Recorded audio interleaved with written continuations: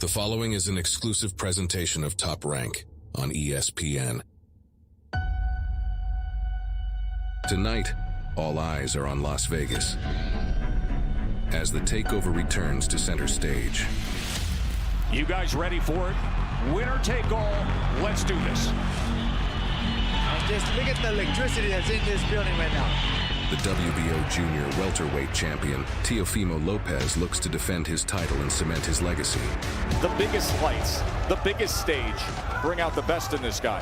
While the technician, Jamaine Ortiz, faces his biggest test in Lopez. Ortiz is game. He understands what he has to do. This is Top Rank on ESPN.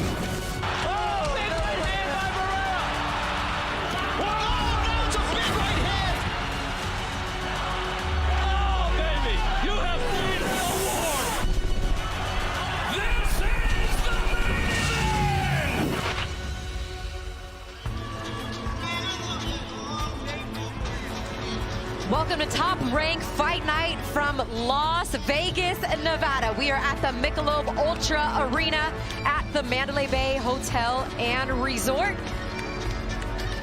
World Championship Fight Night, our main event tonight. Teofimo Lopez looking to defend his WBO Junior Welterweight and Ring Magazine World title against Jamaine Ortiz. Awesome co-main event as well. Keyshawn Davis taking on Jose Pedraza. That's coming up later. But right now, a little bonus coverage for you. Abdullah Mason, one of Top Rank's top prospects. 11-0, 9 KOs in a lightweight contest against Benjamin Gorman. Let's take a quick look at the tail of the tape. My broadcast partner tonight, the one and only Michaela Mayer. We have Benjamin Gorman against Abdullah Mason tonight.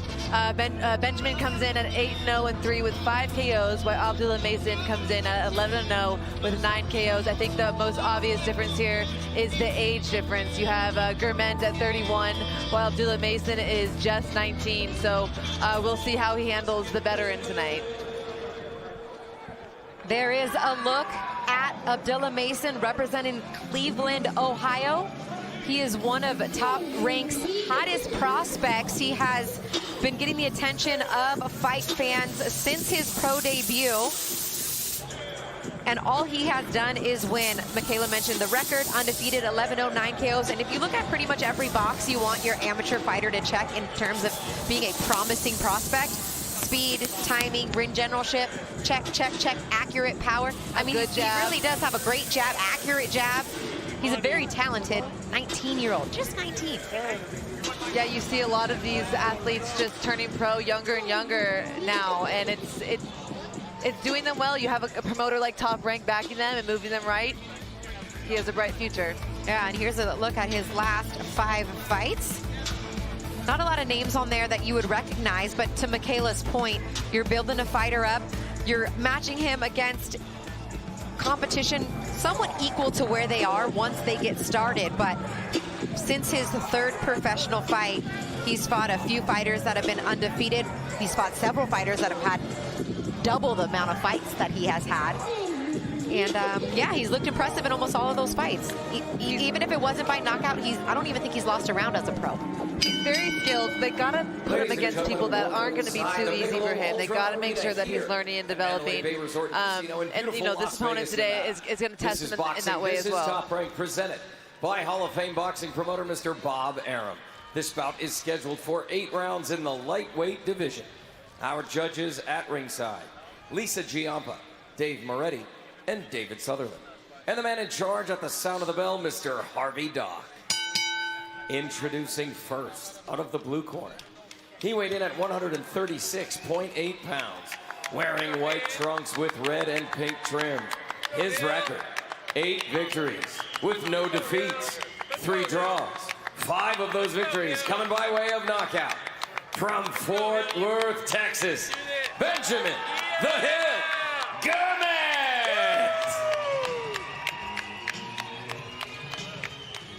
Introducing out of the red corner, presented in association with Antonio Leonard Promotions. He weighed in at 135.3 pounds, wearing green trunks. His record, perfect. 11 fights, 11 victories. 9 of those victories coming by way of knockout. the southpaw phenom from Cleveland, Ohio, Abdullah Mason.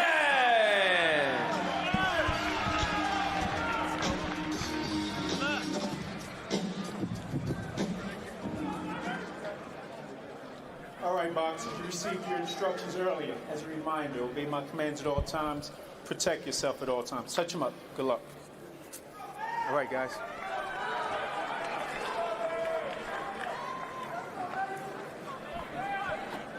Abdullah Mason rocking the green tonight.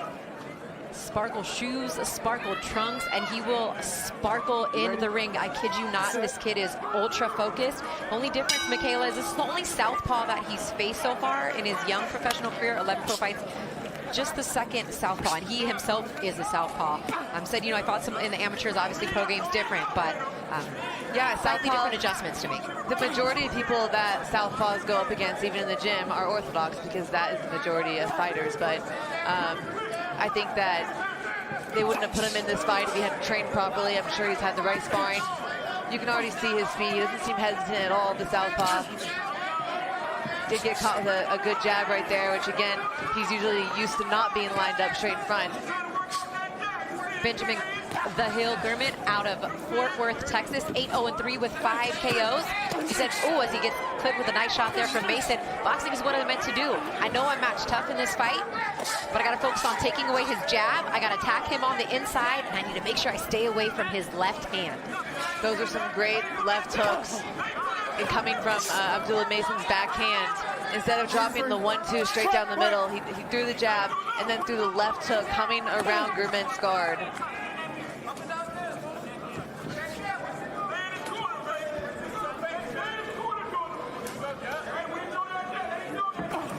Mason again with that strong jab, then looks to hook and gets caught with the left hand there from Gorman. That was a nice shot, but you can tell already, Michaela, the difference on the hand speed when Mason does let his hands go. He's pretty economical with his shots. He doesn't waste a lot of his shots, but very quick and explosive.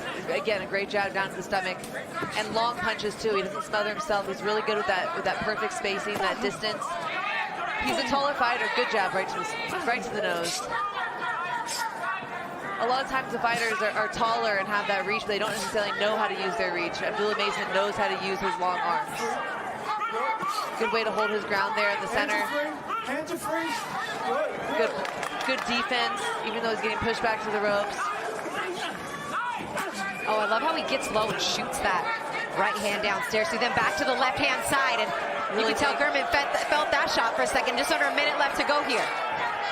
That left hook to the body hurt Gurman, no doubt about it. Obviously, he's tough, he's fighting back. But that was a great body shot from Mason.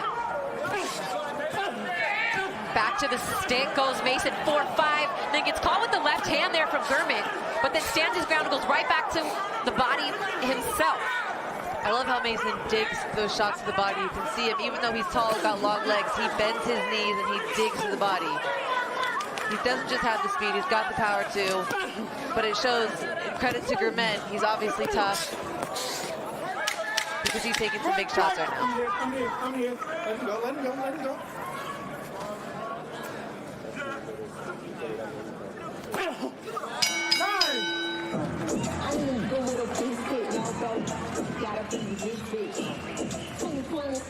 Take a look into the Mason corner, trained by his father, Valiant. Mason, one of 4 Mason boys that are fighters. 3 of them are professionals, all trained by their father. You can already see some swelling in Gurman's eyes, on his face, around his eye. He took some big shots that round. You can see the cut man getting to work right there on that right side of his face, where you see some of that damage due to that left hand, just like right there. You see that back hook that I was talking about from Mason. You know, a lot of people bring it right down the center, but that hooking with that backhand is so smart. You know, Shakur Stevenson does that shot really well also, and I've always been a fan of it. But it comes right around the guard. You hit him with the jab, they put their hands in front of their face, and then you bring the backhand around. I'm mentioning Shakur Stevenson, he's actually the first one that told me about Abdullah Mason right before he turned pro. He said, Christina, this kid in the gym that's been sparring, that I've been working with, southpaw, he's up next. I think he's invested fully in this kid as far as not only a mentor, knocked Gurman back, but he definitely, you know, now people on social media are starting to take notice and things like that, but he was the first one to tell me about Abdullah Mason, you know, 3 years ago or more. Well, he was right. Extremely explosive, extremely fast, living up to the hype. And Gurman getting in there, you know, trying to rough him up too.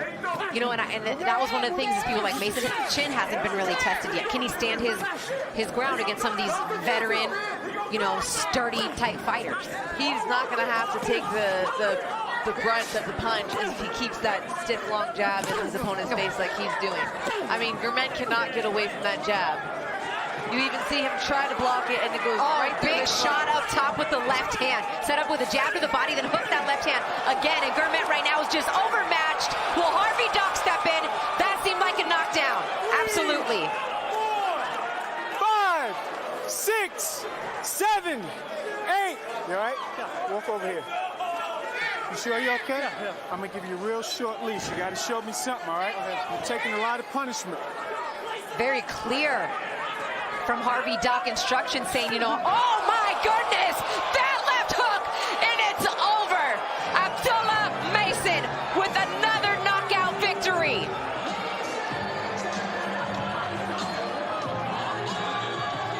Beautiful one shot right over the top of his jab. His brothers, his father, impressed with what they saw from Mason tonight, as are we. I'm extremely impressed. I'm sitting here in awe, just being so close and seeing how explosive he is, and just only being 19 years old. This Like just turned 19, Michaela. Insane. Come on, man. Come on, man.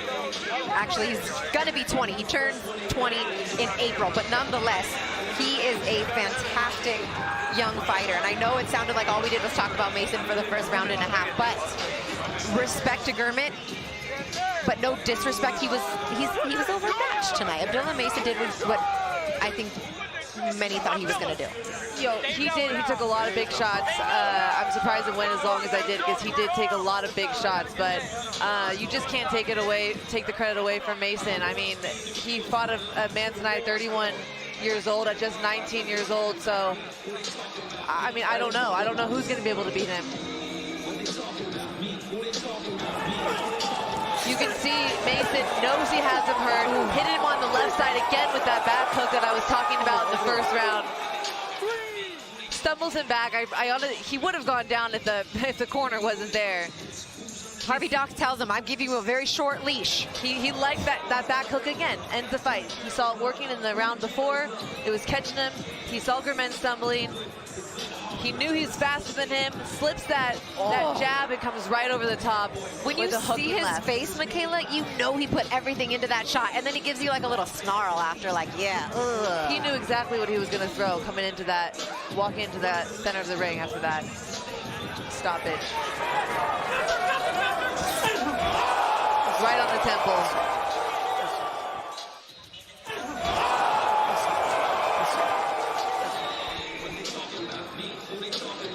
Coming over to check on Gurman, which I always respect. He is a very humble young man. We talked to him in the fighter meetings. He speaks softly. He's confident in his abilities, but he's not overzealous. He doesn't speak like, I'm going to run through this guy. He's very respectful. He knew that Gurman was an undefeated fighter and that he would be tough. I think that's why he was determined to stand his ground in some of those exchanges. He wanted to prove that he could hang with the 31-year-old from Texas. Yeah, and test himself too, just against the muscle of a stronger, older man. But I think that he knows how good he is. He has to know, coming, being all in those training camps and in the gym, and I can't imagine what he does to the majority of his sparring partners. So I'm sure the confidence is there, and rightfully so. Mark Chinook is in the center of the ring waiting to make this one official before we move on to the 4-fight broadcast that we promised you. But first, Mark Chinook.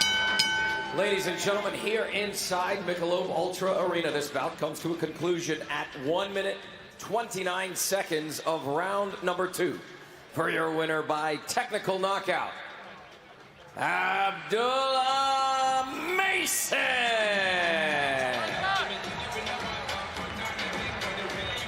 Abdullah Mason now 12-0 as a professional, just scored his 10th knockout for the southpaw from Cleveland, Ohio, now residing in Las Vegas, Nevada. His manager, James Prince, as you saw in the ring, extremely pleased, and I think they got themselves a good one here. So hats off to the whole team, and Top Rank has done a good job of keeping him busy, and I'm sure he'll be back again soon, considering, you know, the second round knockout.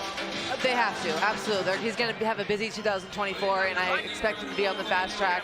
A great prospect. Let's take a quick look back at the dominant performance pretty much from start to finish. Abdullah Mason, Benjamin, the Hill, Gurman, and the left hook was there all night. Really strong jabs, kept coming in with that left hook from the backhand. And that's what he ended up finishing him with at the end.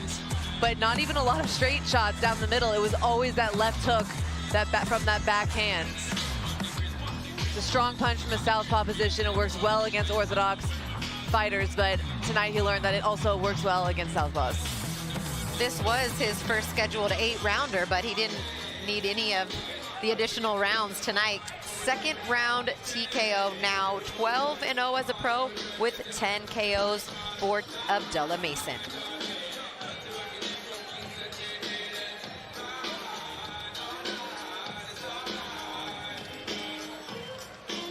Now, the main event on tonight's card, our World Championship fight between WBO and Ring Magazine 140-pound champ Teofimo Lopez and the challenger tonight, Jamaine the Technician Ortiz. Interesting matchup between these two. They have common opponents in Vasily Lomachenko. When you looked at this matchup, Michaela, with Jamaine Ortiz, he had a good performance against Vasily Lomachenko. Obviously came out on the losing end there. Gets the win, moves up to 140, gets the win against Antonio Moran. How do you see him tonight faring against the takeover, Lopez? I like this matchup. I think it's hard to compare the fight that they each had with Lomachenko, because I don't think that Lomachenko was at his best, and so he admits now that when he fought Teofimo. Not taking anything away from him, I thought Teofimo did really, really well in that fight. I had him winning easily. I think that Ortiz got a little bit tougher of a Lomachenko version, so that's a hard fight to go against. But then, if you look right now, Teofimo, he's so versatile, he's so awkward, he's so unorthodox, and you don't know what he's going to come at you with. I think he had a career-defining performance against Josh Taylor, and maybe Ortiz not so much in the last fight, so we'll see. I know Ortiz likes to box and move. He also likes to step to you with a good jab, dig to the body.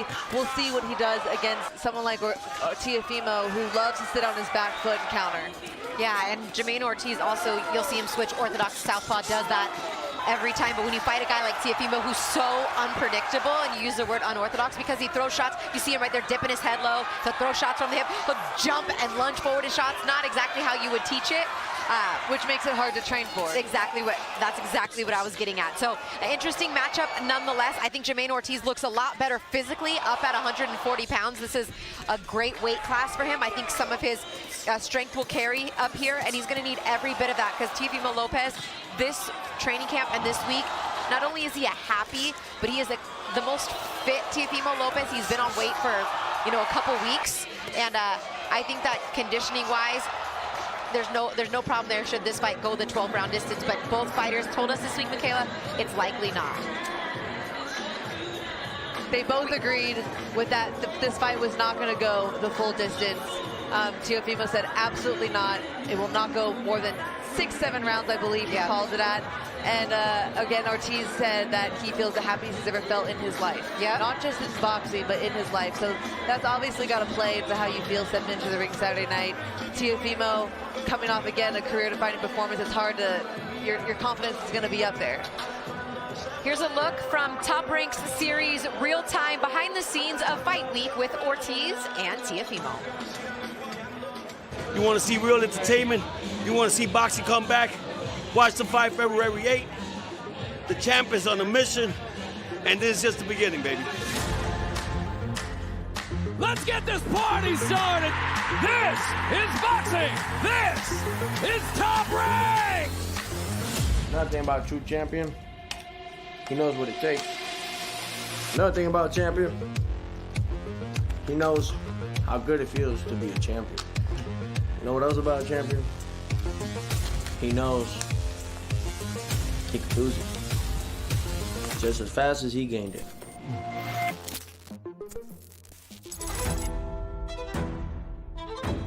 Yeah, so tonight is going to be more of a relaxed type of workout type of thing. We don't want to overexert him, so what we're going to do is get a lot of cardio in, nothing too crazy, but we're going to do that along with some dumbbell work, just to get the blood rushing through his muscles, get him pumped up and warmed up for this fight in a few days. Dude, we work out really late, man. It's less people and just more focusing rather than people walking up. You know, a lot of people want to take pictures with them and everything. So at night is the best thing for us to do, along with the fight being late at night as well. What it do, baby?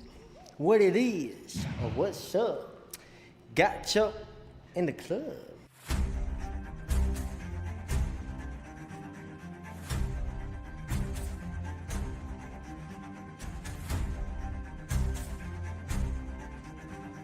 How you feeling? How's your son looking right now? He's looking amazing. We're already at weight, so we don't worry. 4 days into fight night. Amazing. You get to entertain again, buddy. Huh? It's like Roy Jones Jr. used to say. He would say that it's not that they're not good, it's just that we make it look easy. Yeah. Theo! What's my name? What's my name? Theo! Who it is? Who it is? Theo! Before, when I was a bit younger, you know, my age-wise, I used to just jump in anything and just work out. Now, all the miles that we've been putting in, I gotta like warm it up.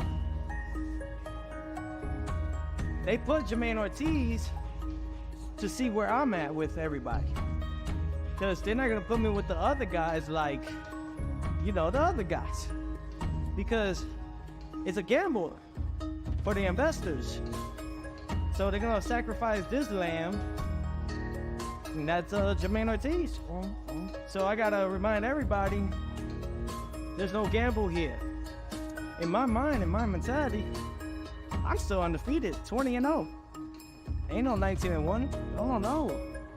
20-0, about to be 21-0, which is my favorite.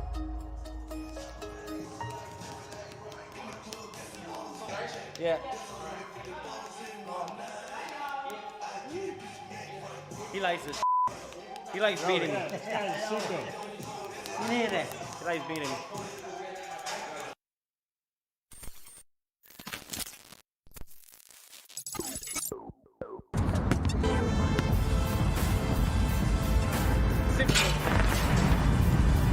Getting close to the fight, I don't really like to do too much boxing. I just like to have fun, feel free, and play some ball. Let's play hustle. Let's play hustle. Okay. Uno. Hustle. Aventura. Hustle one. It's the best. 15.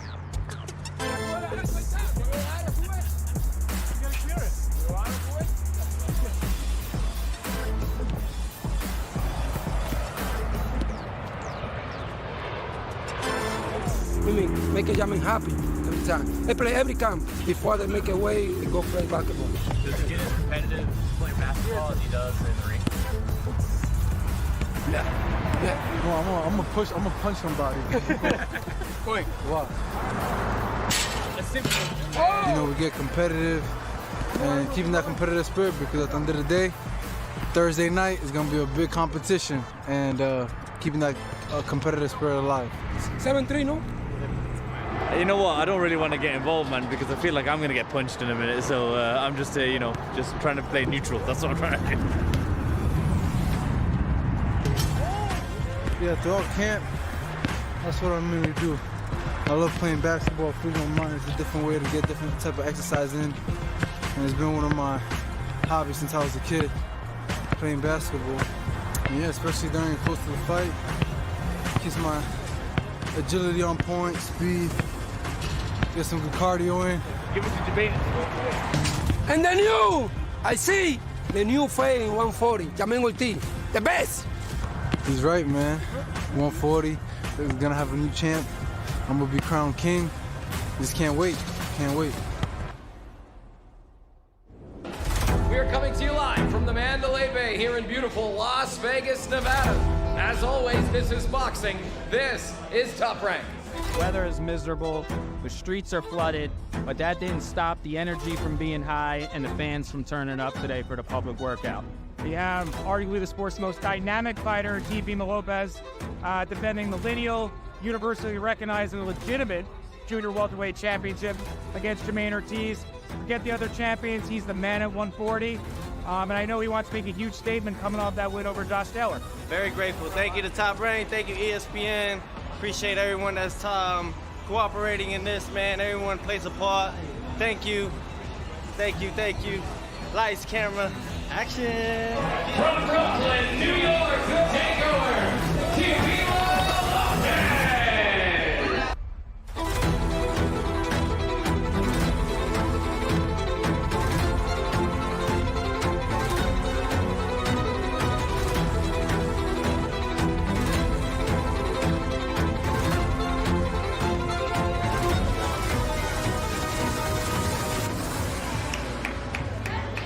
Champ Teofimo Lopez. Fight week starts now. Thank you for making time for open workouts. I know they're not always fun to do, but you always put on a show. Your energy is contagious. You're having a good time.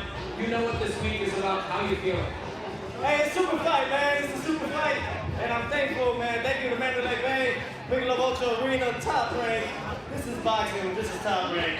And on top of that, man, ESPN, thank you guys for a beautiful platform. It's great to be back out of retirement. You want to see real entertainment? You want to see boxing come back? Watch the fight February 8th. The champ is on a mission, and this is just the beginning, baby. Like I'm on top of the world.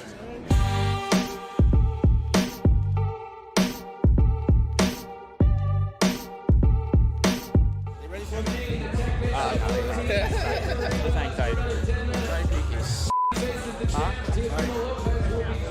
You need that. Tap, tap, tap, tap. Please welcome Keyshawn, the businessman.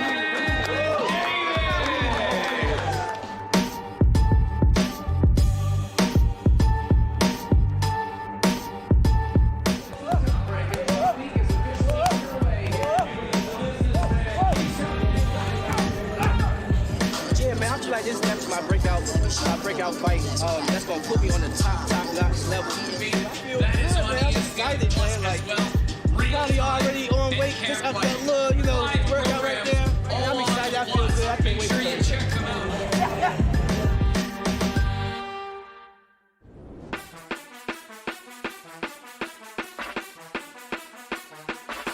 The WBO Junior Welterweight Championship of the World is on the line, and in the ring with us right now from Worcester, Mass, Jamaine, the Technician Ortiz. I'm feeling great, man. Just look at how I was. I'm feeling loose. I'm feeling great.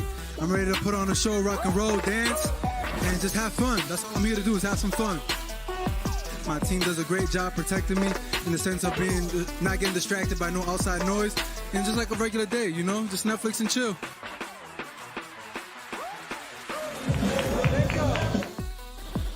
In the ring with us right now from Cida, Puerto Rico, Jose Sniper Pedraza, taking on Keyshawn Davis in our co-feature for the USBA, WBC, USA, and WBO Intercontinental Lightweight titles. In the ring right now, Charlie Sheehy from Brisbane, California, 8-0 with 5 knockouts, taking on Abdul Socedo from Monterrey, Mexico. Alan Garcia in the ring from Ulysses, Kansas. He's taking on Tomas Ornilas from Denver, Colorado. I'm feeling amazing. Thursday night, I'm gonna make it worth your while if you come out and put your time out to come and watch me fight. You do not want to miss it. Again, it all goes down this Thursday night.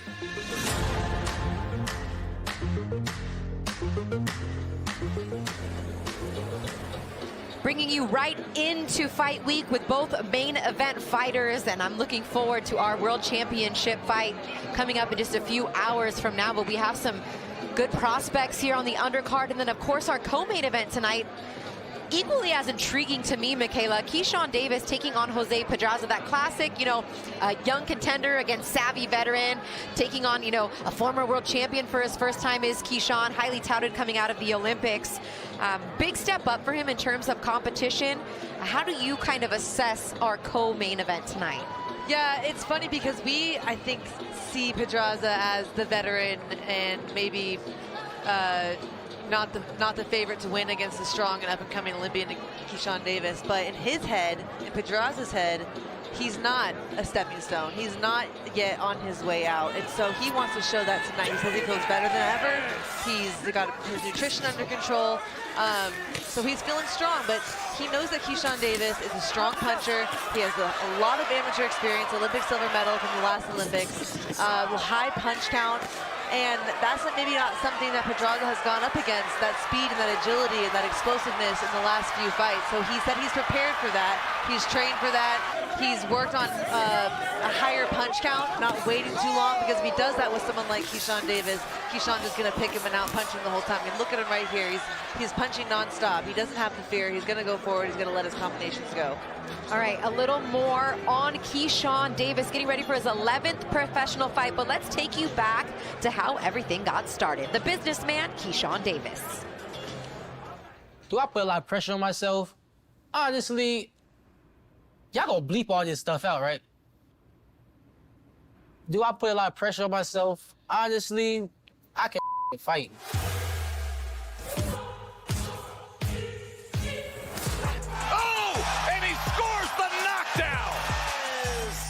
Keyshawn has 3 main assets: ability. Oh! What a body shot! Listen to me. What can't this young man do? He can do it all. Anger. And it's getting a little rough there. There's some stuff underneath there. I mean, every fighter has anger. He knows when to use it. Loaded up on those left hands, now backs him up with 2 headshots. We was both talking trash in the ring, and he kind of brought that anger out me today, but I had to find a way to control it, and we got the victory. And ambition. ESPN Top Rank, I'm ready, man. Push me as fast as you want to. I'm gonna take it to the highest limit, and I promise you I will not let y'all down. You need that kind of ambition to get to the place he wants to go. Tonight was tough, but I dominated every single round. It just shows that I can take it to another level, and that's what I'm here to do. We take it to the top. We gonna stay at the top because we belong at the top. He sees the landscape, and he goes, I want to be Top Rank's #1 star. I don't think there's any delusion in what he's mapped out. I think it's completely clear, cold, calculating, rational. You feel me? If you want to fight, let me know, because I want to fight. Big shot, this is over. Keyshawn Davis, when it was time to get nasty, he did. He's already one of the best finishers out of the young crop of guys right now. What's interesting about a talent like this is that you do get to see him grow up or come of age as a fighter in real time. And you know it, but he's not fully mature yet. I think he knows that. But his businessman's mind is grown up. I think he's not gonna know it until he gets tested, until he gets hit. I mean, really, really hit. And then you're gonna know, and then he's gonna know.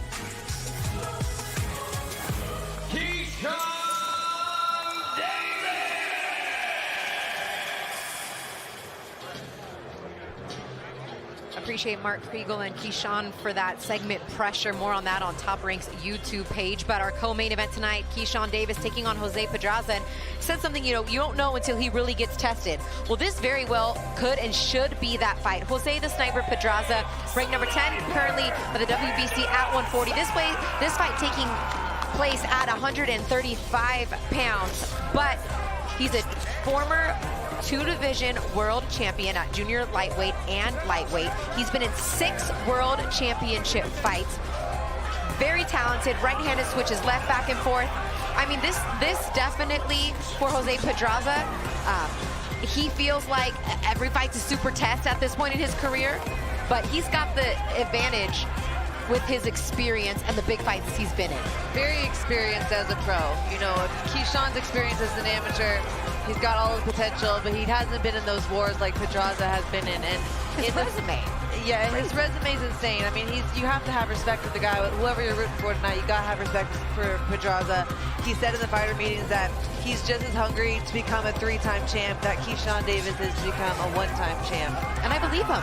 I believe him too. I was very confident in that fighter meeting. He said even though he's at this stage in his career, he's made a ton of adjustments. He's doing a lot of new and different things. And that's what you have to do. You can't get stuck doing the same thing. You have to continue to be honest with yourself and challenge yourself and grow and get better. You never stop learning in boxing. And to that point as well, Michaela, he's back down at 135 for this fight. So we're talking at 34 years old, after having 35 professional fights, where he started down at 35. That knockout against Gervonta Davis was at 30. So he's gone from 30, 35, 40, now back down to 35. I mean, that just shows the discipline that he has, because he says it wasn't even an issue for him to make weight. In fact, he feels better than ever. Yeah, he said he really focused on the nutrition this time, which was something that was missing in his previous camp. So cut out the bread, cut out so much rice, and zoned in on healthy dieting. Yeah, it makes a big, big difference. All right, that's our co-main event coming up later tonight. But this fight right here, Javier Martinez versus Raul Salomon. Get your popcorn ready. I think this is going to be an outstanding, entertaining fight for as long as it lasts. So take a look at the weigh-ins. That is Raul Salomon out of Long Beach, California, taking on Javier Martinez, undefeated fighter out of Milwaukee, Wisconsin. This is a middleweight contest. And from Milwaukee, Wisconsin, Javier Should be Milwaukee-made Martinez. A good matchup right here. Let's take a look at the tail of the tape, Michaela. You have Raul Salomon, who's 12-2 with 10 KOs, so I will give him the power advantage in this matchup. 25 years old, 6 feet tall, going against Javier Martinez, who's 9-0 and 1 with just 3 KOs, 28 years old, similar height. I think where Javier Martinez has his advantage is in his amateur pedigree. He was a top national champion for many years on Team USA, and we'll see if that plays a role in his success tonight. There is Raul Money Salomon. He's out of Southern California, 12-2 with 10 KOs. This is his first training camp and his first fight with his new team. That includes someone you're very familiar with, Michaela. My cut man, yes. Manny Robles. Manny Robles and Edgar Caso in his corner, along with Mike, the mechanic, Basil. But he's a very good all-around athlete. He played soccer when he was younger, baseball as he got older, and very aggressive, heavy hands. Which I believe Manny Robles, I'm the only one who actually wraps hands and does my cuts for. Right. He's really a head coach. Trainer. Yes, he is. And I used him to wrap my hands early on in my career, and I just could never go back. He's the best, so he does it for me. And there is the former #1 ranked amateur at 165, as my partner Michaela was alluding to, Milwaukee made. Robert Garcia is his trainer, has been with him his entire pro career, managed by David McWater and split team management. He's an up and down kind of a fighter. He's done everything he's needed to do to win every fight, except he did have a couple of draws. But he's kind of one of those guys that fights up or down to the level of his opposition. Yeah, I think, he was a great amateur, like I said. I spent some time in camps with him. And I think he's very skilled. He has a lot of potential, but he hasn't yet had that fight that shows us, okay, he's a top contender. I think that at this point, he's going to be matched against people who are really, really going to either bring that out of him or not. And his opponent tonight, Raul Salomon, this is his chance, because he's definitely going to bring it out of him. Or he has to. He's going to try. Yeah, I agree. Mark Chinook is in the ring. Here's the introduction. Ladies and gentlemen, welcome inside the Michelob Ultra Arena here at Mandalay Bay in beautiful Las Vegas, Nevada. This is boxing. This is Top Rank, presented by Hall of Fame boxing promoter Mr. Bob Arum. This bout scheduled for 8 rounds in the middleweight division. Our judges at ringside, Tim Cheatham, Max DeLuca, and Glenn Feldman. And the man in charge at the sound of the bell, Mr. Celestino Ruiz. Introducing first, out of the blue corner, he weighed in at 164.4 pounds, wearing black trunks with gold trim. His record, 12 victories with 2 defeats. 10 of those victories coming by way of knockout. From Long Beach, California, Raul Salomon!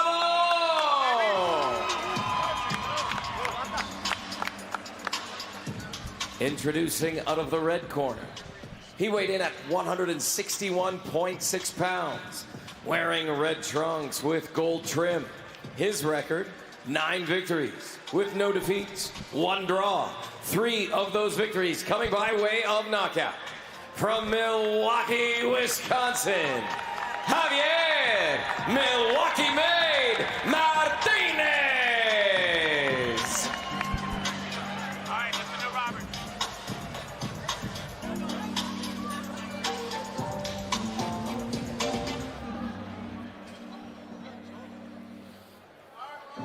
Martinez. Okay, guys. You guys receive your instruction in the just room. I expect a clean, fair fight, start to finish. Your belt line here is good. Anything below there is low. Anything below there is low. Good luck.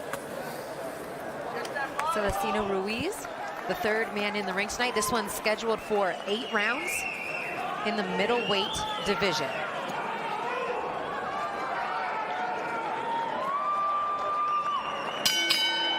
And here we go. Christina Poncher and Michaela Mayer here with you at the Michelob Ultra Arena, Las Vegas, Nevada. You see right away the difference in stances. Javier Martinez is a southpaw. Salomon, an orthodox fighter. He starts the fight off with a jab and a right hook down to the body. You see already Javier has just sort of been circling. It's too close to the ropes for me for it being the first 10 seconds of a round. You know, hasn't popped out a jab or thrown anything back. You know, I would never want to give my opponent that much confidence early on. You got to meet your opponent in the center of the ring, at least round 1. Kind of that high guard, peekaboo stance as he's working his way around the outside. And Salomon is the more aggressive fighter. That is his style. He's more of the puncher. 10 knockouts in his 12 victories. Just 3 knockouts in 9 fights for Javier Martinez.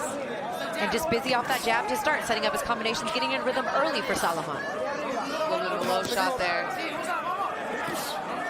by Martinez.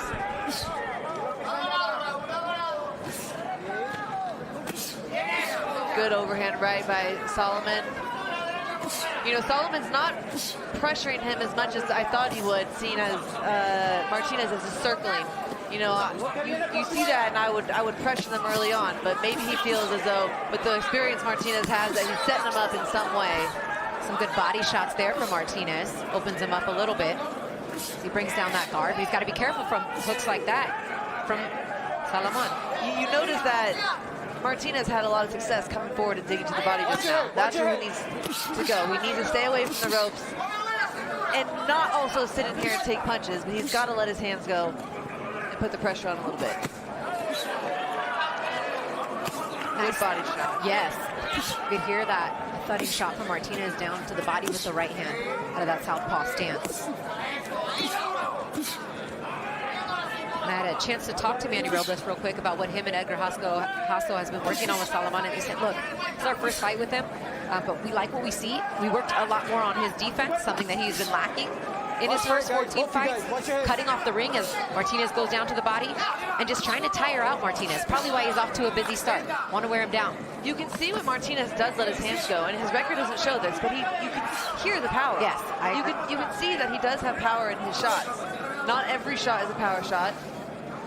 He could benefit in letting a few more go, but when he does let it go, there's some solid body shots. Stop at the bell, yeah, got a right hand in that combination there to the body.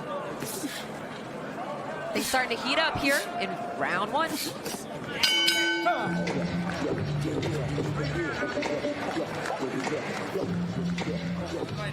We take a look into the corners. We don't make you busy with that.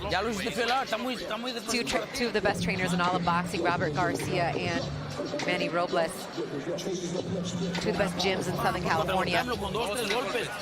First half of that round, you know, I'd give to Salomon just for his work rate. Martinez came back with good body shots in the second half, so it could be a toss-up that first round. I would not advise Martinez to let half a round go. Let it get away from him like that. And then move your head. Get your head off the line, right? Which I'm sure his corner is telling to him. Trying to cover you, right? Keep those body shots up. More than 2. You know, Salomon's expecting those 2 body shots now. He's got to switch it up. Brief little warning from Celestino Ruiz to both fighters to just watch your head. which happens a lot of times, Michaela, when you have an orthodox and a southpaw fighter fighting each other. You get that front foot away. And now it looks like Salomon has switched southpaw.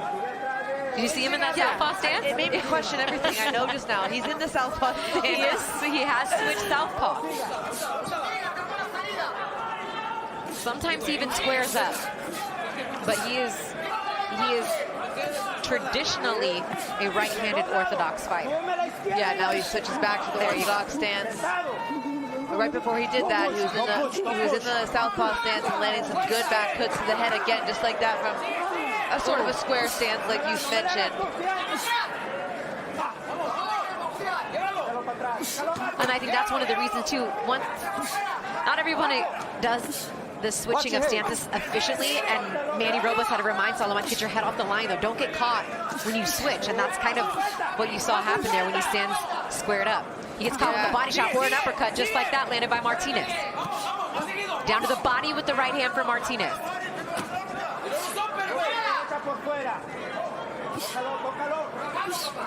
Good uppercut from Salomon, good work around the side of the head, down to the body, angled off the ropes. It's a nice combination from Raul Salomon. I think that if Javier wants to match the combinations that Salomon's throwing, he has to focus on throwing more than 2 punches. 3, just a 4th punch. But 1 or 2 is not going to work. Yeah, he's got to be a busier fighter because that is something that is part of the game plan for Salomon. They want him to be aggressive. They want him to throw a lot of punches. They said, you know, even Manny said, look, the way I've had a couple fights go with my fighters lately, leaving it to the scorecards, and he mentioned you. He said, I need him to get out there and try to get this knockout and take it from him because we're on a top-ranked show. Javier Martinez is a top-ranked fighter, and I'm just being honest. That is exactly what you got to think that way sometimes. It sucks to have to think that way, but you know, this is boxing, very subjective scoring, and you don't want to leave it if you don't have to. Martinez back on his bicycle a little bit, boxing and moving. I don't want to say bicycle, he's not running, but he's moving a little bit, whereas that last first half of this round, he had Salomon up against the ropes. I think this is a better round. He got a little busier, did Martinez, in this round, but it's a close one to call. You know, I think he was doing well and showing dominance when he had Salomon up against the ropes, and now he's letting Salomon sort of get it back by having him retreating now. But again, good body shots. Good shot over the top. Oh, big shots landed by Martinez here in the last 30 seconds. Trying to steal the round back, maybe, Michaela. Really good combinations. 1, 2, 3. Strong close to the second round here for Martinez.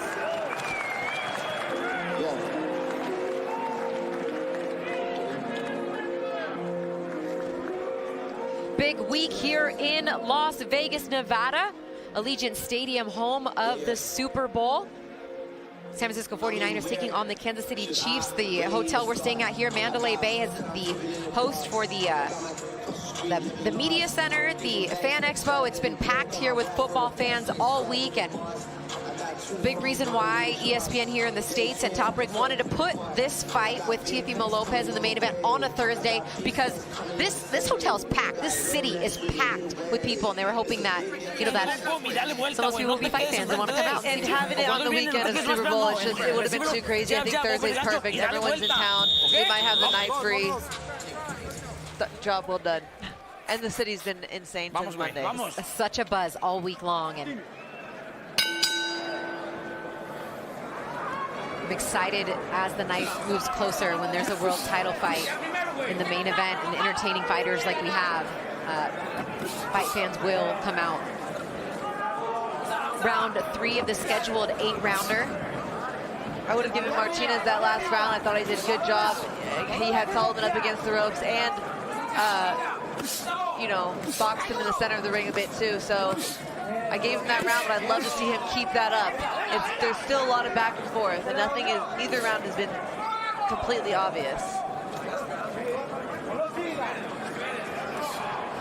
Javier Martinez has spent some time after his last fight, which was in November, being one of the main sparring partners for Munguia, getting him ready for his fight that he just had. A spectacular performance for him. It said that was the best thing possible, Robert said. He went right from his fight into training camp with Munguia and then right back into his training camp I'm going to tell you what Salomon's looking for right now. Martinez is letting his hands go on the inside, and Salomon's just waiting till he's done and going the left hook and the right hook. It doesn't even matter what stance he's in. He can be in left stance, righty stance, or he can be completely square. He's just countering with those hooks. And they're landing too. Martinez has to be careful that he doesn't drop his hands after his combinations, bring him right back up to his head, maybe take an angle, but not let himself get pushed back to the ropes.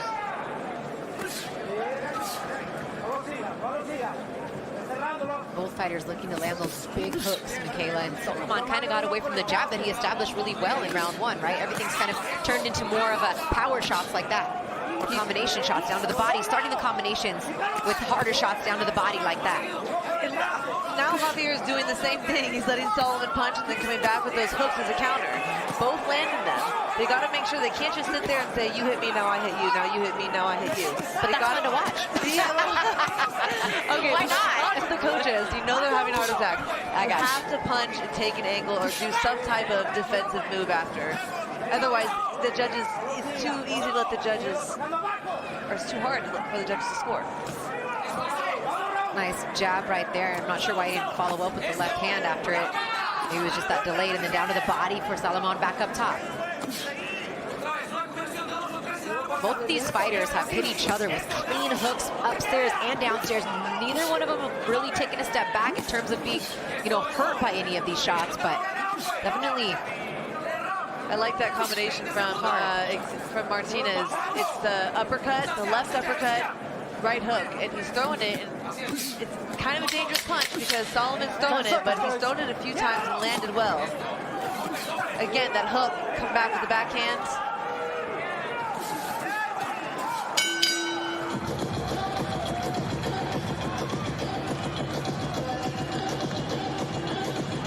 I'd love to hear what Robert's telling Javier Martinez in the corner. I'm not sure if we're going to that corner now, but yes. ¿Cómo sientes? Ok, mira, güey. Esta es tuya. Nomás, nomás, no dejes que él te mantenga ocupado. ¿Entiendes? Él te quiere mantener ocupado nomás. Tienes que tú usar tu pinche jab, usar tus combinaciones y darle vuelta. No, la primera mitad del round te quedaste parado nomás esperándolo. No, güey. De eso no se trata. Se trata de que te mantengas ocupado. Ocúpate con tu jab. Pum, y dale vuelta. Upper gancho derecha y dale vuelta. Upper gancho y recto y dale vuelta. No te quedes. Pero hazlo. Vamos, güey. Vamos, güey. Es bueno estar a tu nivel, güey. Vamos. Trying to encourage Javier Martinez to pick up the output. He said, you're waiting too long. You're waiting. And that high guard, like you're saying, he needs to answer back. You need to get busier. You need to make it your turn. You need to be first. And Javier has those long arms. He's so tall. He's got the reach advantage here. But when he circles and moves, he doesn't punch. He doesn't punch while he moves. And it would suit him really well to be Watch your head, Martinez. Moving side to side, but while also throwing his jab. Not just letting Salomon close that gap and get him against the ropes. And then he's back fighting on the inside. He can fight at a longer range, but he has to throw while he moves. Good overhand left. There is some good combination punching, finishing with a nice right to the body for Martinez. Picking up the punch output like Robert Garcia just asked him to do. And hard punches too. Salomon here has more knockouts on his record, but Javier Martinez is the one punching to me right now.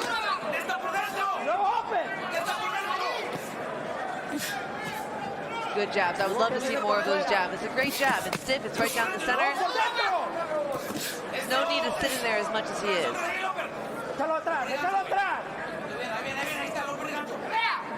And then letting Martinez get inched back into the corner like that. I don't like that.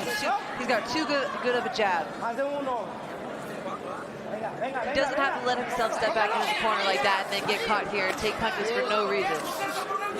He's got to move and pump that jab. I don't know if he's tired. I don't know if it's laziness and maybe doesn't not confident in that jab. But it's a good jab. He's got to circle and punch behind it. Not sit on the inside and take. They're tying up the fight right now by letting Salomon punch back. Again, what was that? If you scored, then I scored. It's correct. Too evened up. He doesn't have to sit here and take the damage. Now, Salomon, on the other hand, doesn't have the boxing skill and ability. He doesn't do that. He comes forward. That's what he does well. I think maybe a little bit of the edge in this last at least minute for Martinez because he's landed a few more shots. Salomon's actually kind of kept his guard up a little bit more, which kind of was the opposite early on when it was Martinez. So I think Martinez followed Robert Garcia's instructions so far the first 2 minutes to a T, but at the same time, Salomon's always going to get his because he's aggressive. Yeah, Martinez is making this fight harder than it has to be by not using his jab. By taking little steps and circling and turning the center of the ring and using his jabs.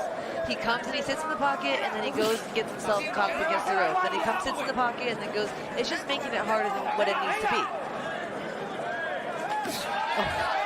That left hand landed flush, and then he counters with a nice three-piece combination. Again with a three-piece combination. Guys, stop at the bell.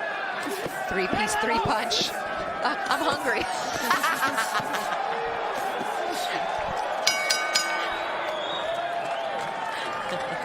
There's been a lot of, back and forth like you talked about, Michaela, especially downstairs to the body, hence the lack of jabs, because they've even started combinations downstairs to the body, especially for Martinez. Really good body shots. I mean, you can hear him from ringside. I like those power shots there. I'd like him to make a move afterwards, because there Salomon comes with the counter hooks. He's been doing it all night. They're going back and forth, both exchanging shots that just make this fight a lot more difficult and rough than it needs to be.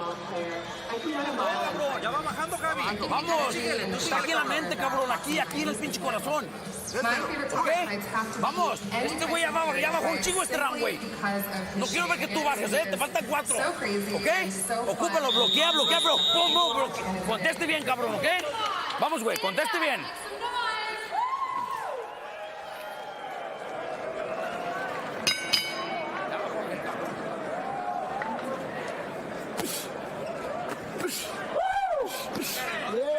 Again, Martinez comes straight out, hands up, earmuffs on, just taking unnecessary punches from Salomon. Salomon coming around his guard, coming up the middle with his uppercuts. Martinez. I don't know, is Martinez tired? I don't know, is he tired? Is he trying to be tough because he's taking damage for no reason? The fact that he comes back like this, Martinez coming back soon like this, shows that he's not tired. He's just not fighting a disciplined fight. There's a jab. There's a jab down to the body, back upstairs. Yeah. Great jab. That's why you want to see it. I want to see it. Well, maybe got Salomon in a little bit of trouble here. Big shot. Nice right hand there lands for Martinez. Salomon trying to slip and roll.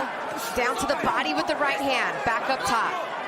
Salomon's got to do the same thing. He can't just sit there on the inside. He's not a boxer or mover, but he's got to shift his head. He's got to punch right off of Martinez punches. Maybe some momentum shifting in the direction of Martinez here in round 5.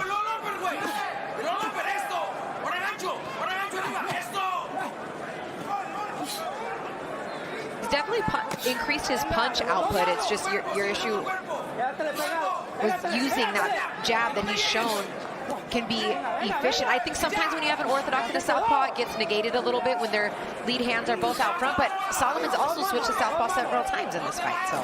Yeah, and I'm tough because you hate to see someone as tall as Martinez with such a good jab not use it. There he hooks around with the left hand. Nice combination there. Arguably the best round so far of the fight for Martinez. Good little straight shot down to the stomach on the inside from Martinez. Michaela, some of the steam has come off, though, these shots of Salomon in this round. Do you agree? I absolutely agree. I was worried about Martinez getting tired, but I think that Salomon now is feeling it. 45 seconds left to go here in round 5. Back to the body goes Martinez. Again, now to the left side, back up top. Again, that uppercut hook from Martinez. I love that combination. It's been landing all night. I mean, it's just a war. They're both taking big shots. I said before this one got started, I said, get your popcorn. This should be a really solid matchup because both of these guys are going to go at it. And so far, it's delivered in that regard. Stop at the bell, guys. Nobody's been down. Nobody's really been visibly hurt, although I think that this has been the most wide round for either fighter in the fight here in round 5.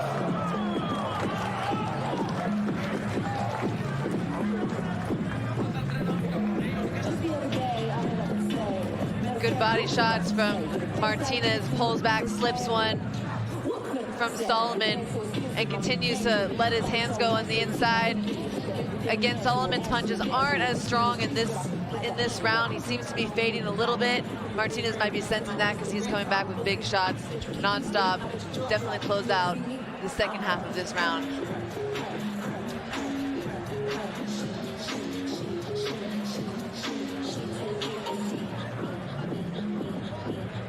You gotta fucking take it to him now. You understand? You can't give him space. You gotta move your head after your combination. No te esperes tanto rato, güey. ¿Cómo siente, güey? Vamos, güey. 3 rounds, cabrón. Vamos. You hear Robert Garcia telling Martinez, you have to move your head after your combination. And he's absolutely right. He doesn't want him to be taking punishment there. Now, that last round, he was landing more shots on the inside. But still, a little bit of movement afterwards. Take an angle.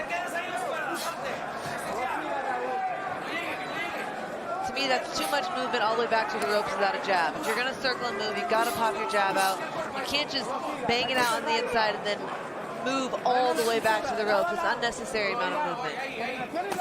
Nice right hook there lands for Martinez as Salomon, maybe took a round off. Didn't have his best round of the fight there in round 5. See if we can get it back here in round 6, in which for the most part has been a back and forth affair as the left hand scores twice there for Martinez. Then he looks to hook around with the right. Salomon back to the jab. Short little left hook on the inside, down to the body with the right hand, countered with the right hand from Martinez.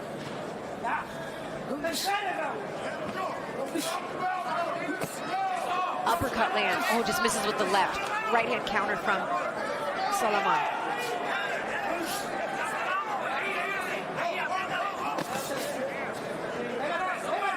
Down to the body with the right hand for Martinez. Kind of straight up and down on his shots, though, is Salomon, too, right? He's not really sitting down on these punches, digging like he was earlier. He definitely has taken some of the sting out of his shots. And I think Martinez is feeling that. He definitely has more stronger punches. But then he gives Salomon a chance to come back and get him in the corner. That's dangerous. It's dangerous for Martinez because you don't want to get your back against the rope with someone like Salomon, who all they're looking for is a big shot at this point. Don't lean on him. And you don't want to give the judges any reason to make it close. Stop! Don't punch! Don't punch! Stop! A little gamesmanship between the two of them. I pushed your head down, now you come back and put me in a headlock, trying to establish their dominance here in round 6, but I think the last couple rounds, Martinez has gotten stronger as they fight head-to-head right here in the center of the ring. Just under a minute to go here in round 6. Literally forehead to forehead. It's that type of fight. And a lot of fighters and fans, they love that type of fight right in the center of the ring. But to me, it's just it's a little bit unnecessary. This fight can be a lot easier if they're to move their feet, a little bit of angles, a little bit of turning in the center of the ring. Oh, down to the body again with the right hand from Martinez.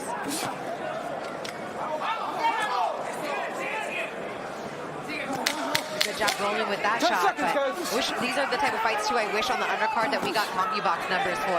I'd love to see the power shots landed and how many punches have been thrown. There's been a lot.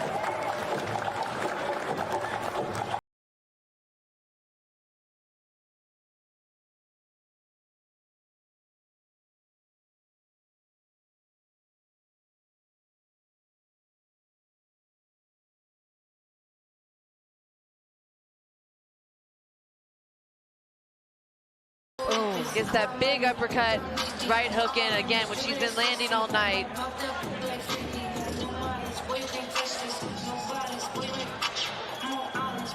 Big hooks. You can see Martinez is trying to finish Salomon, but Salomon's got that guard up. He's comfortable in there in the pocket, tight defense, and a strong chin. He's taking big shots, and he's still coming. Salomon does have 2 losses on his record, but both of them by decision. One's a unanimous decision to an undefeated Aaron Silva back in 2021, and his actually last fight was a majority decision loss to Tyler Howard, where a knockdown score got him the victory in that fight, but has never been knocked out. And I mean, you can tell why. He's taken some solid shots from Martinez and just hasn't really taken a step back regardless. Round 7 of the scheduled 8-rounder. Martinez is finding a lot of success in that back uppercut. Down to the body. That's good, that was good. Some nice counter shots there from Salomon.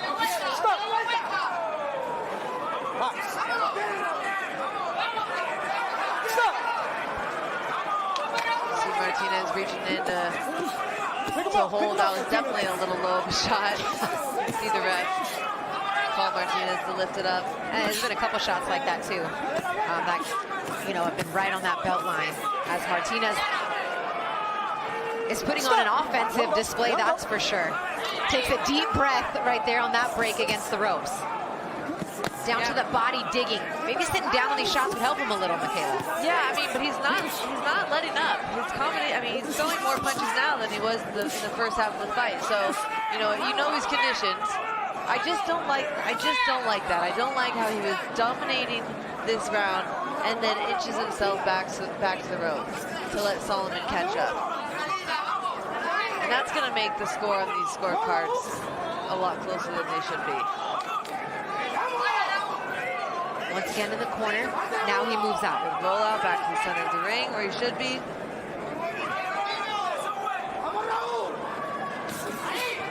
Good 1-2 down to the stomach. Combination from Salomon up top. Nice job slipping that, and then a little rabbit punch maybe in the back of the head. Just under a minute left here in round 7. Hard body shot. Salomon has to go back to what he was doing in the first half of the fight. Every single time Martinez finishes combinations, he comes around with the hook. See how he caught 4 punches and didn't throw back. He doesn't have the luxury of doing that anymore. He's got to counter every single combination that Martinez throws. Ooh, nice combination culminated with a right hook there from Martinez. And Salomon in that high guard has deflected some of these shots, but that last hook got around the guard.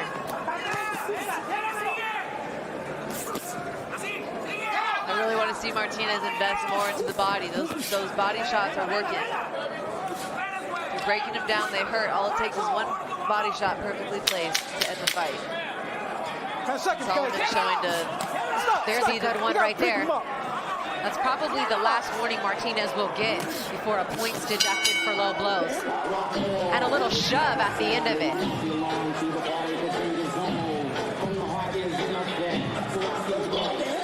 I don't think Javier Martinez liked that little shove at the end too much.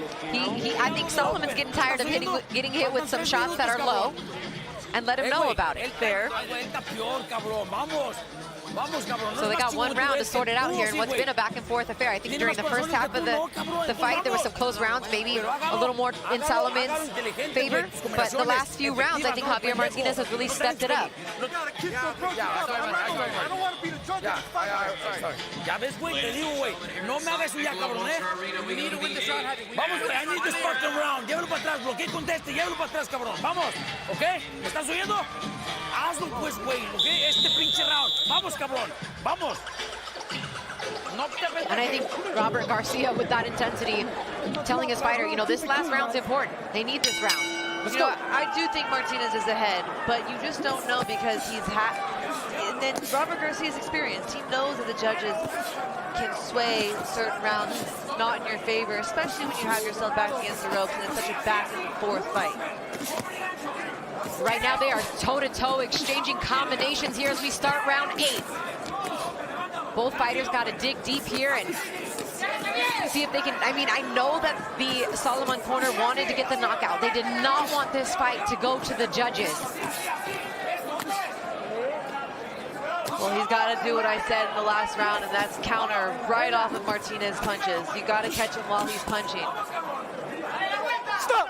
Step back. I just don't know if he has the power now this late in the fight, the 8th round. Watch your head, guys. He started with some power, but I don't know if he has the power now Keep your head up. Keep your head up. to knock out Martinez.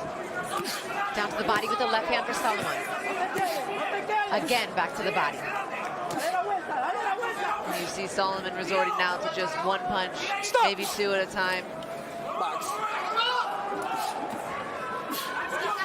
And that little bit of space is all Martinez needs to work. I don't think he works as well when they're in tight those exchanges. I think that goes to Salomon's favor. He keeps landing shots like that. He keeps the perfect amount of space when he throws a 1-2-3. Then he loves to sit on the inside. You're absolutely right. That was the perfect amount of space. Minute and a half left. Crowd getting anxious here. They sense that this one's close. Stop! Don't punch! Step back! Both fighters have given pretty much everything they got. As you can tell, deep breaths from both guys, Michaela. Yeah, it's definitely been an action-packed fight. There we go. Now you see Martinez finally in the 8th round punching off of his movement. I've been saying that from the first round. He's got the length, he's got the experience, he's got that amateur pedigree. He knows how to move and punch on his feet. And it took him to the 8th round to do it. With a minute left now.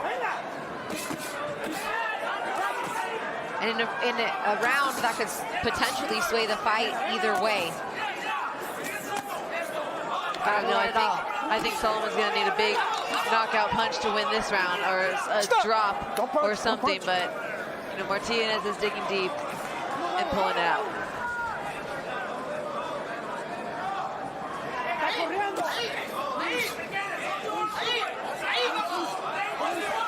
Combinations there. Martinez looking to answer with just enough here to keep him. That good distance that you were talking about right there, that's when his combinations come off the sharpest. Stop! Don't punch, don't punch, stop! Let him go! Let him go. 10 seconds left in the fight. Stop at the bell, guys. Well, kudos to both because they put on a good show. A lot of hooks, a lot of combination punching, some good body work from both guys. And we're going to go to the scorecards for this 8-rounder.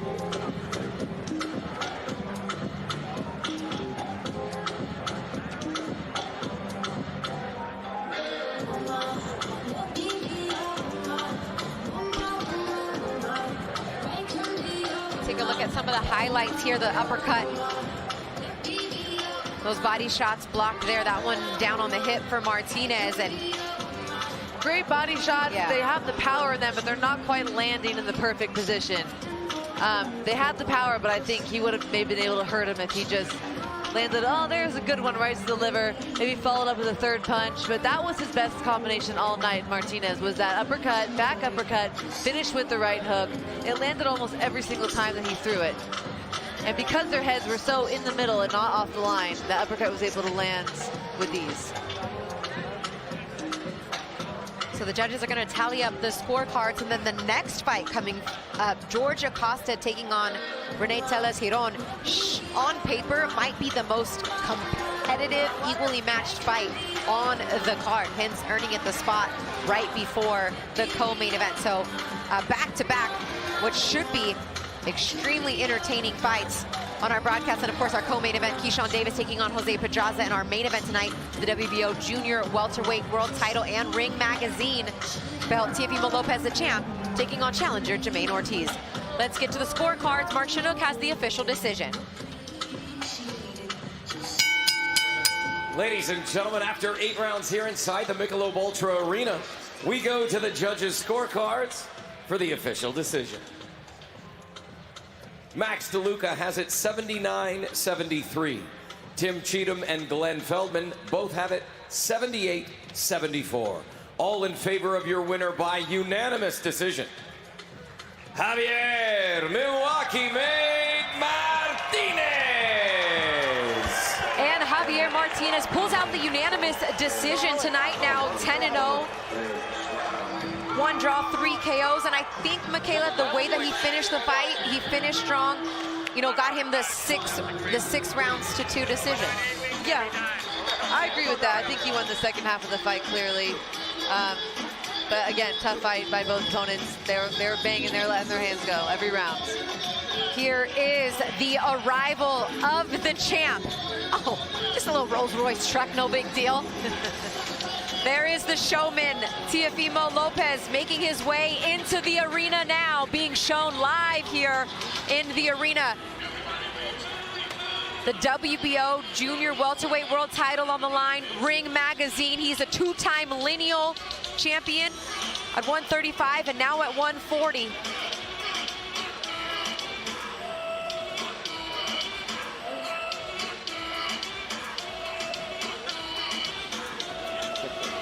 big smile on his face. He's been smiling, happy all week long. In fact, you know, this seems like the happiest, most, I don't want to say calm and collected. Yes, that we've seen him in quite some time, and he's ready in what he says to put on a show in a fight he believes will not go the distance tonight in the city that never sleeps, Las Vegas, Nevada, as we're getting a live aerial shot of the Las Vegas Strip. Mandalay Bay in the left-hand side of your screen down at the bottom, and the beautiful sphere in Las Vegas. And here are the 3 fights coming up. Up next, a lightweight contest scheduled for 8 rounds with George Acosta taking on Rene Tesuhon. Our co-main event, 2-time former world champion Jose Pedraza taking on Keyshawn Davis, undefeated top-ranked prospect, trying to be contender at this point now. And Jamaine Ortiz, will he become the new junior welterweight champion of the world, or will Teofimo Lopez walk out of here with victory number 20 and remain the WBO and Ring Magazine champ? 3 fights to go on our fight card from Las Vegas, Nevada. Christina Poncher and Michaela Mayer here with you from the Michelob Ultra Arena. It's been an entertaining night of fights so far. We open our broadcast with a spectacular knockout performance from Abdullah Mason.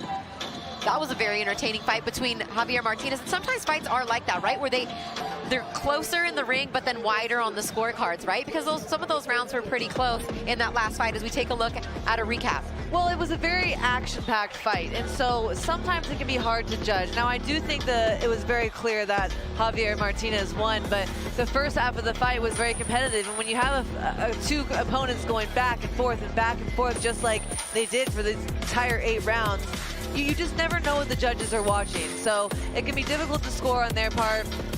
Again, really great performance from Martinez in that second half of the fight, landing big shots to the head and to the body. I think he could have done a little bit more when it came to boxing and moving and not letting himself get caught against the ropes or getting stuck on the inside for too long.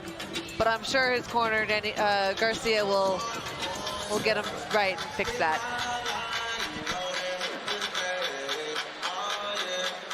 All right, coming up in our co-main event, we mentioned the undefeated top-ranked prospect, Keyshawn Davis.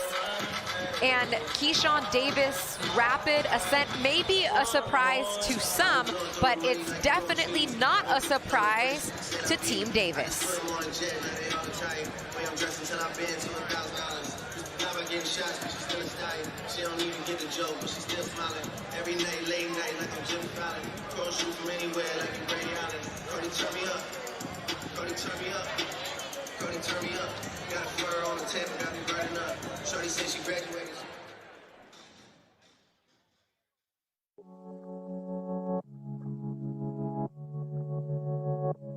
I'm from Norfolk, Virginia. Me and my brothers started out in Barraud Park. It's a neighborhood in Norfolk. We didn't come from a boxing family. My mother was not a fan of boxing at all. She was just a mother, and she knew a lot of things that was around our area. And she tried to keep us busy within sports like basketball, football, baseball, soccer. Once she found out it was a boxing gym up the street from us, that's all she needed to know. She took us straight to the gym. When I found out there was a boxing gym in the neighborhood, I went over there and talked to the coach, and I asked her, you know, how long does boxing last? So when she said all year, I said, okay, good. They're coming to your gym.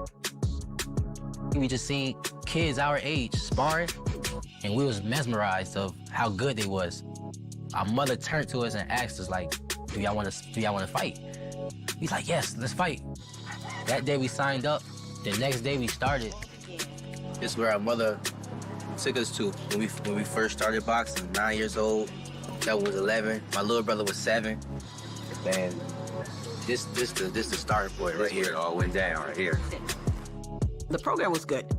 Mostly for me is because it was 5 days a week, all year round, and you went to boxing shows and tournaments and things like that. I just seen them traveling and stuff, going different places, bringing back belts and medals and whatever. And I just wanted to do it. But really what made me like follow after them is when All right, Keyshawn Davis is coming up in our co-main event, but coming up next, Rene El Bravo Tesuhon, right there on the scale at yesterday's weigh-in. And his opponent from... And there's George Acosta. 131.3. 131.3 for George. This scheduled 8-rounder, Michaela Mayer with the tail of the tape. We have Rene Tesuhon, who is coming in with an 18-3 and 12 KO record against George Acosta, 17-1 with 3 KOs. This is boxing. This is Top Rank, presented by Hall of Fame boxing promoter Mr. Bob Arum. This bout is scheduled for 8 rounds in the lightweight division.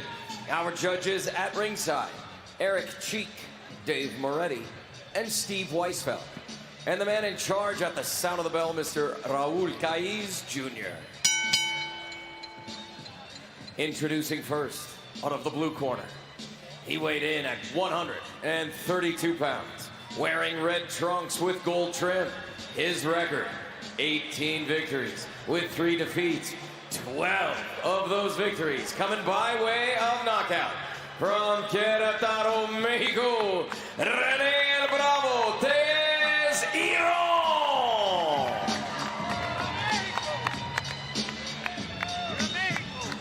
Introducing out of the blue corner. He weighed in at 131.3 pounds, wearing white trunks with green and red trim. His record, 17 victories with only 1 defeat. 3 of those victories coming by way of knockout. From South Whittier, California, George El Yuyu Acosta.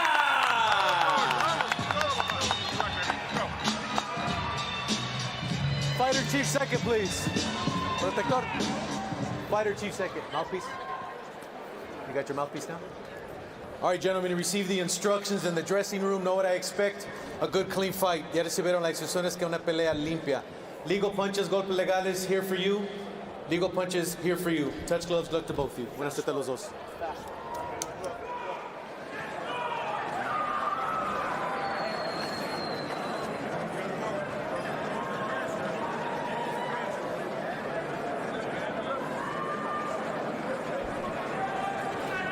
This one is scheduled for 8 rounds at the lightweight division. Although both of these guys coming in way under the lightweight limit. Christina Poncher, Michaela Mayer here with you. And we had a great conversation with George Acosta yesterday.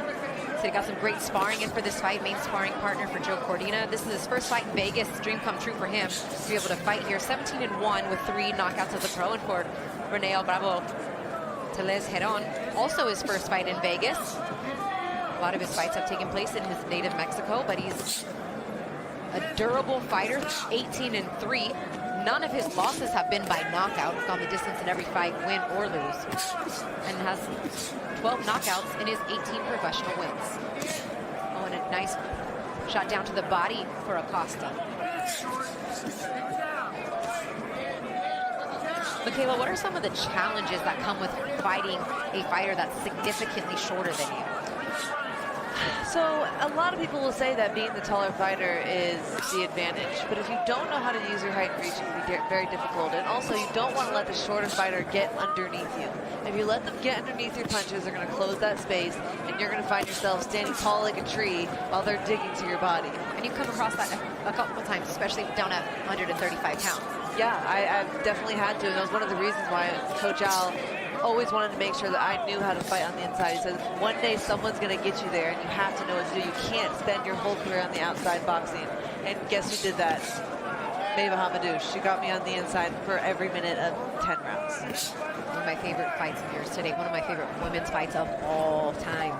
Felt like I was broadcasting an auction there. Left hand, right hook, round hit to the body. There was so many punches thrown in that fight. You really gritted it out in that fight. Absolutely. And you know, Giron said that, you know, I'm used to fighting taller guys. I'm an aggressive fighter. I have explosive timing. And, you know, Acosta said, I got to be aware of his big hooks. He's beaten some good prospects. And, you know, but I'm ready. I'm ready for my moment. And Acosta is obviously the longer, taller fighter. He's got a good jab. He's using his reach well.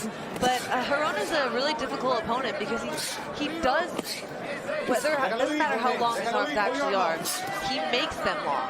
He really extends his jab, especially down to the stomach, and he reaches you. He closes that space really quick. So if you're not ready to counter or get that space or meet him with shots, he's going to get the punches in. And then again, you have to make sure that they don't come over the top. They're going to come under the shot, under your punches, just to come over the top. Over the right hand over the top of your jab. Strong jab there from Acosta. You know, looking to go down to the body.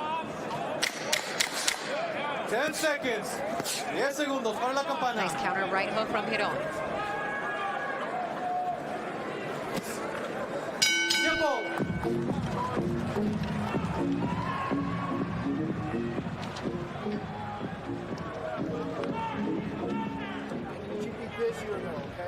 And in the corner of George Acosta is Jeff Flowtree, Rudy Hernandez, and Sergio Estrada.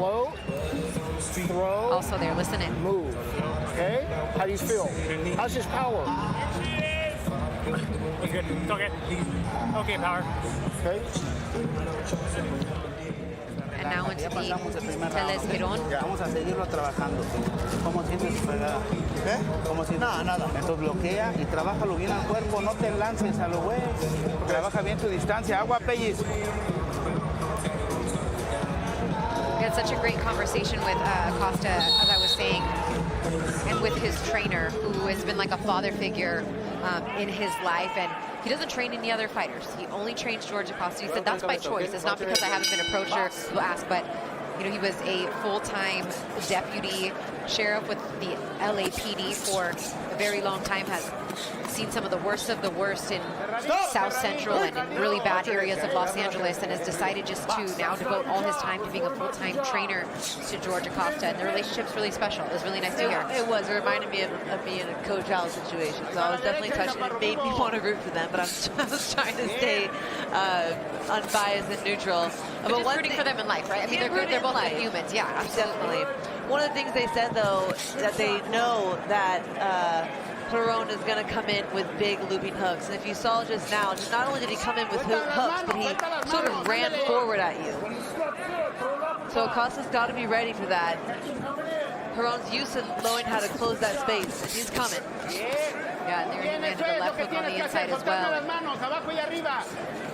Acosta's got to be careful with how low he holds that right hand. Sometimes he holds it a little bit too low, and looks like Giron's been able to time that here in round 2. They're also going to have to watch for headbutts. I've seen them get pretty close this last round. Acosta likes to, he sort of leans in a tad bit, gets somewhat close, just like that when he goes to punch. Nice jab there from Acosta, and then right back with a double jab from Giron. He was looking to shoot that left uppercut all the way down, but he connected it there, but trying to catch Acosta leaning over to that side where he can throw that left uppercut. Hey, you're waiting, man. Come on, go. Step in. Both fighters utilizing feints, something we didn't see at all in the last fight. I don't think I said a feint one time. They just came through with hooks. No feints in that one. Another thing Acosta said in the fighter meeting is that he doesn't really have to box. He really does this for a little bit too. Yeah, he's a full-time college student as well, studying to either be a physician's assistant, physical therapy, nutrition. Very smart, educated individual. Just says, I love fighting. I love boxing. He almost had it all taken away from him too when there was a small brain tumor that was found on his pituitary gland back in 2021 that almost made him hang up the gloves, but doctors said it wasn't big enough to really affect or change anything if he did continue to fight. And I said, I mean, aren't you scared if you get hit in the head in that spot? I said, well, he's not a fighter that can hit in the head very much. And I was like, hey, that could change. It only takes one shot. But nonetheless, fighting through it all. And there's a bird. I don't know if you saw that. Up on the ropes. Maybe lucky sign. Good strong finish. Wow!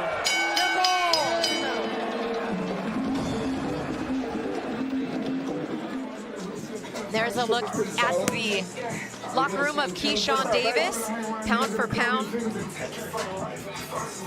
Unified, undisputed welterweight champion of the world. And stablemate Terrence Bud Crawford in the locker room. Both trained at the B&B Boxing Academy with Bo Mack, Red Spikes, and Isao. That's coming up next. Keyshawn Davis taking on Jose Pedraza, his toughest fight, toughest opponent, most established opponent to date in the former two-division world champion Pedraza.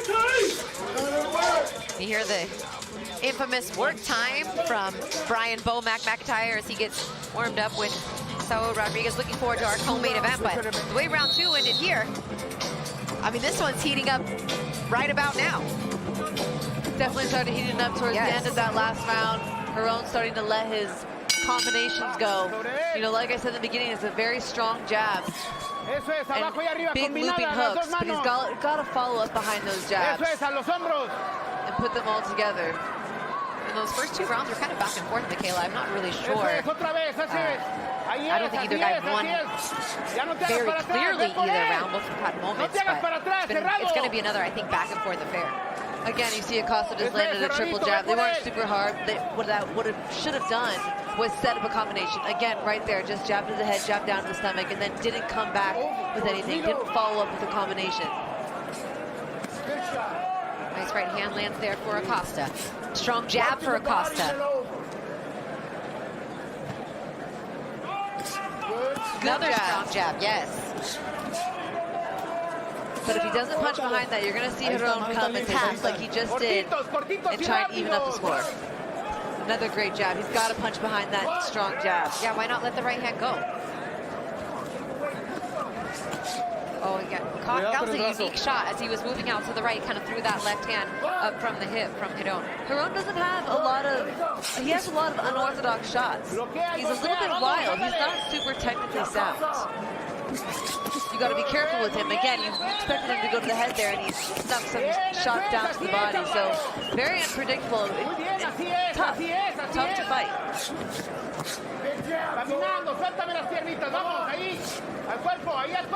The only way Acosta is going to counter what Herón is doing is by throwing combinations behind that jab. 3, 4, 5 punch combinations. Jab, body up! Jab, body up! And you could, I just heard the Acosta corner telling him, okay, jab body, then jab back up, like bring it up after that. Just to your point, throw something else behind that jab. Nice combination there. Slight clash of heads, but things are heating up once again. Under a minute left here in round 3. Entra con el 1-2, quítate de bronca. Cortitos, sin aventarte, cortitos. You hear Acosta's corner saying, give me combinations, George. That's exactly what he has to do. He sees it too. Because the jab is pointless if you're not going to throw behind it. Nice double jab. The jab's landing almost every time Acosta throws it. Yeah, it's a very good jab, but that's what it's for, to set up other combinations. Let him go, George. Again, when they're in there close, you got to be ripping to the body. Acosta doesn't have the time to be letting opportunities go away from him. Herón's closing the scorecards right now. Have him up. 10 seconds, stop at the bell. 10 segundos. Para la campana. Just with his activities. Good. Hi everyone, my name is Chanel and I am a boxing knockout. Look at me, man. Taking a look at the... You're not controlling this fight like I want you to, okay? Acosta corner. You're doing good, but you've got so much more to give every round, okay? Look at me. We can't let this get away from us, all right? That's 3 rounds that could go either way, okay? You have no idea what will happen next. Your jab's working good, and then you could do so much more than what you're doing. Those are 3 rounds that really could go either way. I need you to show me more.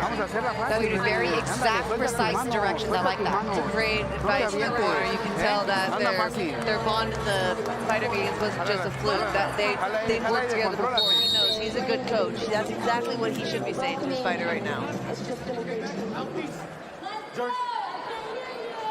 Nothing fancy, nothing wild or extravagant. He said we can't let this get away from us. He's right. I mean, very well. I mean, he could be down 0 rounds to 3 right now. Could. Let's see if Acosta picks up the punch output. Right now, he has slightly outthrown. Looking at CompuBox numbers, he's actually slightly outthrown and outlanded Giron through the first 3 rounds. He's thrown 165 punches to 156 for Giron, landing 54 of those for a 33% clip. It's been Giron's work to the body, and it's been Acosta's jabs. Good right hand over Acosta's front hand from Giron. Giron just landed a nice right hand over the top of Acosta's jab.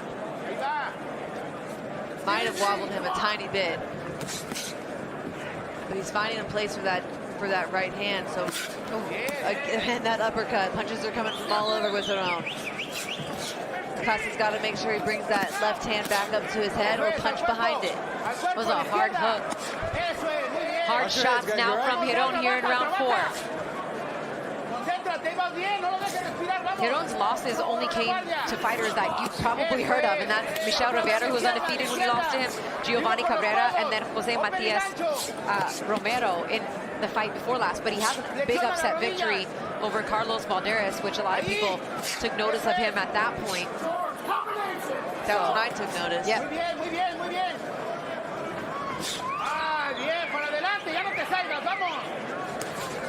And you can see why.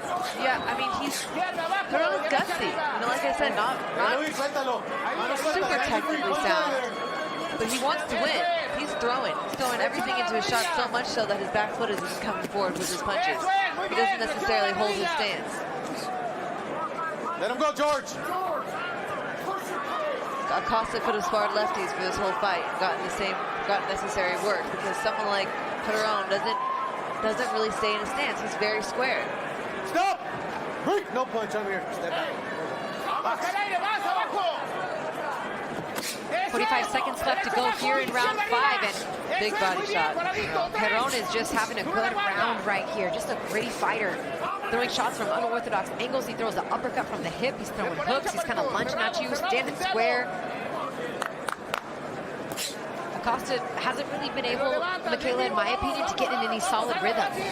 And the only thing that I'm seeing from him is the jab. Whether he's landing other shots or not, the only thing that's capturing my attention are the jabs. Meanwhile, Giron is throwing all types of punches from wild angles, and I see the ring dominance coming from Giron.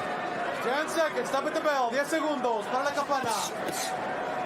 Nice job blocking that shot there from Acosta.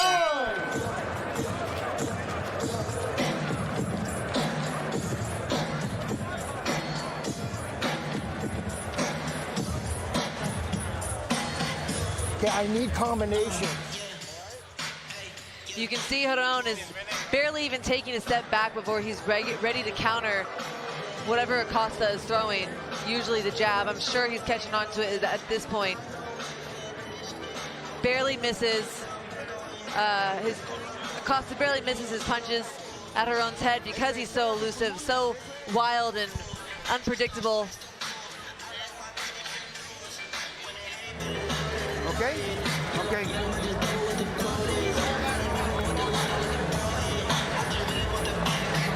Este round al estómago.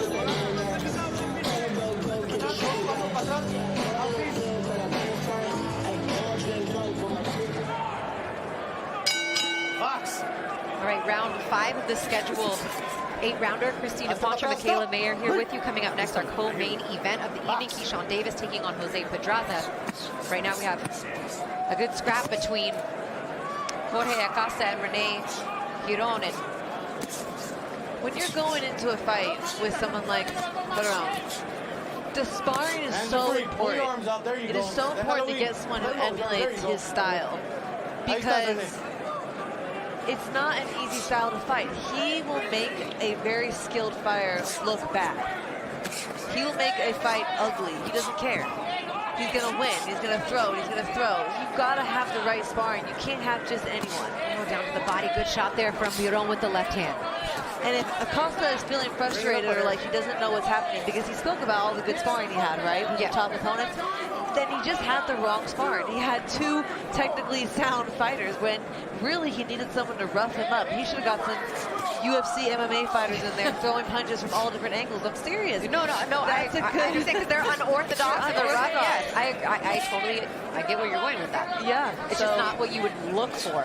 Right, and he might not have done that. It might have been something that they looked past in training camp. Here you go.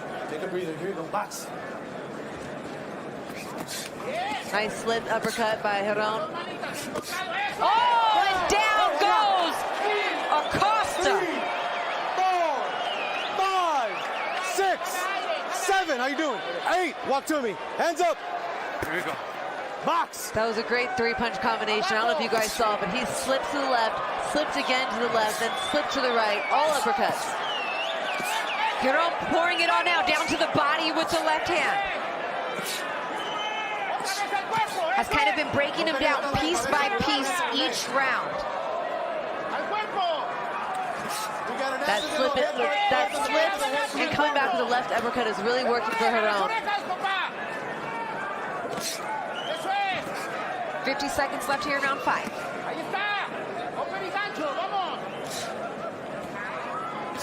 Back to the jab goes Giron. Right hand downstairs. Looping right hook misses. Down to the body from Acosta. There's that nice jab. Giron is finding a place for his jab now as well. It's kind of a nice jab. uppercut. Beautiful shot there through the guard.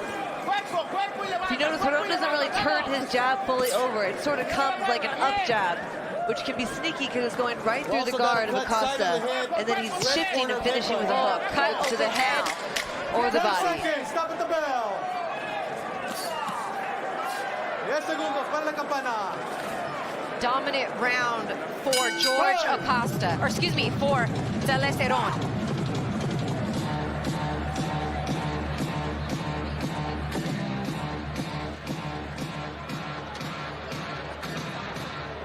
Here is a live look at the Las Vegas Strip. Las Vegas, Nevada has been buzzing all week long with the Super Bowl coming up this Sunday at Allegiant Stadium.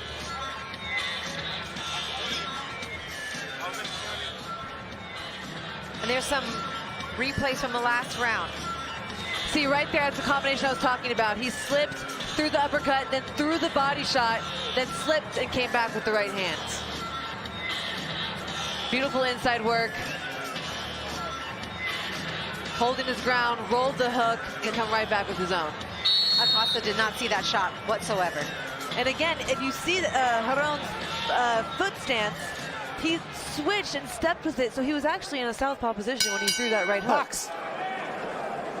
Right, a 10-8 round scored there in round 5 for Tesuhon. Giron is coming out swinging with a stiff jab that he's found in the second half of this fight, and a big right hook to the body. I wish I could have heard what George's trainer, Acosta's trainer, was telling him in that corner, because I know he didn't like to see that knockdown suffered from his fighter. What he could say to motivate him right now, because he needs to dig deep. Watch your head, watch your head. He's got to dig deep and let his hands go. You know, I think he's a little bit gun shy right now because I assume he feels the power from Giron, who's been really whipping those shots in the last couple of rounds, and even found a home for that strong jab.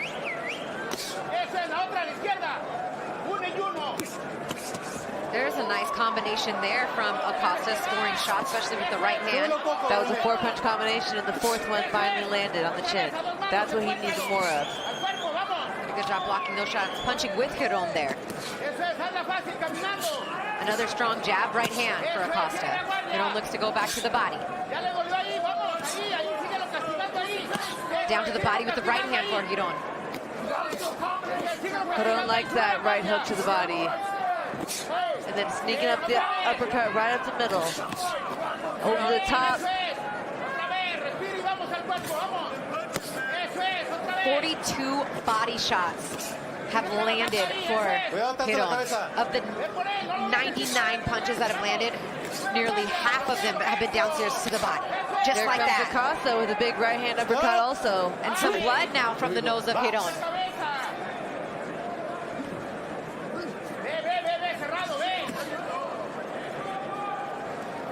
Hands are free, manos sueltas.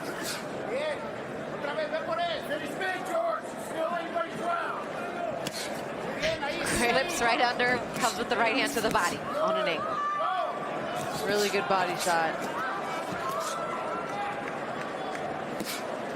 Nice straight left hand from Stop. Keyshawn.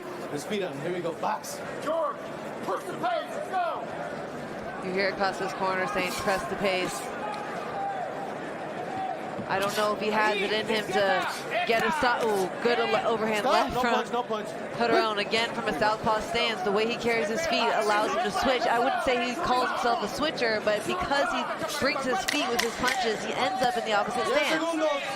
There's only been one round, Michaela, that Acosta has thrown more punches than Keyshawn, and that was in the first round. Since then, he's been outthrown and outlanded in every round since.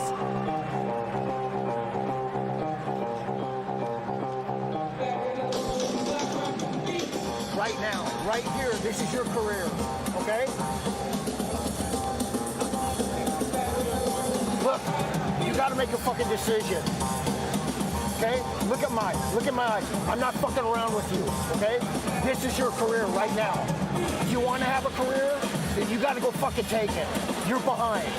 I can't make it any easier for you, okay? Go out. Volver al cuerpo. ¿Sale? Volver al cuerpo. A You heard that pretty loud and clear. A dos manos.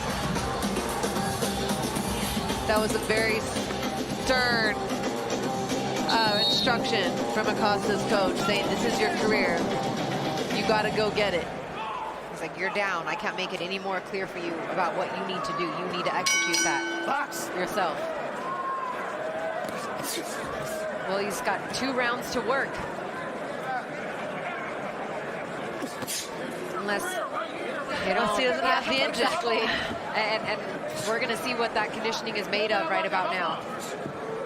You can see it in his eyes. I'm sure he wants to make his coach, his longtime coach, I mean, from the beginning proud. But he just may not have it in him.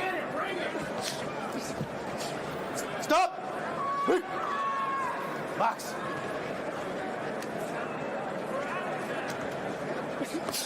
You know, at this point, he's waiting for Keyshawn to be first and looking to counter, and he's got to be first. He's got to be pushing back Keyshawn. He's got to make this fight ugly and messy if he wants to follow the instructions of what his coach is telling him to do.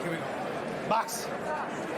And a fight that he's been outthrown and outlanded. If you got to get after it and go get it, you got to just let your hands loose. And he's a boxer first. I'm not going to sit here and think that Acosta's going to switch his style. He's got 2 rounds, but if you're not motivated by what your coach just told you to get in there and let your hands go, I don't know what else you can bring out right about now. Yeah, whether he's used to doing it or not, there's got to be something that kicks in at this point. You know, that killer instinct that just says, I gotta leave it all in the ring. I gotta let my hands go.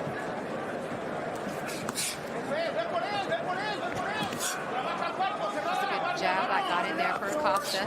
Some bodywork combination there. Ooh, good one too, down the middle from Keyshawn. Acosta trying to pop out that jab, but now not even throwing it to really score, Michaela. Almost just kind of pawing with it out there. Yeah, he's feeling the power from Keyshawn. Yeah. He's getting a little gun shy. He doesn't want to get clocked. I'm sure he's been rocked a few times in this fight. Saca tu mano, let him go. Move your heart. Saca tu mano ahí, Dene. Ahí está.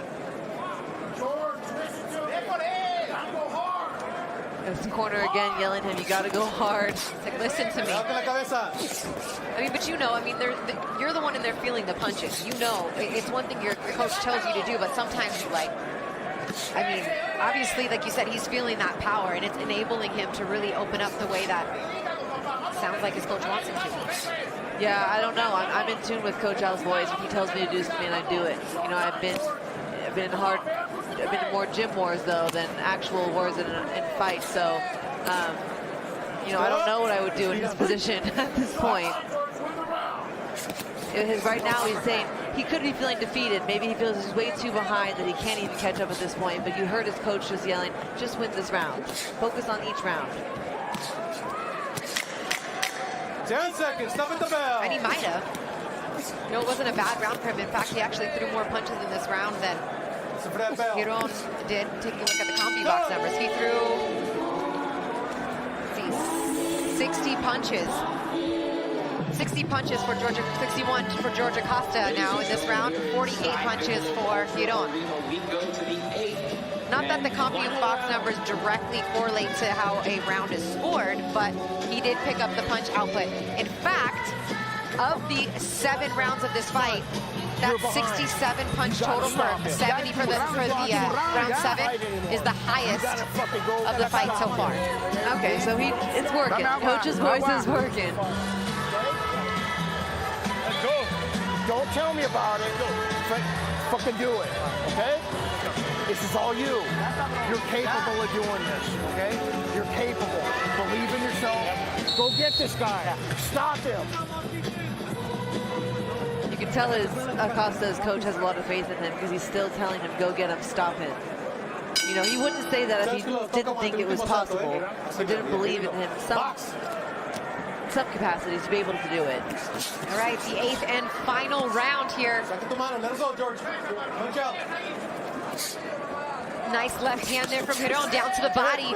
Acosta looks to answer back with a combination. And he did, quick, and that's what he needs to do. He needs to answer back like that. Unfortunately, it's too late in the fight for him to get the decision. He has to get a knockout. The only way to do that is let your hands go, and so far he has to start round 8. And same thing though for Giron. He's determined to meet him right there and throw combinations of his own as well. Nice jab. Feint for Giron. How those heads have come together. So close, so many times. Giron using those feints, using that jab there. You know Giron's coming. He's coming with more than one punch. He's running in. You got to be ready to hit him and then take an angle or move out. You can't go straight back with someone like Giron.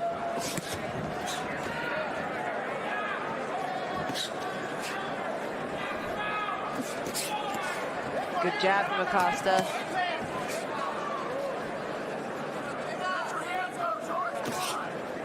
What's crazy is you look at Acosta's face and you can tell he's kind of been in a fight. You know what I mean? Especially on that left-hand side.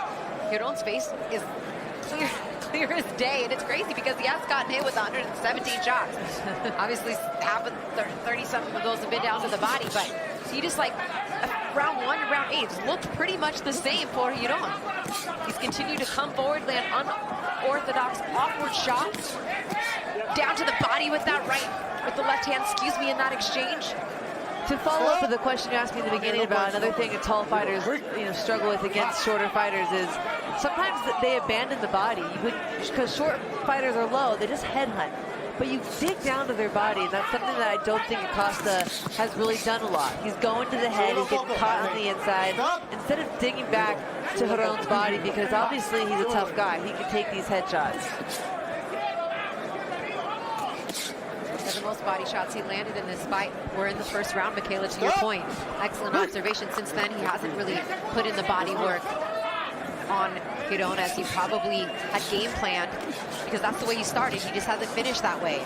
Big looping shots over the top. That's what I meant about a fighter getting underneath you. A short fighter, you don't want them to get underneath you, because all they gotta do is throw their hand over the top of yours. And Giron is throwing everything that he has right now as we get out 10 seconds left here in the 8th round, and none of these shots are really landing, but he's convinced as the headbutt, the clash of the heads right here before the bell. And I mean, what a fight for Rene Teles Giron. Heck of a fight. Really great fight, and entertaining too. You know, like not the most technically sound style, but he is entertaining. He is going to give you a fight, and he's going to be tough for anybody, because like I said, he's not easy to train for. You don't know where the punches are coming from, and it's got to be a really smart game plan and a smart training camp. Yeah, I mean, I think that a lot of people looked at this fight like this could have been a 50-50 fight coming into it, especially if you look at the records. I think Teles Giron was a little more well-known, had fought the better opposition, maybe the slight advantage, but he went in there tonight, and I think that he had a pretty dominant performance, and especially scoring that knockdown there in round 5. Really great right hooks to the body from Giron. Strong jabs, uppercuts. He really threw a little bit of everything in this fight. He let one of my favorite combinations of the fight. It started with 2 left uppercuts to the stomach, or 1 to the head, 1 to the stomach. He rolled Acosta's hook and came back with his own for the one and only knockdown. That works. Knockdown in the fight.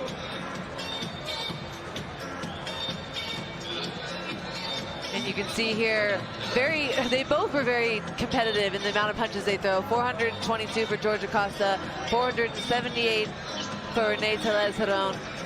And a very similar impact, 31% for Giron, 30% for Acosta, which from our perspective seemed a lot wider than that. Ultra Arena, we go to the judges' scorecards for the official decision. Dave Moretti scores the bout 79-72. Eric Cheek scores the bout 78-73. And Steve Weisfeld has it 76-75. All in favor of your winner by unanimous decision. Rene El Bravo Tesuhon! And Rene Tellez Giron is your winner tonight by unanimous decision. Improves his professional record now to 19-3 with 12 KOs. Scorecards, one judge had it really close, except the knockdown got him the win on one scorecard. The other judge gave almost every round. So a little... very wide, very wide. I definitely think Giron had a very clear win. Yeah, no, this 76-75 was way too close. I think 79-72 or 78-73 is the more accurate scorecards, but nonetheless, they got the winner correct according to what we felt happened here tonight. And you know, George Acosta gave it his best, but he was outmatched tonight against Rene Tellez Giron. Our co-main event is coming up next. Undefeated Keyshawn Davis taking on 2-division former world champion Jose Pedraza. And then, of course, our main event, Teofimo Lopez, the WBO Ring Magazine Junior Welterweight World Champion, taking on the challenger in his first attempt at a world title, Jamaine Ortiz. That is our main event.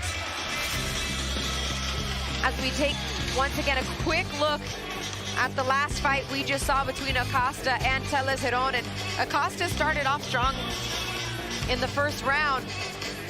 And from that point on, the style of Giron just gave him fits, Michaela. Yeah, really unorthodox style. Giron is able to throw punches from all different angles. You know, he's countering, he's throwing body shots on the inside. He's even found a home for a really stiff jab. Got a knockdown in the 5th round with that hook right there. But really action-packed fight. I had the scorecards a little bit wide on one of the judges, but a clear win in my eyes for Giron. Acosta had a great jab, but he just couldn't follow up with the combinations. And again, Giron is a tricky fight for anyone. He's going to give all fighters a lot of problems. I'm sure Top Rank will have him back on a card again soon. He has built himself a nice little record, has he, the 25-year-old out of Mexico. Now we move on to our co-main event of the evening. Couple regional belts on the line, USBA, USBC, USA, and the WBO Intercontinental Lightweight titles. In this scheduled 10-rounder, Keyshawn Davis and Jose Pedraza. Big step up in competition for Keyshawn Davis as he takes on the former 2-division world champion.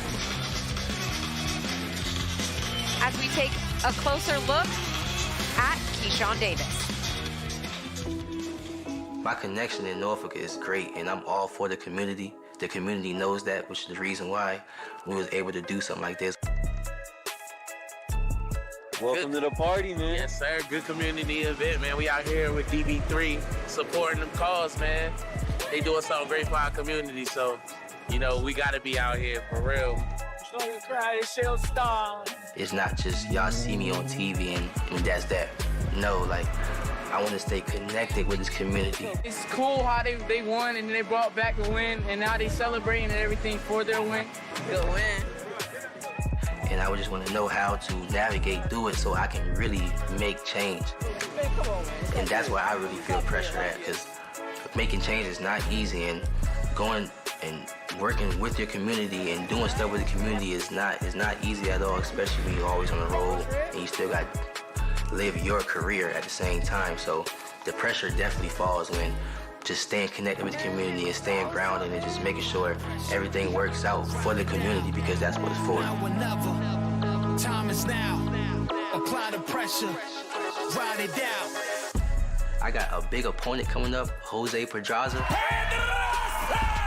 The only person that honestly stopped him was Gervonta Tank Davis, but he's a world champion.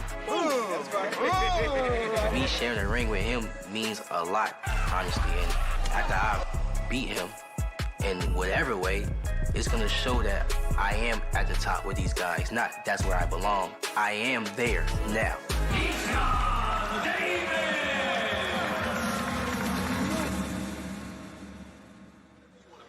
You can bet it's on DraftKings. So download the app.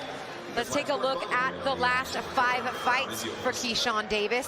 That Nair Albright was a fight that he won that night on the scorecards, but was changed to a no contest after he tested positive for marijuana there in Texas, something he says that he's actually consumed for a lot of his adult life to help with some of the mental health issues and health issues that he had. But since testing positive there in Texas, a wake-up call for him to say, you know what, I'm gonna put my faith in God. I'm gonna make some changes and see if I can overcome the challenges in my life without the marijuana. And since then, not only has his mental clarity and focus been improved, his team says his conditioning has been through the roof. Yeah, I remember Bomac saying that he has just a ton more energy now, even though we never questioned his energy levels. But Bomac said he's looking great in the gym. And you know, also kudos to Keyshawn for just opening up about that. I think a lot of people would have tried to brush it under the rug or avoid the conversation. And he just came out and said, you know, look, I'm human, I made a mistake, I'm young, I'm learning from it, and I'm a better person now because of it. He believes a win against Jose Pedraza tonight will show that he is no longer a prospect, but a top contender in the lightweight division. But this man right here, the sniper, Jose Pedraza, ranked currently number 10 by the BC at 140 pounds, but he has world championship experience. 6 times in world title fights with a record of 4-2. An outstanding resume, a slick fighter, switches orthodox to southpaw. Been a little bit more defensive than offensive in his last few fights, probably cost him a few of those decisions. Actually 2 losses and 1 draw in his last 3 fights. The losses coming at the hands of Jose Ramirez and Arnold Barbosa. A draw against Comey, and a lot of people thought maybe he pulled that decision out there that night in Tulsa. But nonetheless, the most experienced, battle-tested, and honestly, the best opponent that Keyshawn Davis has faced in his career. So if Keyshawn gets the win tonight in spectacular fashion, like he says that he wants to do, I don't think that he can really, you know, be denied as far as his talent is concerned in the professional ranks. We mentioned the failed drug test, which changed his last fight to a no contest. Here's more from Keyshawn himself on that situation. I feel like me and my last opponent put on a great performance for the fans. As we all know, I got suspended for marijuana. I just felt like that was, you know, holding me back physically. I talked with God and he told me it's time to put that down. It's time for you to live up to your full potential. And I feel like now, man, I'm back and healthy, man, I'm ready. I've been winning a lot of these fights behind pure talent. Now that I'm actually physically capable of pushing myself to the limit, I want to see how much I can do in this fight, because on the other fights, it was just me being talented and I know I'm gonna win because I'm good. But this time, I'm actually physically capable of doing anything I want every round. I just gotta go in there and get the job done.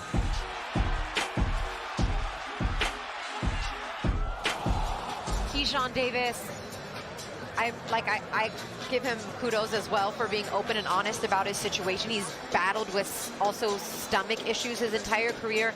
And I feel like every fight, we're seeing more and more of what he can do, whether it's getting a knockout or dominating by decision, but I'm very anxious and excited to see what he can do against somebody with the experience and skill set, the caliber of a Jose Pedraza. Let's take a look at the footage from a little over 24 hours ago at the weigh-in. I mentioned earlier in the broadcast, back down to 135 for Jose Pedraza, who looks fit and in fantastic shape. Fought the last 5 fights of his career, 6 fights of his career up at 140 pounds. As Michaela Mayer takes us through the tale of the tape. Our co-main event, Jose Pedraza versus Keyshawn Davis. I think the most obvious difference here, Jose Pedraza is 10 years Keyshawn Davis's senior at 34, while Keyshawn Davis is just 24. Pedraza comes in with 29-5-1 record, 14 KOs. Keyshawn Davis 9-0 with 6 KOs. Pedraza has some professional experience, been in tough fights, been in a lot of world title fights, while Keyshawn Davis has come in with an Olympic silver medal. He's got all the amateur pedigree he needs. We'll see which style comes out on top. Making his way to the ring right now is the former 2-division world champion, 29-5-1 with 14 knockouts. Telling us his kit was inspired by Harry Potter, who his wife Millie is a huge fan of Harry Potter, so he wanted to pay tribute to her and surprise her with the kit, which I'm a fan of. I can confirm that is the Harry Potter font that Sniper Pedraza is in right now. So that is our resident. I know. The true story. I know nothing really about Harry Potter, so I defer to my partner on this one to confirm. I think I recognize the font at least. Yeah.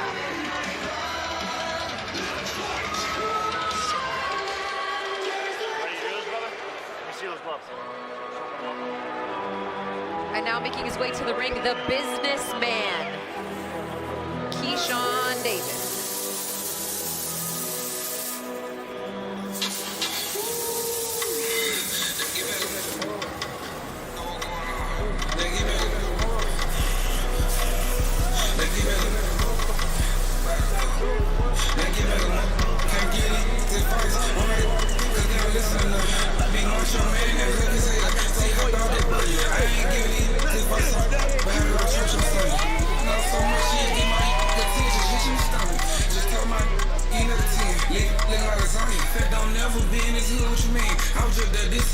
It's too much going on if it's $2. Pay my money back to the church, just make sure I'm back with it. Just chill back hard. The dollars, I can't keep up. I'm New York, get the break and then eat the strips we got it. Long as I feed my fam, I'm mercy. Being the hardest. If I get booked for a show in my city, I'm GG switching the power. I don't think my city can afford me right now. It's 10K for the bars. Even though they finna get out, I'll say it again. Look at this star.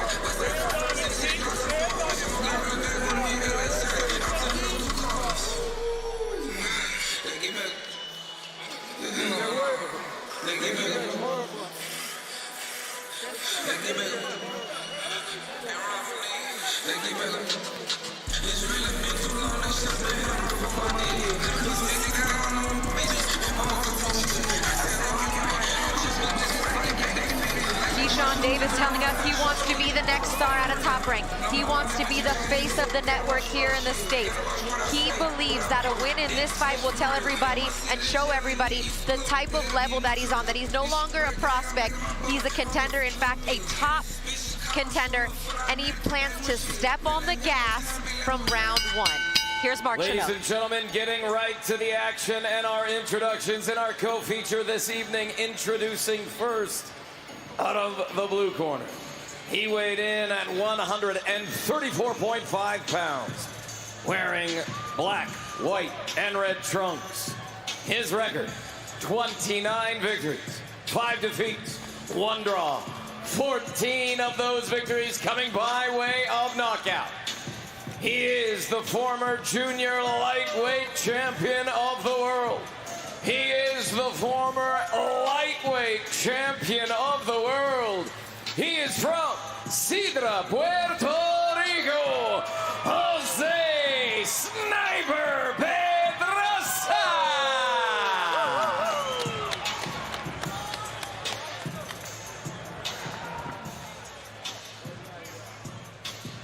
Introducing out of the blue corner. Introducing out of the red corner. He weighed in at 134.7 pounds, wearing blue trunks with gold trim. His record, 9 victories, no defeats, 1 no contest.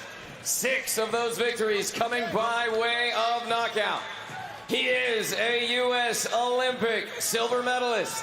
He is the reigning and defending WBO Intercontinental and U.S. WBC lightweight champion, representing the 7 cities and his hometown of Norfolk, Virginia. He is Keyshawn, the businessman Davis.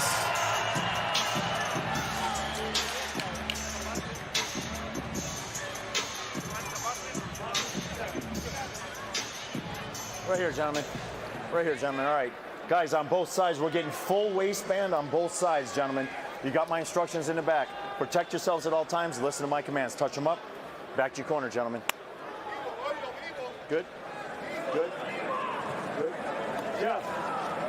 Good. Thomas Taylor, the 3rd man in the ring tonight for our co-main event. Christina Pontra and Michaela Mayer here with you from the Michelob Ultra Arena in Las Vegas, Nevada. Keyshawn Davis, rocking the blue and gold. We'll say the sniper Pedraza with the red and black trunks. And Pedraza will switch stances. He's a right-handed fighter, but does switch off into southpaw. Let him go. Let him go. So an eye out for that. One of the things I already see that from Pedraza is he mentioned that he needed to pick up the punch output, and he's known that. Especially going up against someone like Keyshawn Davis with such an amateur pedigree. He doesn't have a problem with the punch count, right? He's going to throw a lot of punches, a lot of combinations. So Pedraza's coming out immediately. Jab, right hand to the stomach, hooking. I mean, he's letting his combinations go right away, and they said they worked on that in camp and even started counting his punches per round, which they've never done before. And he was throwing on average 100 punches per round. Which is twice what he typically throws. He throws under the junior welterweight limit. Average about 54 punches per round. The average junior welterweight output per round is 57 punches. So let's see if he can pick that up. And not that Keyshawn Davis throws a ton of punches either, but he's just extremely economical and accurate with his shots. Perfect example right there. He just shoulder rolled the right hand and came up with an uppercut. Pull that arm out. Keyshawn, pull the arm out. Keyshawn Davis also outlands his opponents at a almost 3-to-1% clip ratio. Stop. Let him go. Stop. Go. Pedraza's always been a little hippity-hoppity, lots of movement, lots of shifting and bouncing. But I see him at least punching off that movement now. Good body shot to the left with the left hand from Pedraza. Which he's going to need to continue to throw Keyshawn off and keep him, not let him set and get his combinations off. And there is Pedraza in the southpaw stance. Let him go. Pull it out. Stop. No punch. Straight back. Good job. Go. Which, of course, the team at B&B who trains Keyshawn Davis, Red Spikes, Stop. Let him go. Esau Diegues, and, of course, Brian Bulmack McIntyre have prepared their fighter for. Let him go, Keyshawn. All right, stop. No punch. Straight back. Go. Keyshawn's got a great jab. I want to see him stay behind that jab and use it to keep Pedraza off, because right now Pedraza's coming forward. Yeah, Keyshawn's not getting hit. He's rolling, he's hooking, he's tying up. But that jab is one thing that he has, or that he does a lot better than Pedraza. Listen for that bell, gentlemen. Good angle from Keyshawn. Right there. Put your hands up high. Put your hands up high. Put your hands up high. All right, let's look into the corner of Keyshawn Davis here after round 1. You see all that work he's trying to do? All you got to do is stay in the pocket. Whenever you covering up, he's trying to work, all right? He coming in, throw the jab, double jab, and throw it under, and go back to the body, okay? All right, how you feel? Good. All he's trying to do is outwork you. None of that shit hurt to do it. That's all he's trying to do is outwork you. You gotta stay to the body and slow down all that shit down. Pero la última mano, trátame de ponerme un poquito de fuerza en la distancia correcta. Vamos. Vivo, te quiero vivo de defensa. Se están quinchando mucho, termina de tirando. Vamos. Ya lo que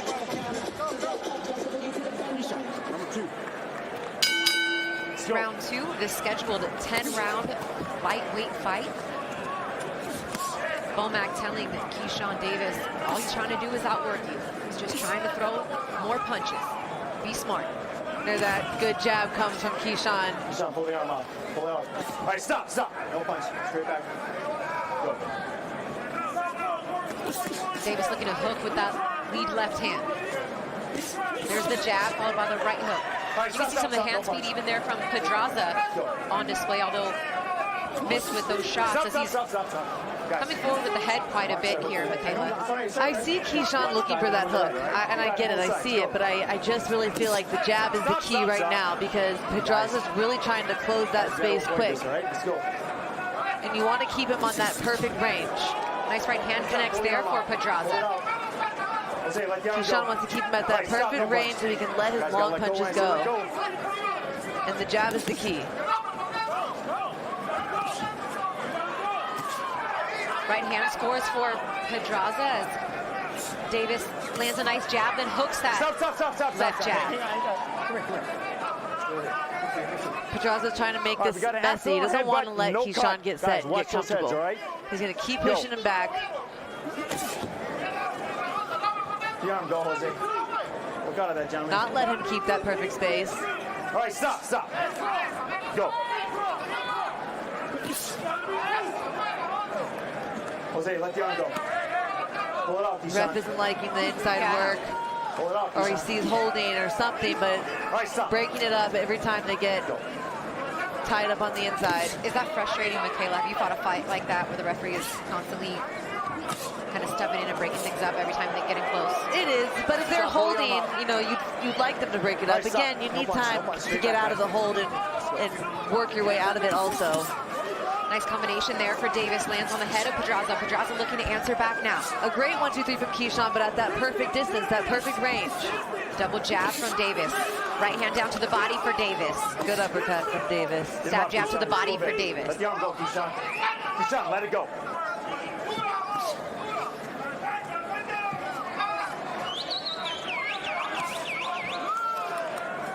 Almost they're using that jab as a range finder and then landing a shot down to the body. Looks to go Pedraza down to the body with the right hand for Davis. Good defense from Pedraza. Sure. He's catching some of those shots coming back from Davis. Good body shot again from Davis. Not letting himself get pushed back into the corner. He knows just how far he can go. That's good training right there. See how he didn't even let his back foot hit that rope before he angled off his turn and got right back into the center of the ring. Time right there.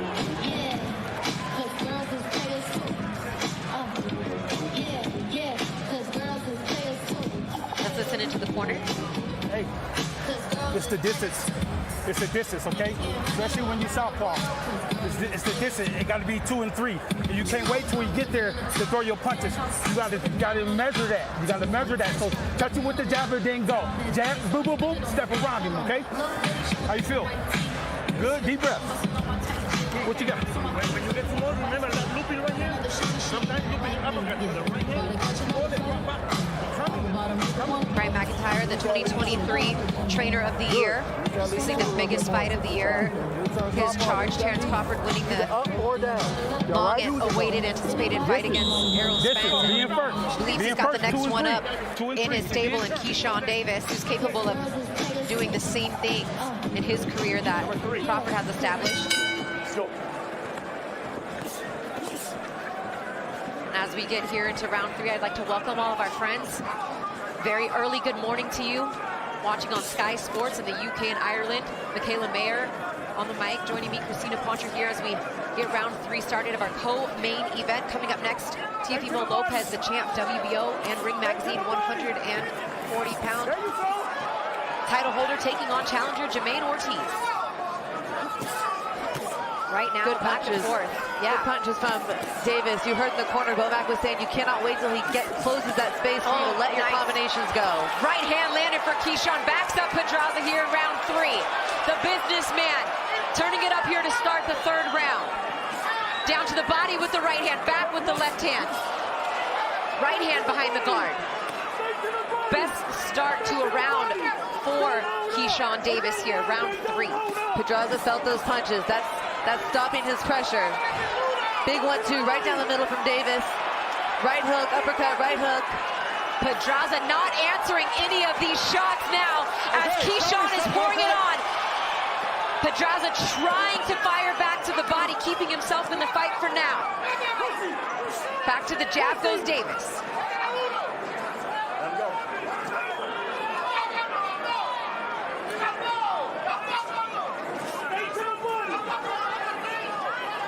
All right, stop. No punch.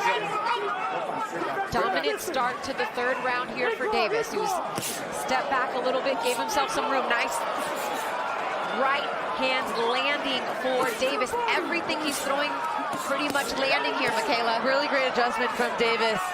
You know, he was letting Pedraza kind of close that space before he let his combinations go. Bomac said, no, let those combinations go quicker. Don't let him get that close. And those are some big combinations. I mean, those are some big, hard punches. You can hear them from here. You know Pedraza has felt them. And I don't think he can survive many more of them. Down to the body with the left hand this time. Pedraza's got to punch back. He can't sit there with the shell in the earmuffs, not punching back. And even when he does punch back, the punches just don't seem as effective as when Davis lets his combinations go. The veteran trying to move forward, throw shots just not landing with any sort of efficiency here in the 3rd round. Keyshawn Davis answering back. Jab down to the body, combination up top. Catching those shots right on the gloves. Keyshawn's doing his best to not let himself get tied up into a war. He's got to box. Pedraza's not going to make this easy. He's got to press him, hoping he gets tired, hoping he breaks him down.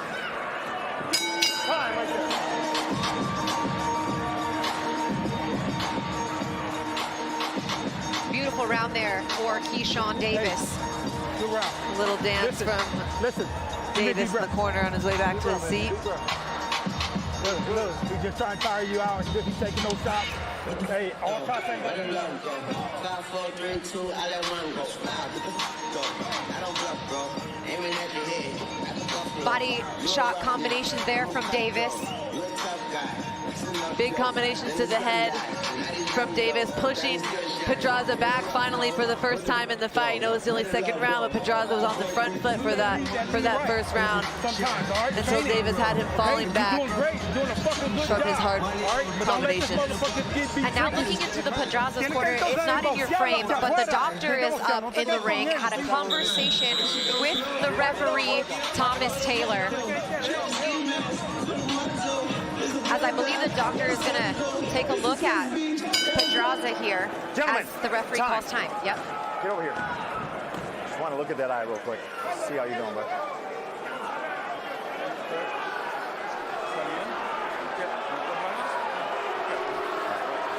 I don't know if I see a cut, but it's definitely swollen. Yeah, there's some swelling there, but no cut. Time in. So they will continue here now on to round 4.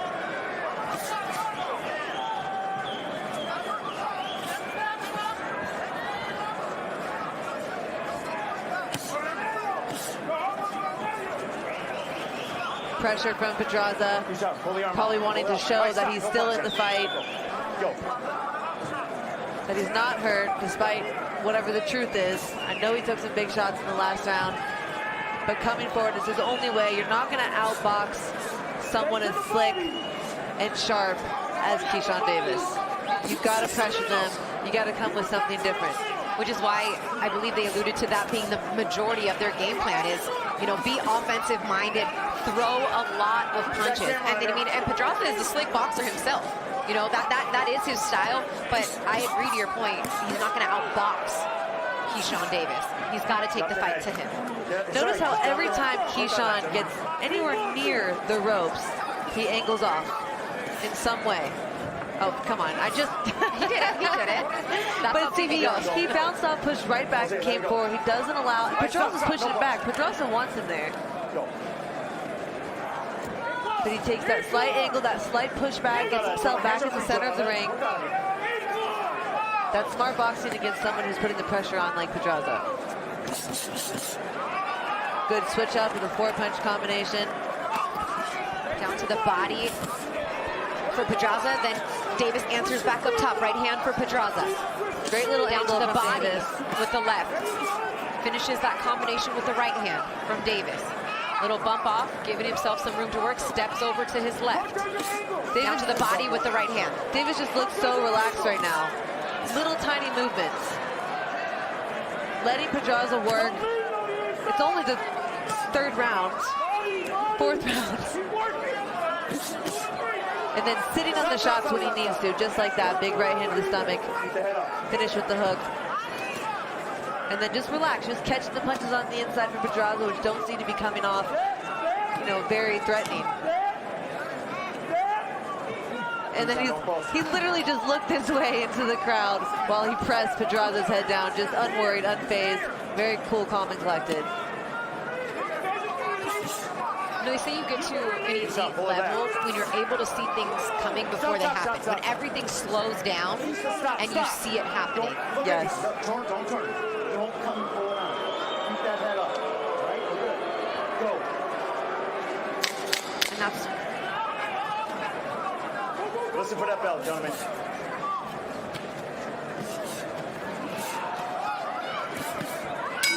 Right there, at the bell.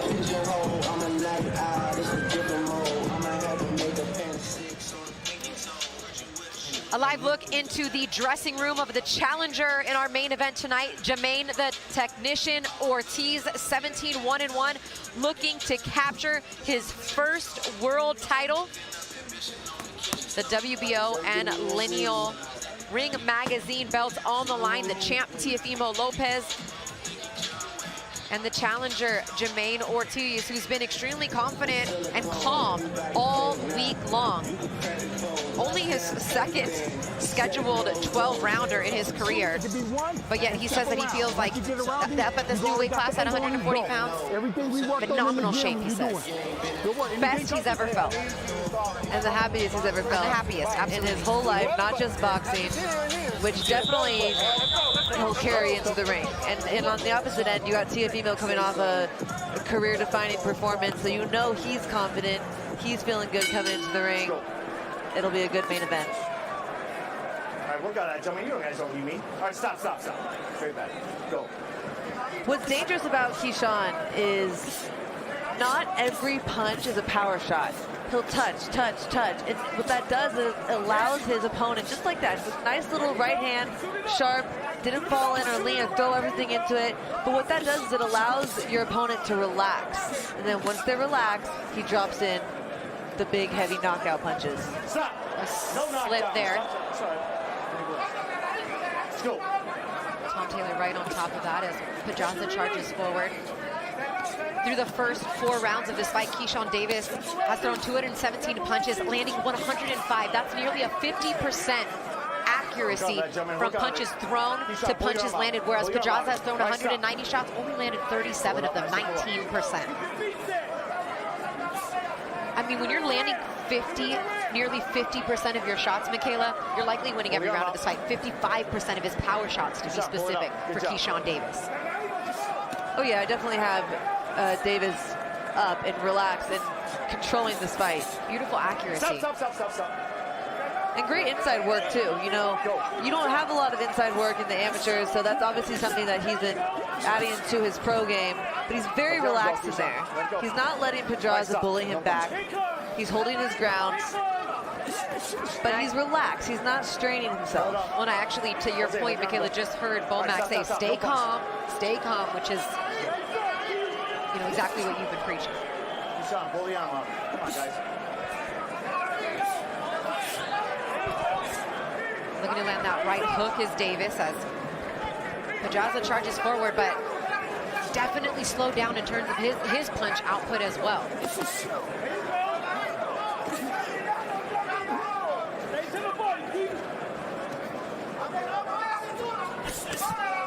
Good angle off. I love the angle off that Keyshawn does every time that he finishes his combination. He takes some small movement. Stop. Straight back. Go. You see Pedraza sort of coming in with his head, his chin's down, and Keyshawn Davis is seeing those uppercuts available. Pushing off with the shoulder. Let it go. Let it go. Just very relaxed and comfortable in this close range work.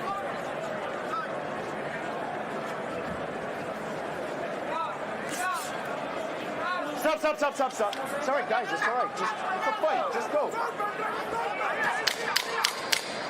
He said he keeps lowering his head, and Tom's going to say, it's a Listen fight. for Let's that bell, go. gentlemen. Stop. No punch. Straight back. All right. Josh Taylor defending your bout against Jamaine Ortiz. Well, first off, we top it by having me on the face and the backboard other than Jamaine Ortiz. My whole thing really is just focusing on what more can I do. That's it. You know, I'm young. I'm 26 for crying out loud. I haven't hit my prime. And just with doing what I've been doing, it's not impressive to me. I mean, maybe to the world it is, but I have so many tricks up my sleeve, and I look forward to putting some more on display tonight. Two-time lineal champion, Slick Boxer Gordo. That's what your father has been calling for. What does that mean in terms of the show you're going to put on for the fans tonight?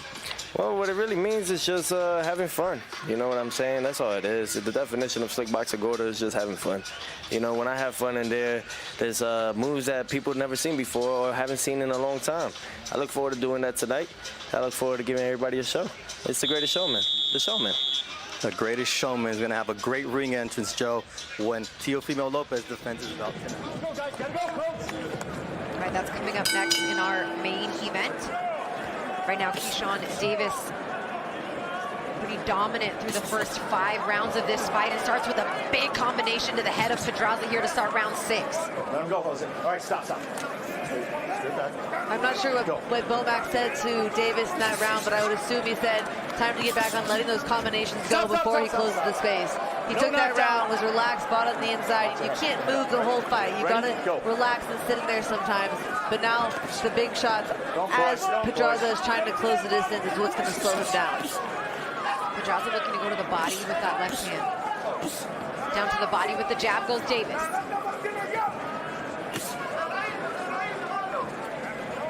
Hooking it around there, landing 2 left hooks there to the head of Pedraza, then back downstairs with the jab to the body. Another combination downstairs for Davis. Pedraza takes a step back, tries to come forward, snaps the head back again, does Davis. Another big shot against Pedraza. Almost going down is Pedraza. Davis pouring it on now. Cut! Pedraza's cut! Pedraza's hurt! Pedraza's finished! Keyshawn Davis has done it! A 6-round knockout for the businessman, Keyshawn Davis. Wow, I saw that coming because once he started to unleash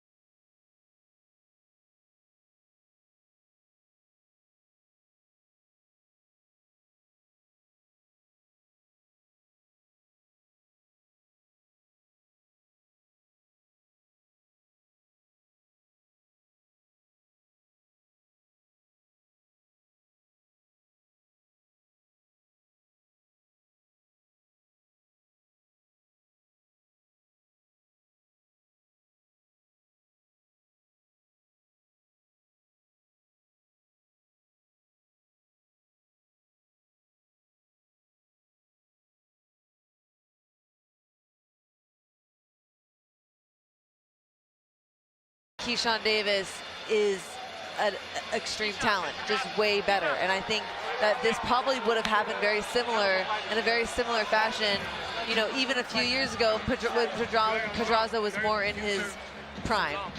So you got to give it to Keyshawn. Also, Pedraza took some big shots tonight, and it shows why he's been in so many big battles and why he's such a tough fighter.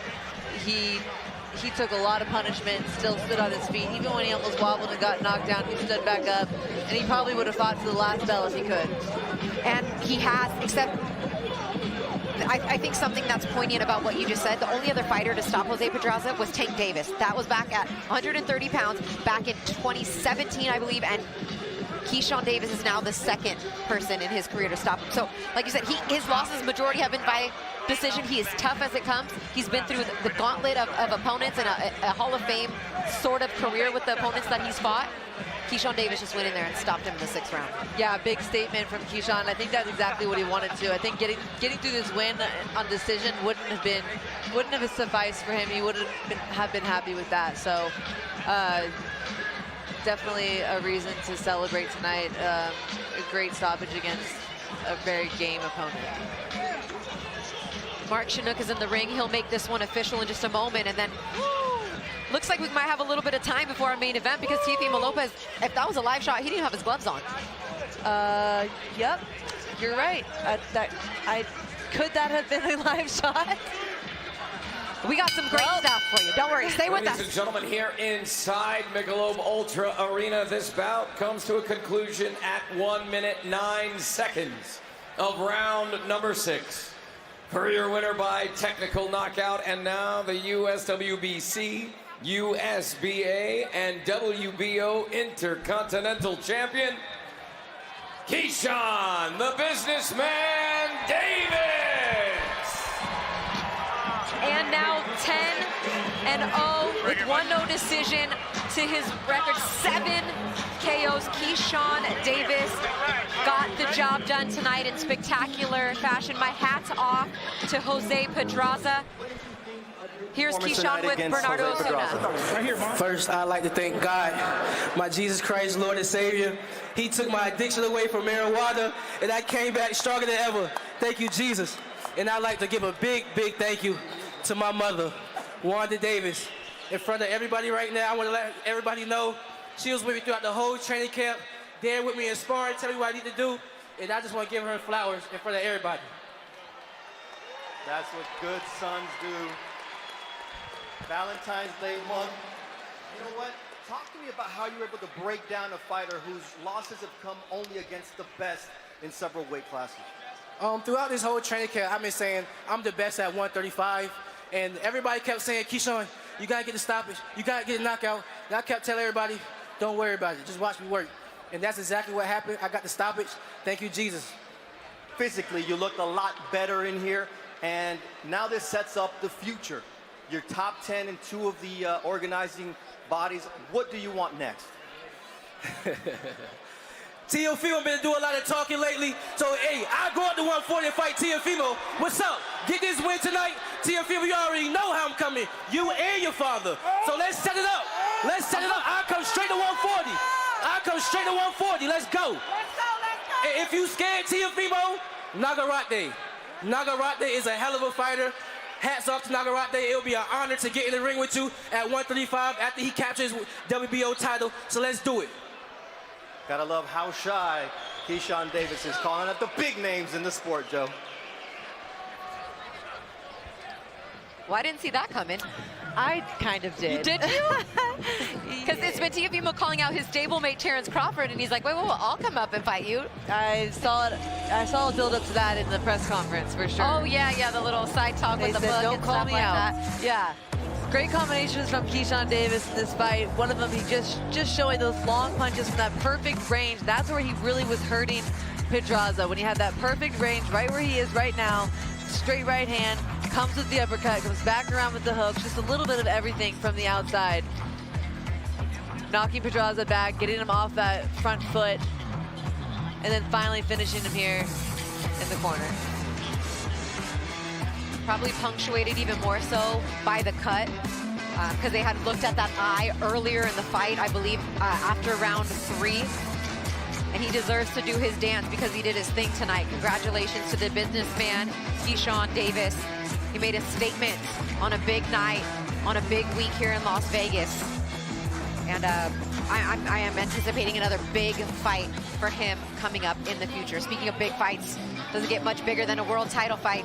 Maybe undisputed. It's probably a little bit bigger, right? Yeah, you know something about that. Teofimo Lopez taking on Jamaine Ortiz. That is coming up next in our main event. The WBO and Lineal Championships on the line. That Ring Magazine belt as well. The takeover. Teofimo Lopez is the champion. Jamaine, the technician, Ortiz, both of them have been on point this week, given great interviews. They let us in to see some of what Fight Week has been like from behind the scenes. Take a look at a segment called Real Time from Top Rank. Enjoy. Read your book, read your book. Read your book, read your book.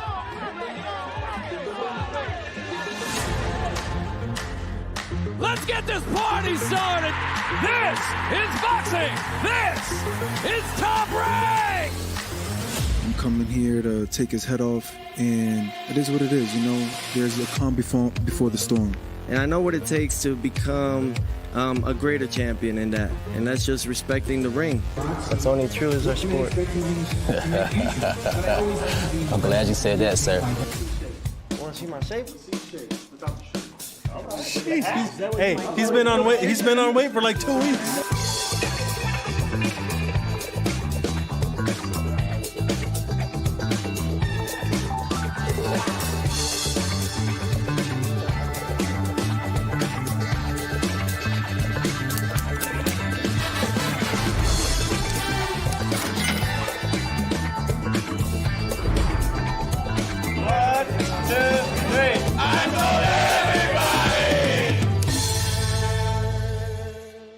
Getting ready for the win, the Michelob Ultra Arena. Every time like it gets closer to the fight, fighters get more intense, and I believe we're gonna get a more intense face-off today.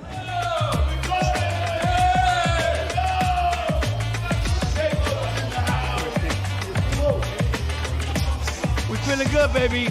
We're about to take over the world like always. Can't wait, baby. I can't wait. Feels so good. With your left, straight back. The path is clear. The path is clear, baby. Ain't nobody doing shit to us. We're the best. We're unstoppable.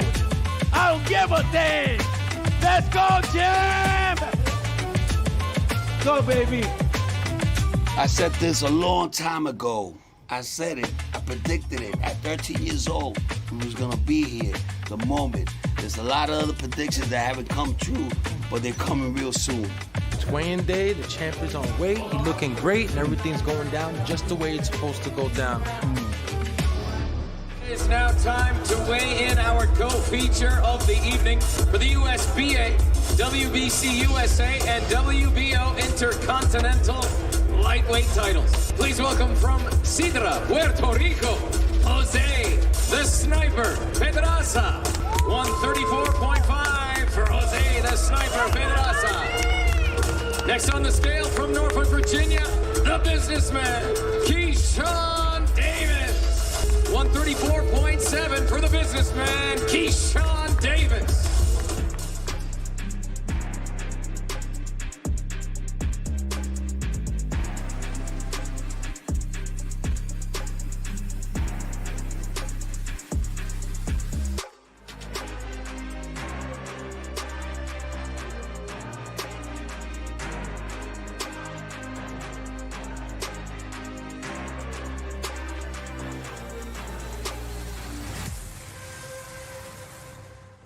All right, ladies and gentlemen, it is now time to weigh in our main event. Please welcome the challenger from Worcester, Mass, the technician, Jamaine Ortiz.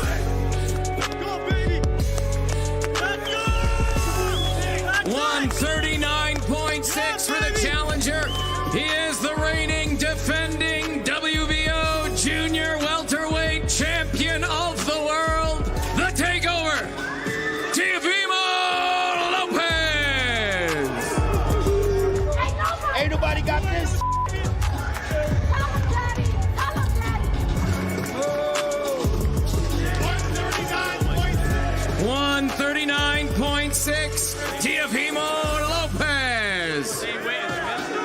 is, ladies and gentlemen, this is your main event. 12 rounds for the WBO Junior Welterweight Championship of the World. From Worcester, Massachusetts, the technician, Jamaine Ortiz. From Brooklyn, New York, the showman returns, the takeover, Teofimo Lopez. 12 rounds for the WBO Junior Welterweight Championship of the World. What a boxing lesson! What a boxing lesson! What a boxing lesson! No! The technician, Jamaine Ortiz, the takeover, Teofimo Lopez. 12 rounds for the WBO Junior Welterweight Championship of the World. From right here in Las Vegas, Nevada, inside the Michelob Ultra Arena, Mandalay Bay Resort and Casino. We will see you tomorrow night. As always, this is boxing. This is Top Rank. Have a great afternoon, everybody. Coming into the pros, man, this is the real deal right now, man. Ain't nobody gonna be touching us, man. That's why we got the lenient belt right here, baby. You know what I'm saying? This is what it takes to be on top. Gotta love it, man. The hard part is done. Now we get to have fun. So that's really it, you know. It's always the weight. That's always the issue. That's the first battle. Now we just have fun. Now. I'm excited. I got him. It's gonna be a great night tomorrow. The title, baby, the title. The new fight. I told you, the new fight. 140 pounds. Jamaine Ortiz, the best. It's done for Teofimo. No more Teofimo. That's it. So we over here with a legend, baby. The showman. I love his energy. He's good for boxing. He's good for the sport. Everybody who's around him, he has this energy that is just incredible. So I'm always with a smile when I'm around him.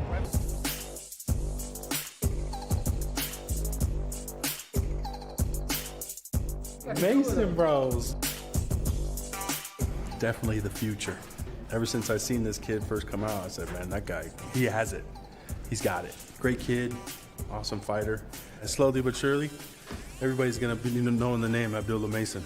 So stay tuned. Too big for the backdrop.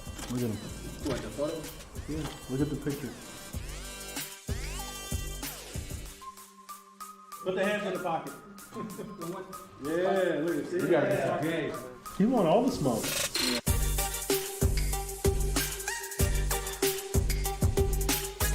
Mikey said the green topped the orange, so I guess we're doing something right this fight. He don't say that often. No, not the shoes. These not the ones right here. These not the ones. Y'all gonna see what he mean when we put the full fit together. Cause y'all ain't seen it. You know what I'm saying? He got the back. He got the little of the back. This is a little sneak peek behind the scenes. We get a shot with Abdullah. No, I believe he's the next to hold the torch. So, but it's all about, you know, blocking the noise and staying true to himself. He'll get it.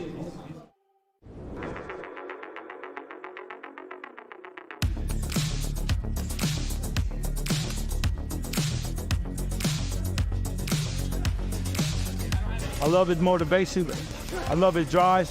That's what separates him from the rest of them, with that motivation and that drive that he got. In order for you to be great, you got to take chance.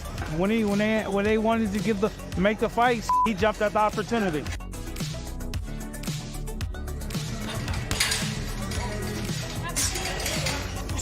Yeah. One. Stay mean. Gotta stay mean. Don't end up on nothing. All right. Let's go. You in shit? You feel good?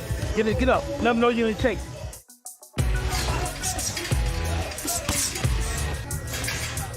Get closer and closer to the title. They have never ready no fighting at 35. Let's go after him.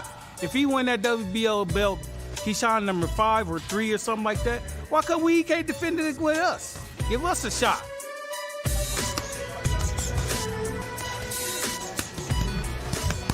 These are moments Keyshawn is made for, dog. Trust me. Some got it, some don't. He got it.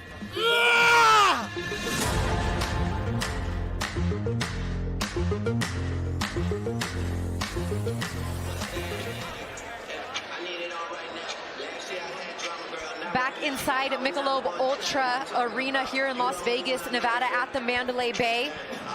We're inching closer to our main event tonight, Teofimo Lopez, but the contender tonight, Jamaine Ortiz. Let's take a look back at some of the opponents that he had that you will recognize these names. He hasn't fought them as a professional yet, but I mean, that's quite an impressive resume of these guys mixing it up in the amateurs. He beat Edgar Berlanga, he beat Richardson Hitchens, he beat Abraham Nova, but lost to Jaron Boots Ennis, Gary Antoine Russell, and then Teofimo Lopez, which we've been kind of talking about during this promotion. But I mean, all of those guys have had solid professional careers to this point. Yeah, I recognize all of them. Yep. You know, I went to the Olympics with Gary Antoine Douglas, and I know all their names are from my era. So, yes. And then facing each other, I didn't get to see that fight, and them going up against each other in the amateurs, but I heard it was very close. It was close. Teofimo won, and he also won against their common opponent in Vasily Lomachenko. Here's some of the punch stats from that fight. As you can see, Teofimo landed more total punches and power punches against Lomachenko in his victory than Jamaine Ortiz in his defeat. It was a valiant performance from Ortiz, but he said he learned a lot in that fight, and I learned that I have to close strong in the championship rounds, and that's going to make a difference in what I do tonight in my first opportunity at a world title.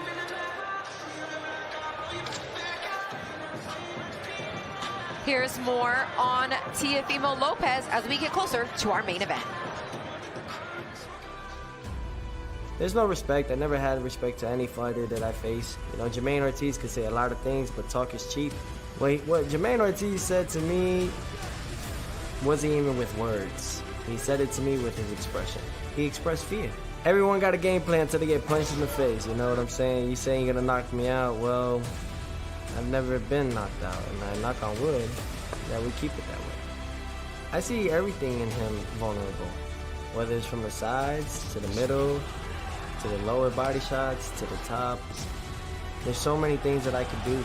You know, people have yet to see what I am able and capable of doing. I believe that I only showed that with Josh Taylor. I believe that this fight won't go the distance. This is boxing, so anything can happen. I don't want to be known as a fighter that knows how to get to the top but don't know how to keep it.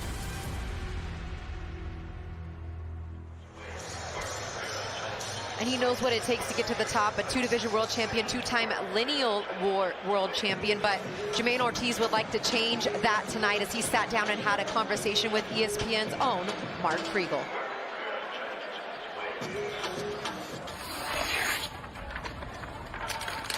February 8th is going to be my show. The showman. Jamaine, why'd you rip up that poster? Was that showbiz or real? It was intentional. This ain't acting. It was real. You don't like the guy? I have no care for him. Why not?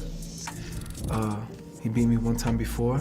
I want revengeance from that fight. Which of your fights taught you the most? The Lomachenko fight. It was my first time going 12 rounds, so I learned how important it was to win those championship rounds. Which of his fights taught you the most about him? The fight with Kambosos teaches you something. Seems like he can't control himself mentally. You know, once he gets frustrated, he's gone. You don't buy that he was sick? If that was the case, why are you trying to rip somebody's head off? I don't know, just didn't get to tame that, you know? You've never been on quite this kind of stage. How do you know you're ready? Mentally, I've been preparing myself since I turned pro. Nothing that I've received or has came to my hands in boxing has been a surprise because I've always seen it. I've always visualized it. I'm focused on this fight. I'm focused at the task at hand. It's just another day for me. Another day? Another day, a big day. Biggest fight of your life? Biggest fight of my life, but I'm ready for the celebration. What does this night, this fight do for Jamaine Ortiz? It's gonna be a date that I have close to my heart for a long time. February 8th, 2024, the day I become world champion. I'm gonna knock his ass out.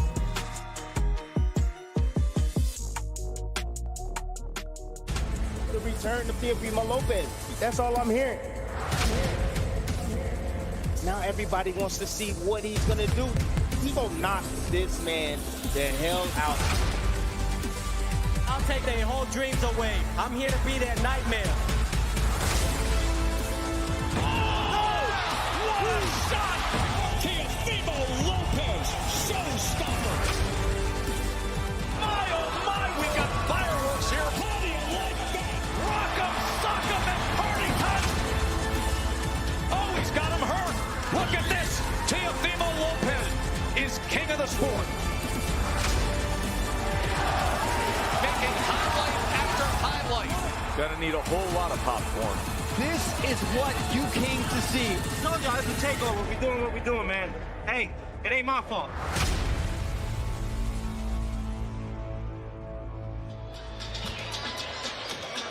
I love the theme all week. The showman, the circus. We're here to put on a show. We're here to entertain. And I think that's exactly what we're going to see. I think we're going to see an entertaining fight. Teofimo Lopez has told us all week, all promotion long, we're going to see some things from him that we haven't seen before. I think we're going to see an entertaining ring walk. Oh, yes, which yes, I'm we looking will. forward to as well. Here's a look at the weigh-ins from yesterday. No problem. Both men on point with the weight.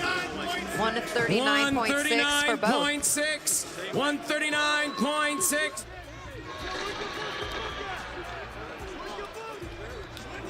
The intense face-off as we get to the tail of the tape. We have the challenger, Jamaine Ortiz, coming in at 17-1-1 record with 8 KOs, up against the champion, Teofimo Lopez, 19-1 with 13 KOs. Pretty similar amount of experience in here, similar age, just 1 year apart. The only difference is the opposition that Teofimo has faced. He's been in a handful of world title fights, going up against Jamaine Ortiz, where this is his first time going up against a world title champion like Teofimo Lopez, and only his second time doing 12 rounds. All right, we are moments away from our main event. Take a watch. This is boxing.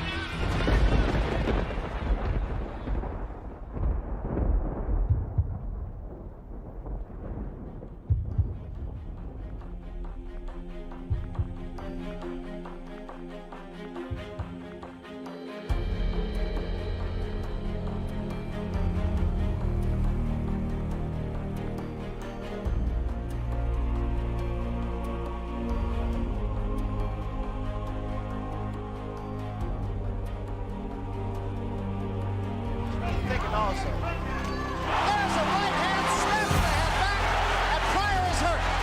The right hand, hurt another right. Hearns hits him with an uppercut. Hagler, he's hurt. Hagler is done. Hearns got inside. Takes another right. Hearns in deep trouble again. Hearns is down. Hearns is down in the third round, and on his back. What a shot.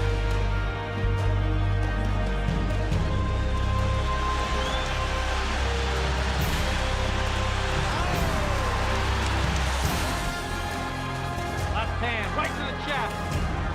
Oh, and a right hand drops Mancini. And a combination again. And Aguayo's in trouble. And Leonard flurry. Oh! He's got Gonzalez down, and he may not get up. Down goes Leonard with a combination from Hearns.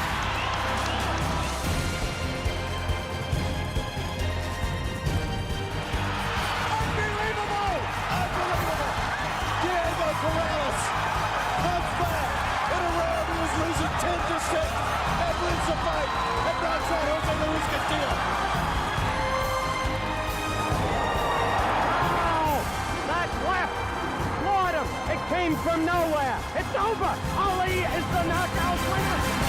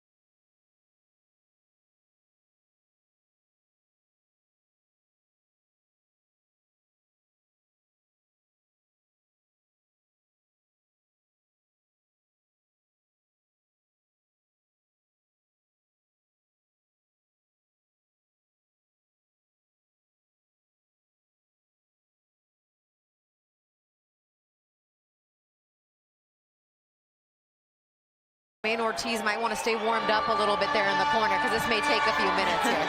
But I hope you enjoy.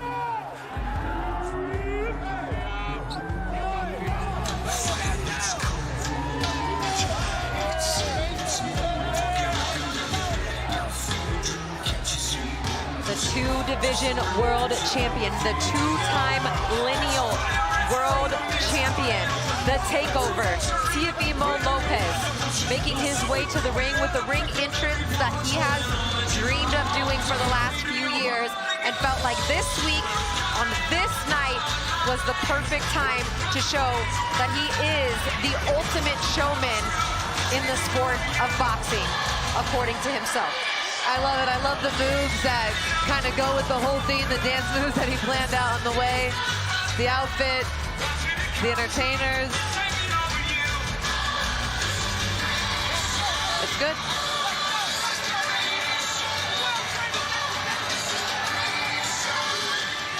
Mark Chinook, take it away.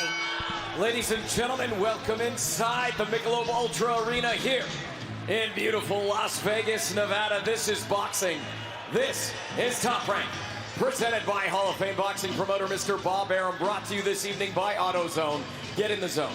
By DraftKings Sportsbook, download the app today. And by C4 Energy, find it at Smith's. It's energy that hits. This fight is scheduled for 12 rounds for the WBO and Ring Magazine Junior Welterweight Championship of the World. Our judges at ringside, Tim Cheatham, David Sutherland, and Steve Weishaupt. And the man in charge at the sound of the bell, Mr. Harvey Dog. And now, to everyone in attendance here inside Michelob Ultra Arena, and to everyone watching on ESPN, this is boxing. This is Top Rank. And oh, baby, this is the main event.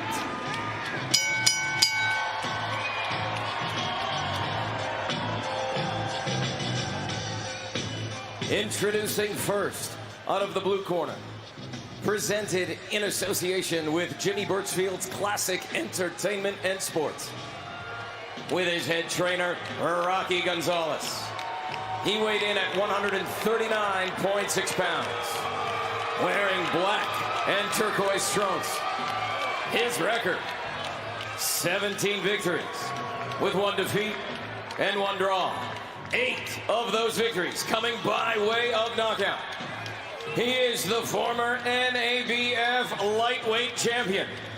He is making his first world title appearance from Worcester, Massachusetts, Jamaine, the Technician Ortiz.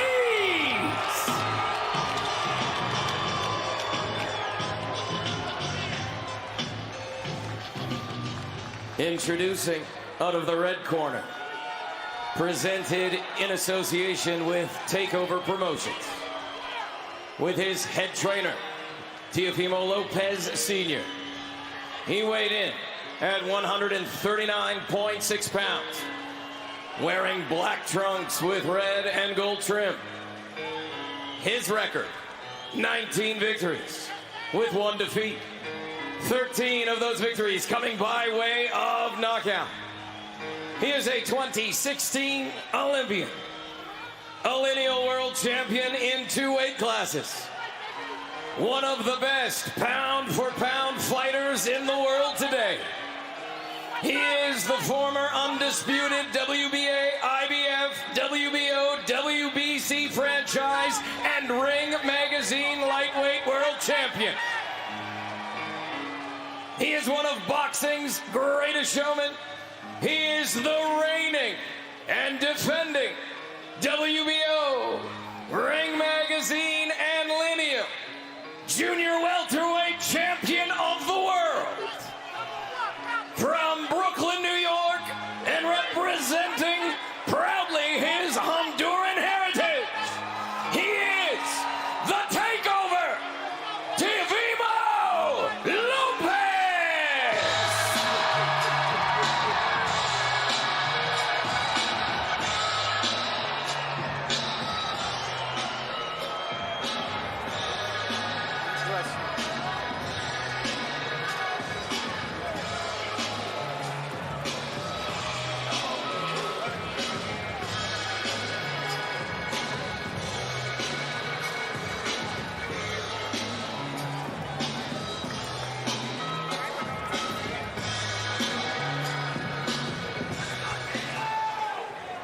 All right, boxers, you received your instructions earlier. As a reminder, obey my commands at all times. Protect yourself at all times. Touch them up. Good luck. Harvey Dock, an excellent referee. Third man in the ring tonight, Christina Poncher and Michaela Mayer here with you. Our main event, the WBO Junior Welterweight Championship on the line, Lineal and Ring Magazine. This one's scheduled for 12. And here we go. Right away, you see Jamaine Ortiz opt to start in the southpaw position. In the fighter meeting, when we both asked, you know, what's your guys' plan, what's your strategy? Both of their answers were interesting because Jamaine Ortiz said a little bit of everything, almost as if he didn't know exactly what he was going to do, or maybe that's what he was trying to let us to believe. And then when you ask Teofimo, he says, I never know what I'm going to do until I get in there. So we don't know the strategy here. Jamaine can do a little bit of both. He can box and move. He can press you behind his double jab and dig to the body. At this point, first round, he's circling. He's using the lateral movement, boxing side to side, and allowing Teofimo to come to him.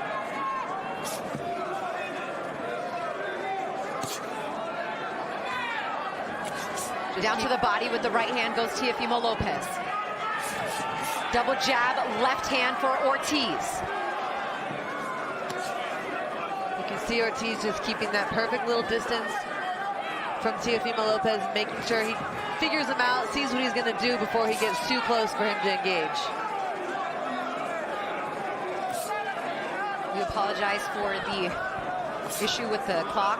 We're working on it, trying to get that up here for you, but taking a look up at the scoreboard, about a minute and a half left here to go in round one. You see Ortiz moving both ways, moving to the right and to the left. He was moving to the right at first, cut back to the left, and that's when Teofimo threw the big right hook. So he doesn't want to let Teofimo know which direction he's going to move, because Teofimo is looking for those big hooks as he circles from side to side. A beautiful jab, right hand there, landed from Lopez, and right back with the jab to the body comes Ortiz. Ortiz staying in that southpaw stance. He is listed as an orthodox fighter and is known to switch, but so far, all southpaw here to start round one for the challenger. Teofimo Lopez fought one of the best southpaws in the game, and Vasily Lomachenko came out victorious in that fight. Good counter left hook right hand from Ortiz as Teofimo steps in with a combination. And good movement from Ortiz right now. You know, he's known to have good movement, but I've seen him get caught as he circles, and so far he's keeping his hands up. He's cutting back both ways, keeping that perfect distance away from Lopez so that he can't land. Good duck and rolled right out of the corner and came right back on Lopez. Good move from Ortiz.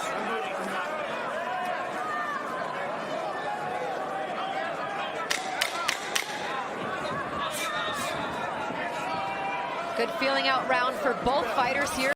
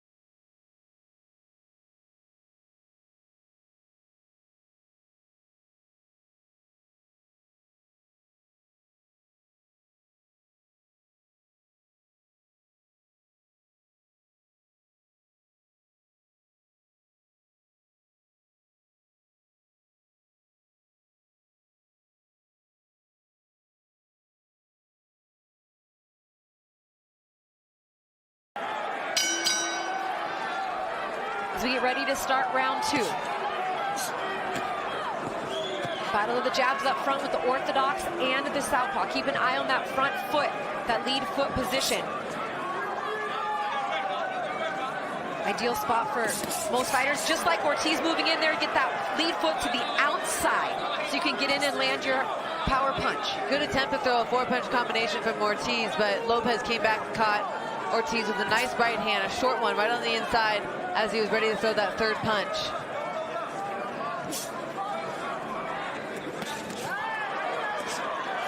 Three right hands there landed from Lopez.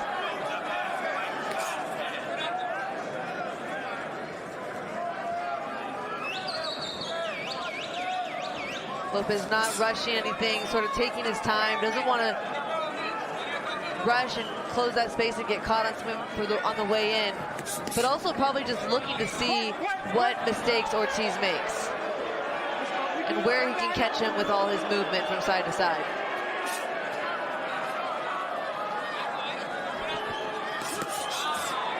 Good 1-2 to the stomach and spin off by Ortiz.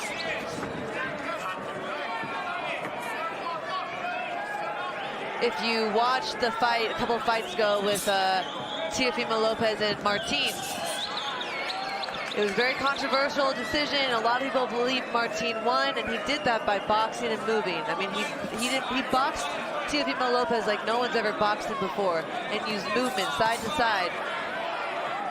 That could have been a point. There could have been a point in Ortiz's camp where they looked at that and said, okay, the key to beating Teofimo Lopez is with movement. And it looks like when Teofimo tries to bring him in close too, they want to keep their hands busy and work on those inside, work on those body shots to the inside as well. As the minute he brings, Lopez brings Ortiz in close, he's letting his hands go to the body. Teofimo stalking Ortiz. Lunging forward with some of those kind of jump shots that he shoots. Not what you would teach in the gym. I was just about to say, not a traditional move that you want to teach your fighters. Even a lot of coaches will say, don't leap, don't jump in. But Lopez does it really well. He does it all the time, and he catches his opponents with it. Nice left hand connects there for Ortiz as he looks to set up a 1-2. That's what Ortiz has to do. He can't just move side to side and wait for Teofimo. He has to punch off of his movement like he just did. Right hand connects on that combination for Lopez.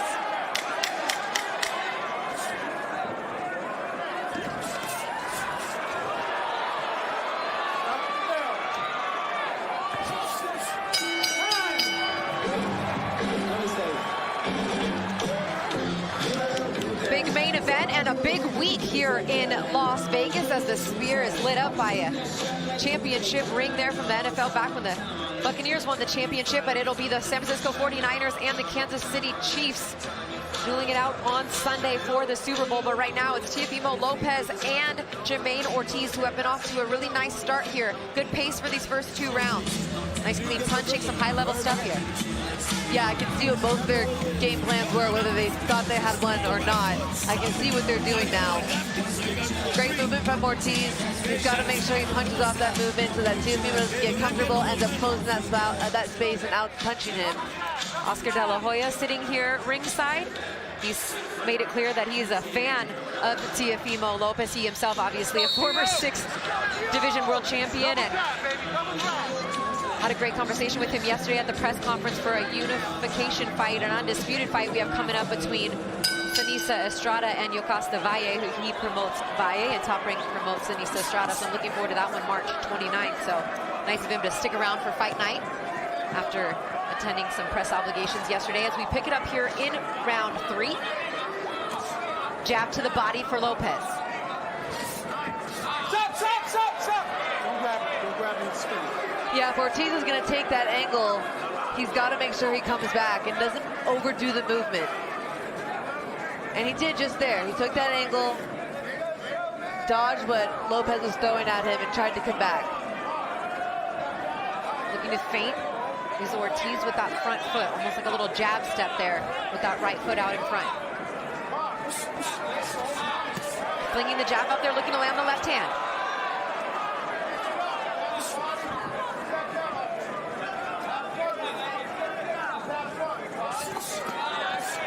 Stop. Don't grab him and spin, all right? Good.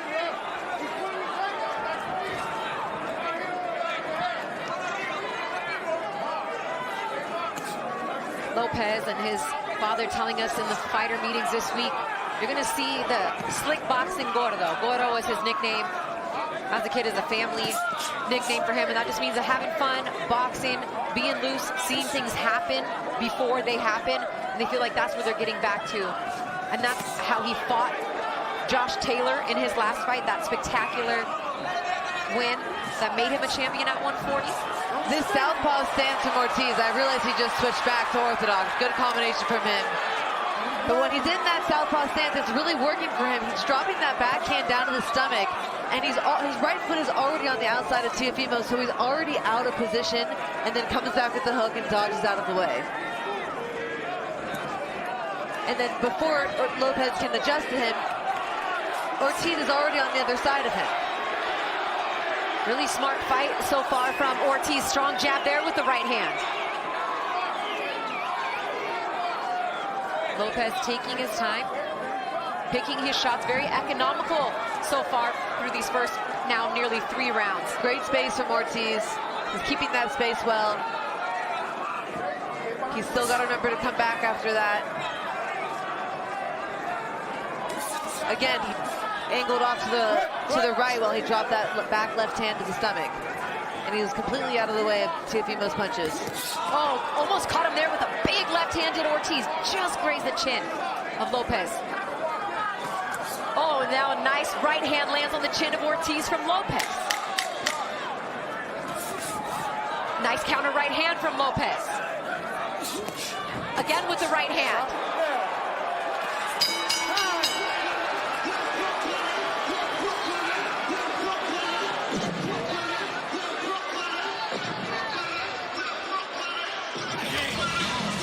You can't miss! This guy's too slow!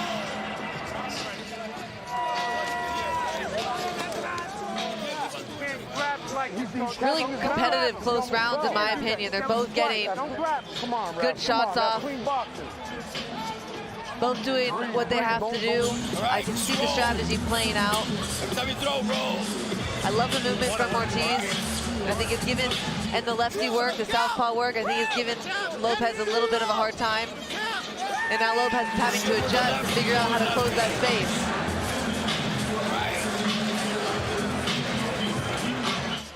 And then circle him, all right? If you want, just hip check him. Hip check him. And I mentioned Teofimo being economical with his punches, and part of that's because Jamaine Ortiz has been doing a good job in terms of his movement and not standing there for the counters of Teofimo Lopez. Good jab from the southpaw stance from Ortiz as he circles off to the right. Coming right over the top of Teofimo's jab hands with his own jab. Nice right hand, and that was a move, Michaela, right there that he told us to look for. The smacking down of the lead jab from Ortiz and coming over with the right hand. He landed it perfectly right there. Yeah, Ortiz has to be careful he doesn't pull straight back with that space. Taking the space is good, but he's got to stay turning. He can't go straight back, especially someone like Teofimo, who loves to leap in, jump in, and catch people with shots as they're moving. So you were going to see Teofimo try to knock down that jab hand with the jab of his own and then come through with the right. As Ortiz looks to go down to the body. Keep up, keep up.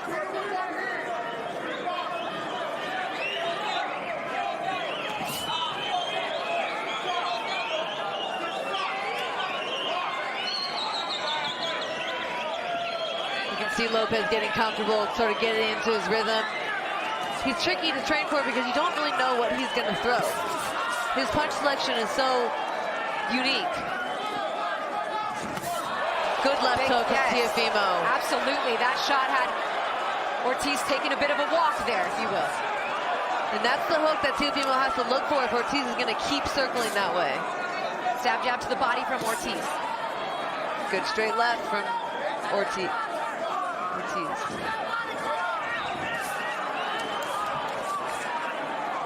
That's where Ortiz has to come back. You know, he's not going to win the fight just by throwing one punch and circling off. He's got to come right back and another 4 or 5 punch combination against Teofimo in the corner. He's got to move, take that angle, and come back right there. He can't just continue to move and think that he's going to win the rounds.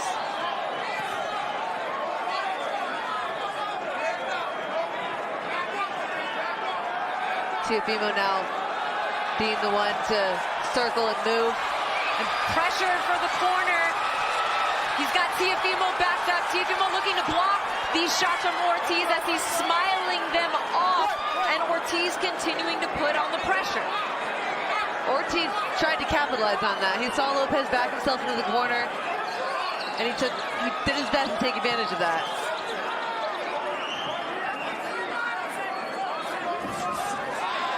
Right now, we're having some issues with the CompuBox numbers, but Teofimo Lopez very efficient with these shots. It's Ortiz that's out-punching him right now.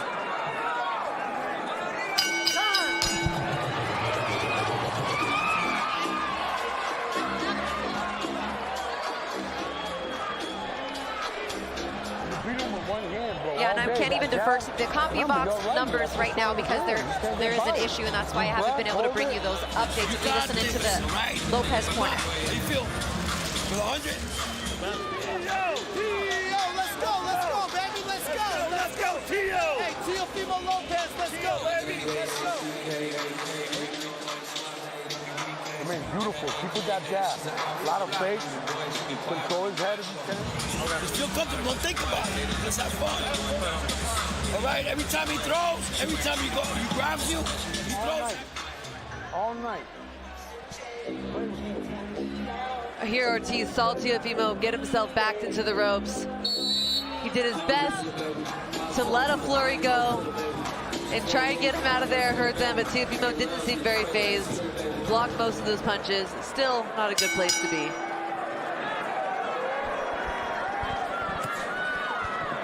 As we get ready to start round 5, Christina Poncher, Michaela Mayer here with you.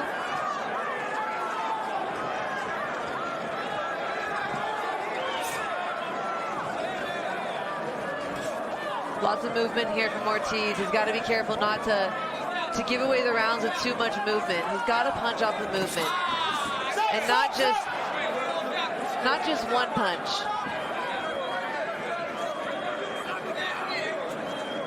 But with feints and not letting Teofimo know when he's going to attack. He's going to take a big circle like that. He's got to come back on the angle. That's too big of a circle. But he just landed 2 shots and Teofimo hasn't thrown any, and he's landed another shot.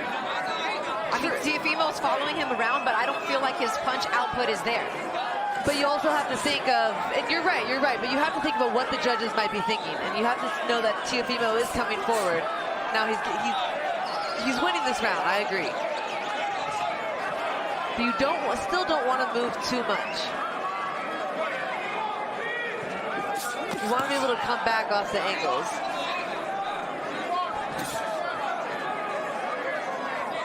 Teofimo's got to drop down to the body. He's got to stop headhunting. And he's got to drop that right hand down to the body. Well, you're just kind of stalking Ortiz, who's moving around the outside to your point. I get the movement, but it's not like he's throwing a lot of punches or giving the judges a reason to really score it his way either. I feel like, you know, to your point, has he invested much in the body? Is he just popping out the jab, is he cutting off the ring? Right? Those are all things that he could probably do to try to... Yeah, and that's why Ortiz is moving to both sides. He's moving left, he's moving to the right. He's trying not to let Teofimo predict where he's going to go. And those are good moves from Ortiz. I'm just being the devil's advocate here. He can't just punch and roll and move. He's got to win decisively. You never know. Well, and we've seen Teofimo Lopez have that one-shot knockout capability. We haven't seen that on the Ortiz side so much, but see, then again, he's missing opportunities by just rolling out and not coming back. And again, you're right. One punch can change this fight. He doesn't want to be behind. As Harvey Doppel lets him work here on the inside. Good exchange there.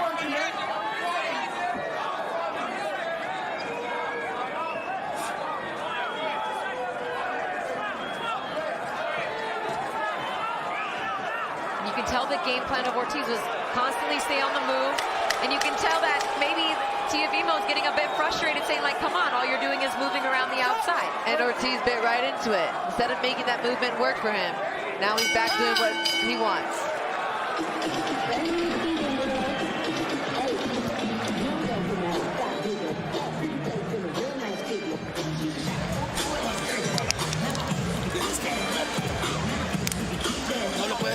Stay in the pocket. Stay in the pocket. All right? You're getting tired, bro. All right? Breathe.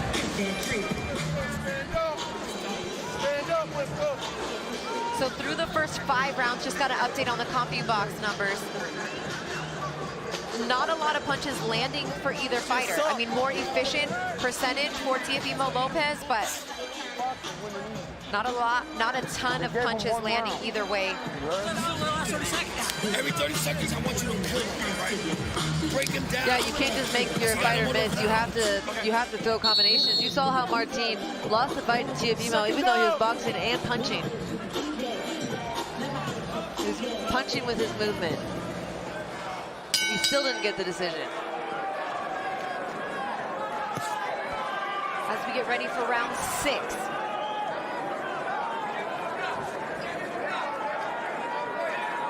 His corner, Ortiz's corner is yelling at him, make him miss, but I hope they told him in the corner, you have to make him miss and then make him pay. You can't just make him miss. Oh, that was a beautiful counter right hand by Lopez. He caught Ortiz coming in. Again, I have a feeling now that Teofimo's father told him he needs to pick up the pace. Well, I'm hoping Ortiz's corner told him the same thing too. Yeah, I agree with you. I agree with you 100%, Michaela. It's too much movement now. Now you're running. You hear the crowd booing. Now this is borderline running. You got to punch off the movement.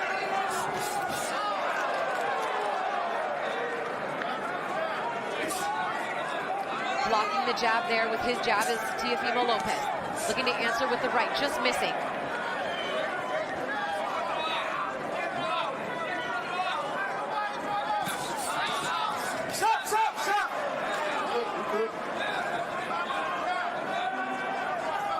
I want to see combinations from Ortiz, at least a 3-punch combination.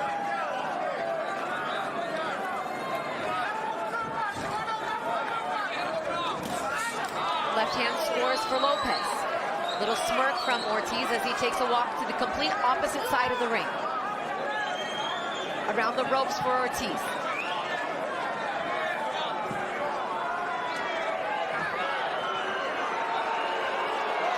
You know, Lopez is reversing it on him. He's like, if you're going to do that, then I'm going to do it to you. And you can see the game plan isn't smart by Ortiz because he bites into it. He does exactly what Teofimo wants him to do. If he's going to box a move like that, he's got to punch with it. And if he's going to attack, he's got to do it also behind the double jab and combinations.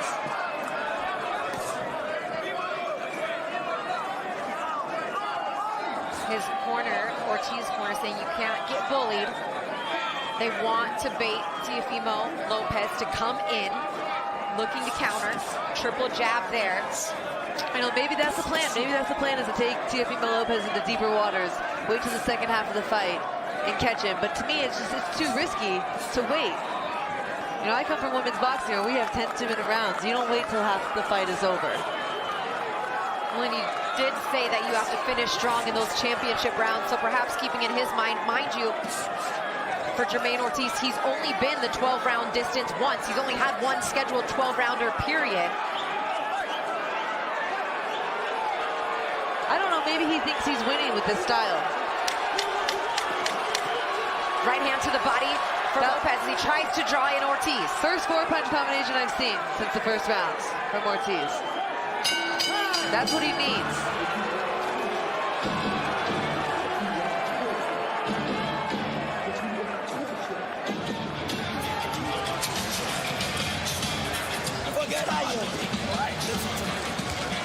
He is fucking breathing out his mouth. You gotta keep on. By you throwing 1-2 punches, not gonna happen. You gotta throw 4, 5, 6. You gotta get this thing. Trust your right hand, bro. You know you catch him because you already hurt him, bro. You're gonna hurt him again. And slow him down like that. Body. The body, bro. I got you. Goes to the body more. I got you. Okay. I don't want to see 1 or 2 punches. I want to see 4, 5, 6 He's got punches. a big frame down here. Come on, slow him down. It's a 7th round. You got to slow him down. Yeah, and you would, like I said, when you have a mover like that, you got to invest in the body. Yeah, that's exactly what his coach told him. His dad told him. It's easier to land. It's easier to hit.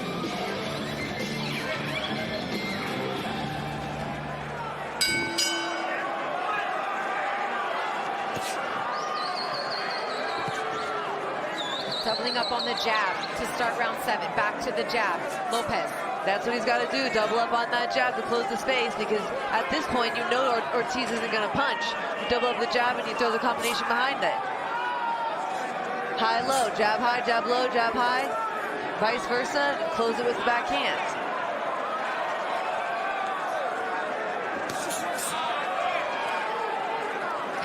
You could see in that 2-box there, Teofimo Lopez frustrated,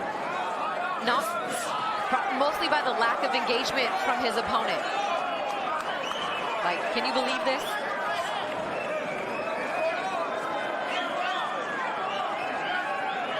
Have you fought a mover like Ortiz is showing in this fight?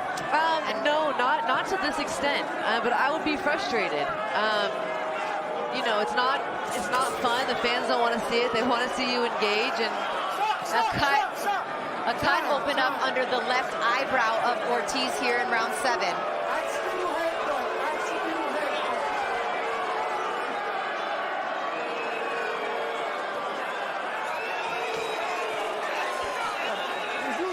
ooh, you can see in the replay it was a clear headbutt. Just as Teofimo was dropping the right uppercut in. Accidental. And Ortiz was trying to angle out. Time in! Box. He does have Mike, the mechanic, Basil in his corner as the cut man does. Ortiz, one of the very best in the game, who will get to work on that cut just underneath the left eyebrows. He should have saved the movement for now. Down to the body goes Lopez.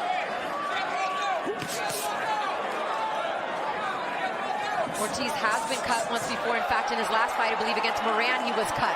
But that was under the eye. You know, that might put some urgency in Ortiz to let his hands go and solidify a win. You know, he's coming, he's attacking now.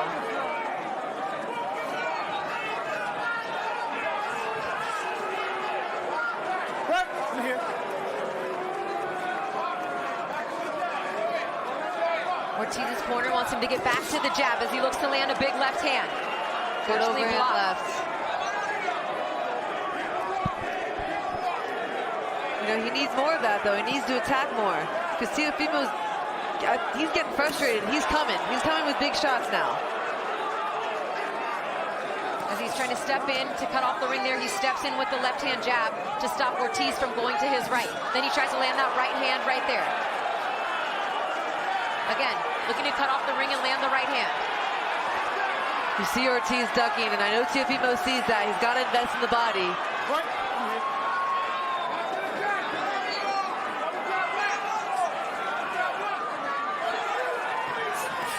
Nice uppercut, nice left hook landed by Lopez.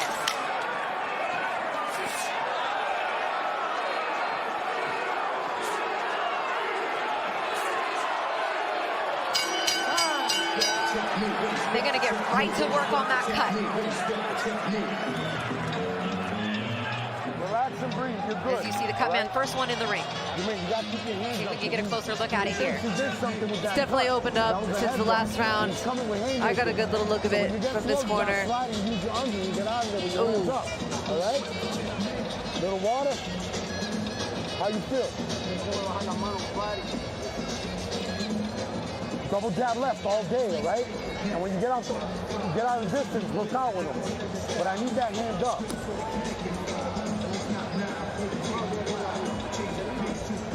When you touch him like you did in the beginning, then we'll bring the fight somewhere else.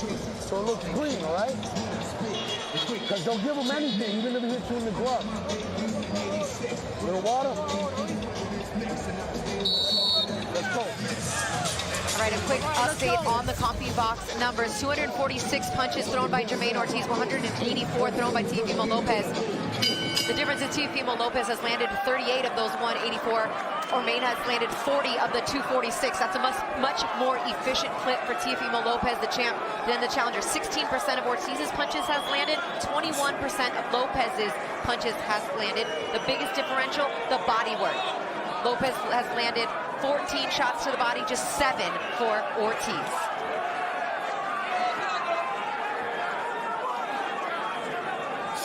Round 8. Good counter left uppercut to the body from Lopez.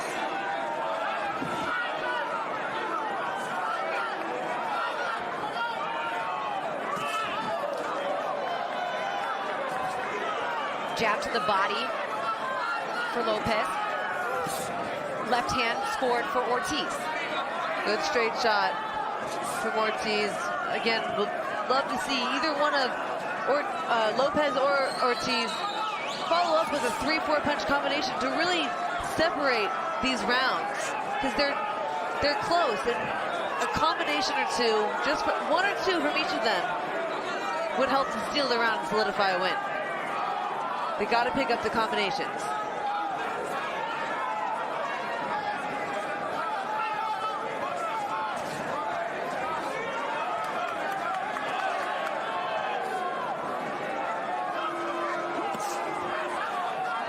Yeah, it's just kind of like one, two shots from, there's more punches coming there from Ortiz, and there's a double jab right hand from Lopez. Good little counter hook from Ortiz as Lopez is coming in. Misses with the right hand there.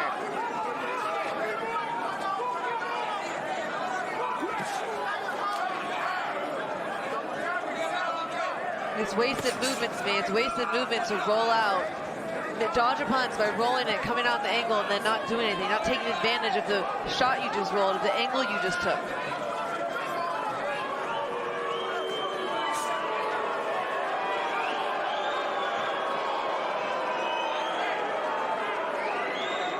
Lopez trying to get Ortiz to come to him now. Good little uppercut on the inside from Ortiz. Double jab from Ortiz as Lopez continues to stalk, and he's moving forward, keeping Ortiz moving against the ropes, but not really cutting off the ring with a lot of punches or combinations. You know, it continues to be 1-1-2. Every now and again, we'll get a flash of a third punch.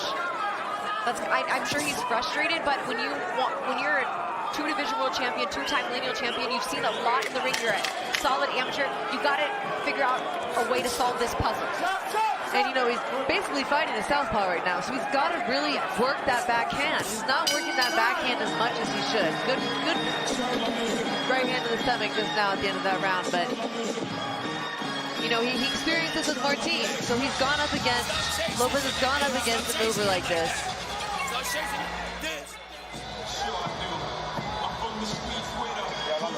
Right? Keep using your jab to bait him in, Jamaine. And then you could jab or hook out off him. When you turn that corner, you can throw a combination if you want, all right? Once you land, move. We're winning easy and clean. Make it boring, all right? Make it boring and box. You're boxing beautiful. He's got title. Little water? Deep breath, let it out slowly, baby. How you feel? You can box all night, right? This is your fight. This is your belt. Keep boxing. You could add your feet in there and then reset and catch them, all right?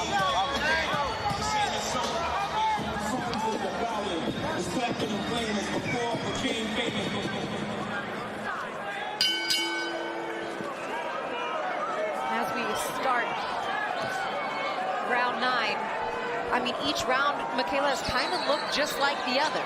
Yeah, I couldn't get a very close ear on what Jamaine Ortiz's corner was telling him, but from what I heard, he said, you got to catch him, you got to catch him.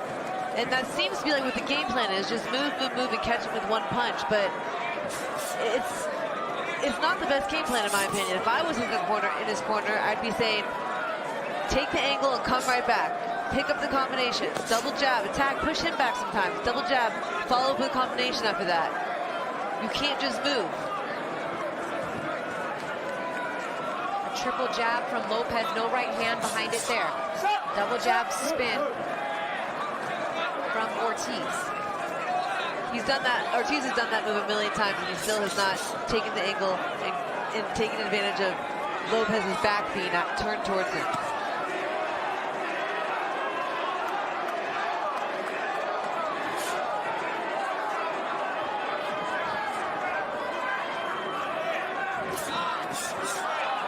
Caught him leaning in a little bit there with the right hand, did Ortiz. You know, right now, Lopez should be dropping down to the body. I see him headhunting. I see him looking at Ortiz's head. He's got to drop down and finish that body. Right hook to the stomach, left hook. Right hook down to the middle of the solar plex, left hook to the body. 2, 3 shots to the body.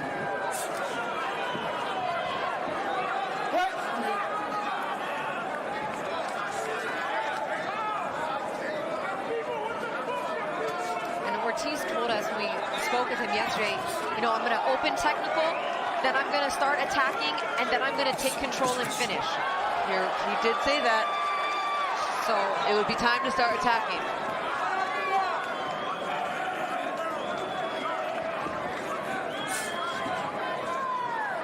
Yeah, I think Teofimo is just headhunting a little bit too much. He's got to predict that Ortiz is either going to move out to the left or to the right when he's done. And so far, he's moving a lot to the right. So finish with the hook. Finish with the hook every time. Ortiz getting the best of that exchange here in the corner of the blue corner. And not to the head. Yep. Lopez should be finishing with the hook to the body or right at the shoulder. Yeah, he didn't get much counters off on that exchange as he tries to hook round and then just slips right there onto the logo.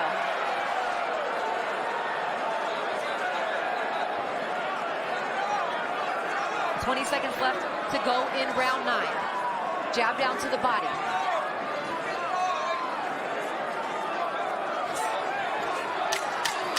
Looks to land the right hand to the body. Continuing to move around the ring, Ortiz.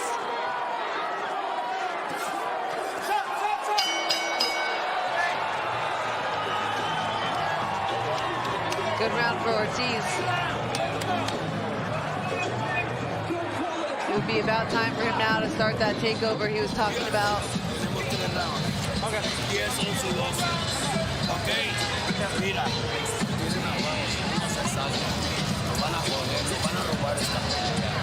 This is your dream. Let's go, bro. Let's go. You got it. There is Teofimo's son, Teofimo Liam V.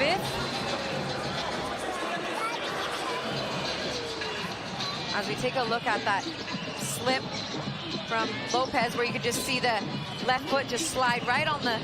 I don't know if that was a slip on the mat. I think he tends to leap into his punches and his front foot came off the mat. It just sort of knocked him underneath. I want the fastest Jamaine I could get. A lot of faith. He's desperate, Jamaine.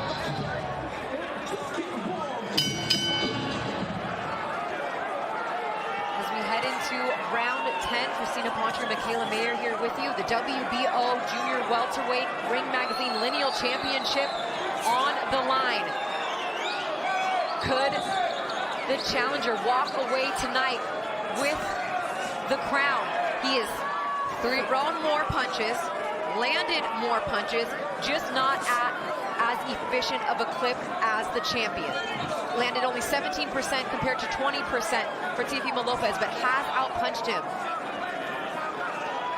According to the CompuBox numbers, 300 punches thrown, 50 landed for Ortiz, 244 for Lopez, 47 landed. Ortiz has not gone to the body whatsoever.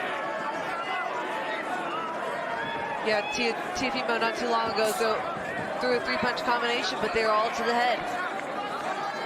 And Ortiz was able to roll out. Actually, everything he does right now has to be low, and then he has to finish everything with the hook.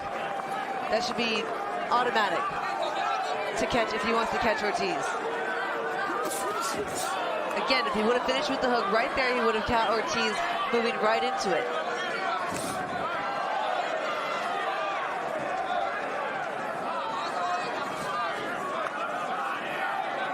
This is probably not the fight that Teofimo Lopez anticipated from Ortiz.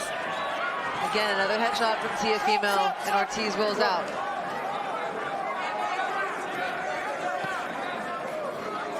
And 90% of the time, Ortiz is rolling out to his right. You know, at this stage, you gotta adjust to that and see that. Misses with the right hand after shooting the double jab.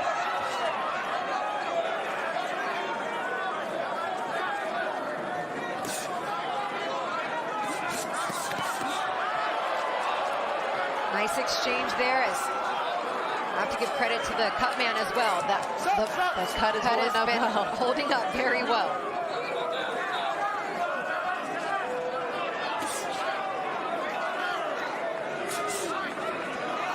And if you're the champ and we're getting to those championship rounds, you got to think that he's got to try to take it to another level. I mean, I'm really obviously not sure how the judges have this one scored, but Ortiz, the fight is going Ortiz's way. This is not the fight that Lopez wanted, and I think that means something. That counts for something.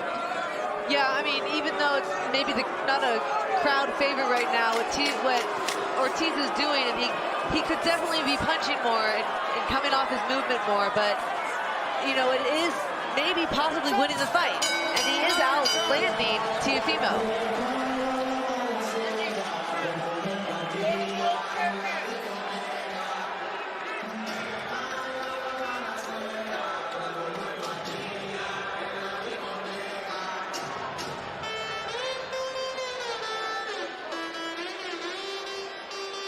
This is the Super Bowl moment right here for both of these guys.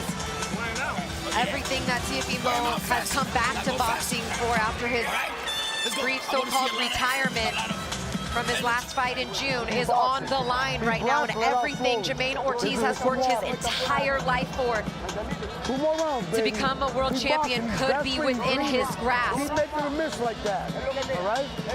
One round at a time, box nice and sharp, all right?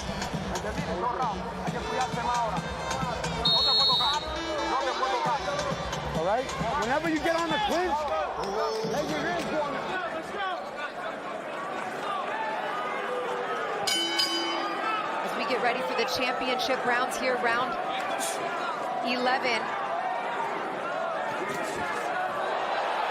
Good double right hand from Teofimo. That's how you start if you're trying to finish these championship rounds strong, because he very well could be down on these scorecards, need a knockdown or perhaps a knockout to remain world champion.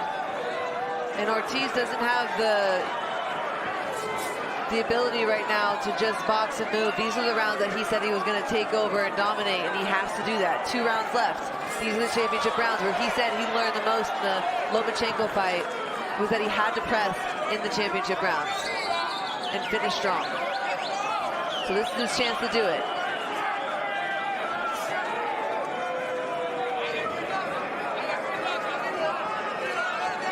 Like right here, I feel like Lopez should be stepping in, trying to work.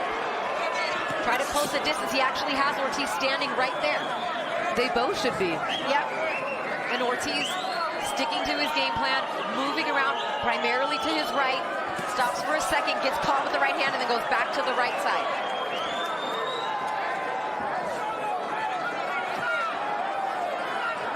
Our judges for this fight, Tim Cheatham, David Sutherland, and Steve Weisfeld, 3 of the best judges in the fight game. We're a round and a half away from going to those scorecards.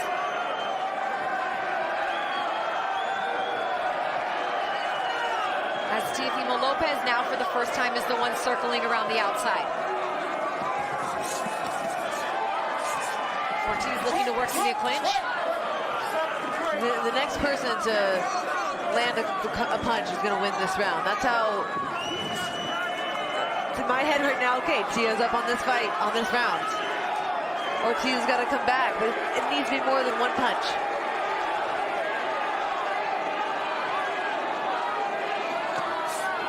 Ortiz meeting him jab for jab, looking to land that left hand.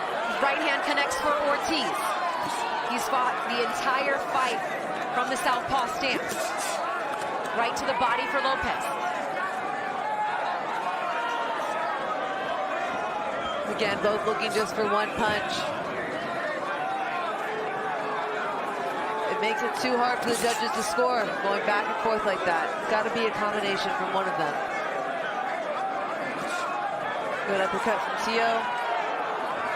Again, another angle from Ortiz, but nothing, no coming back.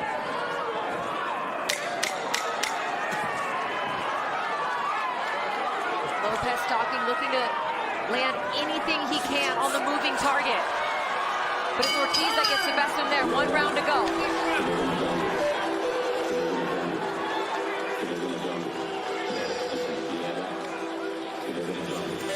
These are the championship rounds.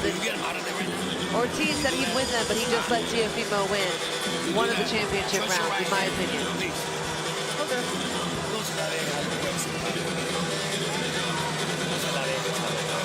Right? He's gonna jump in desperate. A lot of shuffle, a lot of footwork, all right? You turn the corner, go forward from behind the fence. Shoulder in front of your chin. With straight punching.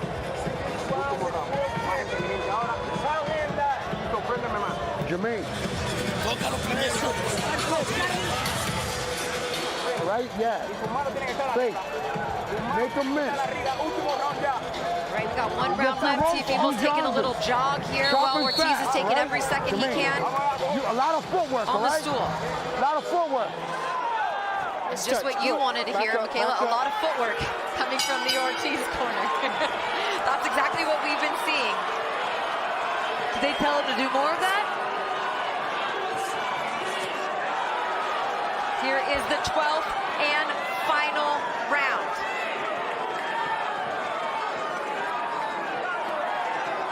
Does the champ need a knockout to win this fight? Will the challenger walk out of here victorious, having stuck to his disciplined game plan? He has shown that he's been in condition. He has been on the move the entire fight. He has thrown more punches. He has gave a very disciplined performance. Jab for Ortiz. Lopez not having the success cutting off the ring through the entire fight, has not been able to engage Ortiz in a firefight. Ortiz punching a little bit more off his movement this time and having success with it, catching Teofimo, but still only 1 shot here, 1 shot there. If I were him at this stage in my career, at this moment in this fight, having this opportunity, I'd be doing just a little bit more. And I don't know what the judges are writing down. I don't know how they're scoring this, but I would be trying to do just a little bit more.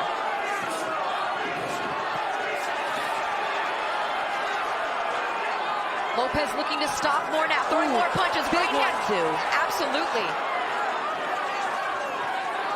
That combination could have won him this round. That's why these championship rounds are so important. The fight is close. One single thing like that could make him lose the entire fight.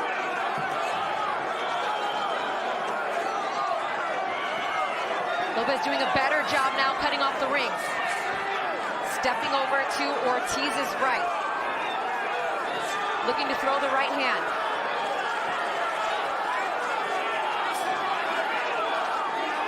Seconds left.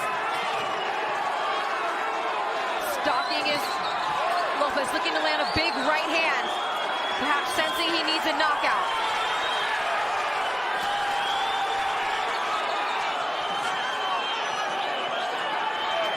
Teofimo's definitely looking for the knockout right now.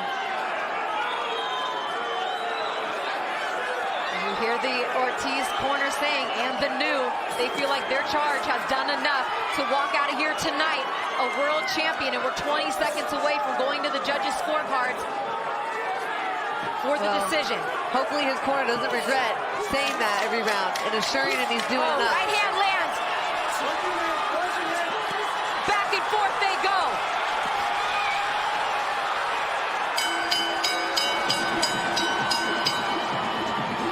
We are going to a decision.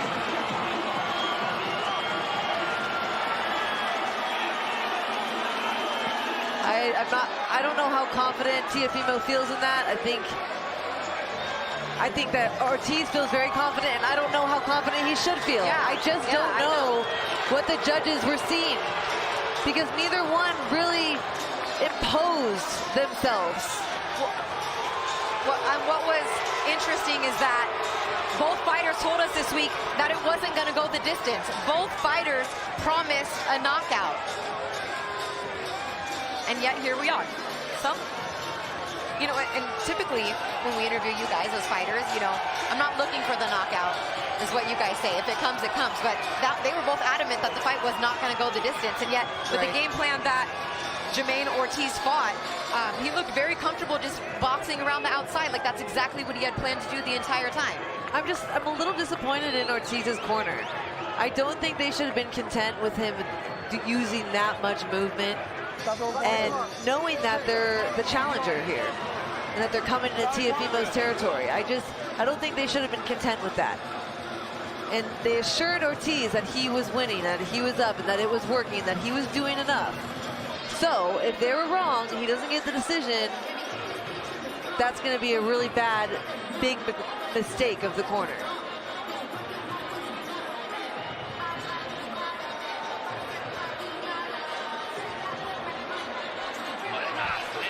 If you give it to him, you're giving it to a runner. How dare y'all? They don't want to fight me. Nobody. Play it right. Nobody want to fight me. They first. Teofimo Lopez saying there, nobody wants to fight me. And I think that he's referring to the fact that Ortiz didn't want to stand there and bang. Yeah, he didn't want to stand in the mix with him. As we get an aerial shot of Mandalay Bay, the Michelob Ultra Arena, where the judges are finishing tallying up the scores.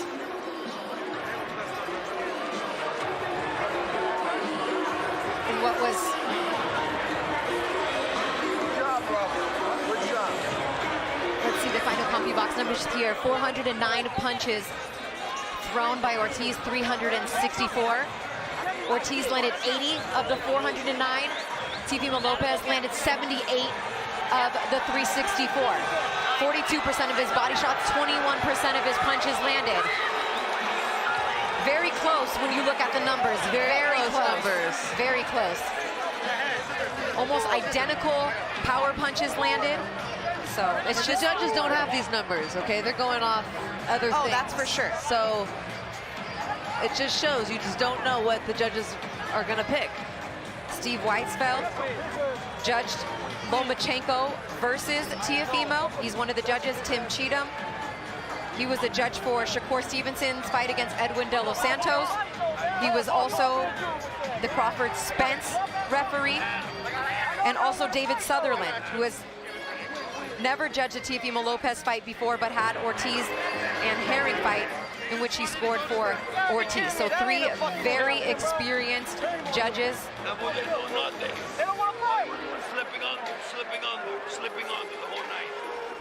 Actually, these are the same judges that did last week's fight with Conor Benn and Dobson too. So if it's gonna go to the judges, Mark Chinook is in the ring now. We're just awaiting the decision. Champion, you don't want to fight.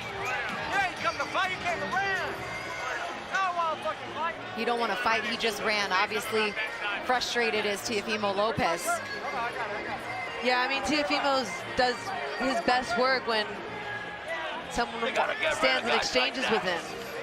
You know, he hasn't done well with movers. We saw that against Martin. He doesn't do well with movers. So, you know, credit to Ortiz for sticking to that game plan, whether, you know, I agree that it was a good one or not. So for sticking to it and being so disciplined with it for the entire 12 rounds. I really feel like that was the plan. Stay lefty and box and move. He just could have been a little bit more efficient with his movement. There's Keyshawn Davis, who called out Teofimo Lopez after his win in our co-main event. Easily to say now he stole the show tonight in his performance. We thought the showman, Teofimo Lopez, wanted to put on a show, not disrespecting to Jamaine Ortiz at all, but that's just what he preached all week long on Super Bowl week. And unfortunately for Top Rank, that's back-to-back Thursday shows on big weeks. The Thursday of Grand Prix weekend, we called that fight with De Los Santos and Shakur, and now here's another Thursday on Super Bowl week. Big platforms for these guys, and neither guy was able to really shine. I mean, that's just the reality of the situation, the harsh truth. Yeah, and it sucks, especially after all the build, the hype that goes into the fight. You obviously want to have your best performance. You know, in this case, I just think that after the Martin fight, maybe Teofimo should have adjusted to that moving style in case it ever came up again. It definitely came up tonight. Definitely didn't allow him to show his best. You can see he's frustrated. Yeah, and I think that win or lose tonight for Teofimo Lopez, this is not the type of performance he wanted to put on. Jamaine Ortiz obviously stuck to the game plan, but he moved a ton. But to your point, Michaela, too, he didn't throw enough in those opportunities where he could have made the gap bigger for himself. He could have set himself apart. You know, in those instances where he moved and then didn't throw a punch, just continued to move. Yeah, and that's my biggest complaint of this whole fight. And I wish his corner would have seen that and just pressed him a little bit more, just to solidify the win. They work hard. They don't work hard. They don't know what it takes to get. All right, the drama is building. That's not gonna happen again, bro. Don't worry. At least I'm sure Keyshawn Davis wants a piece of Teofimo even more now. And those are the numbers that we were alluding to, very close in terms of the amount of punches landed and the percentage. The biggest differential there is the body work. More than doubled the shots down to the body for Teofimo Lopez. There's a lot of people in that ring right now, very anxiously awaiting this decision as we are sitting here ringside. Mark Chinook's ready, here we go. Ladies and gentlemen, after 12 rounds here inside the Michelob Ultra Arena, we go to the judges' scorecards for the official decision. Steve Weisfeld scores the bout 117-111.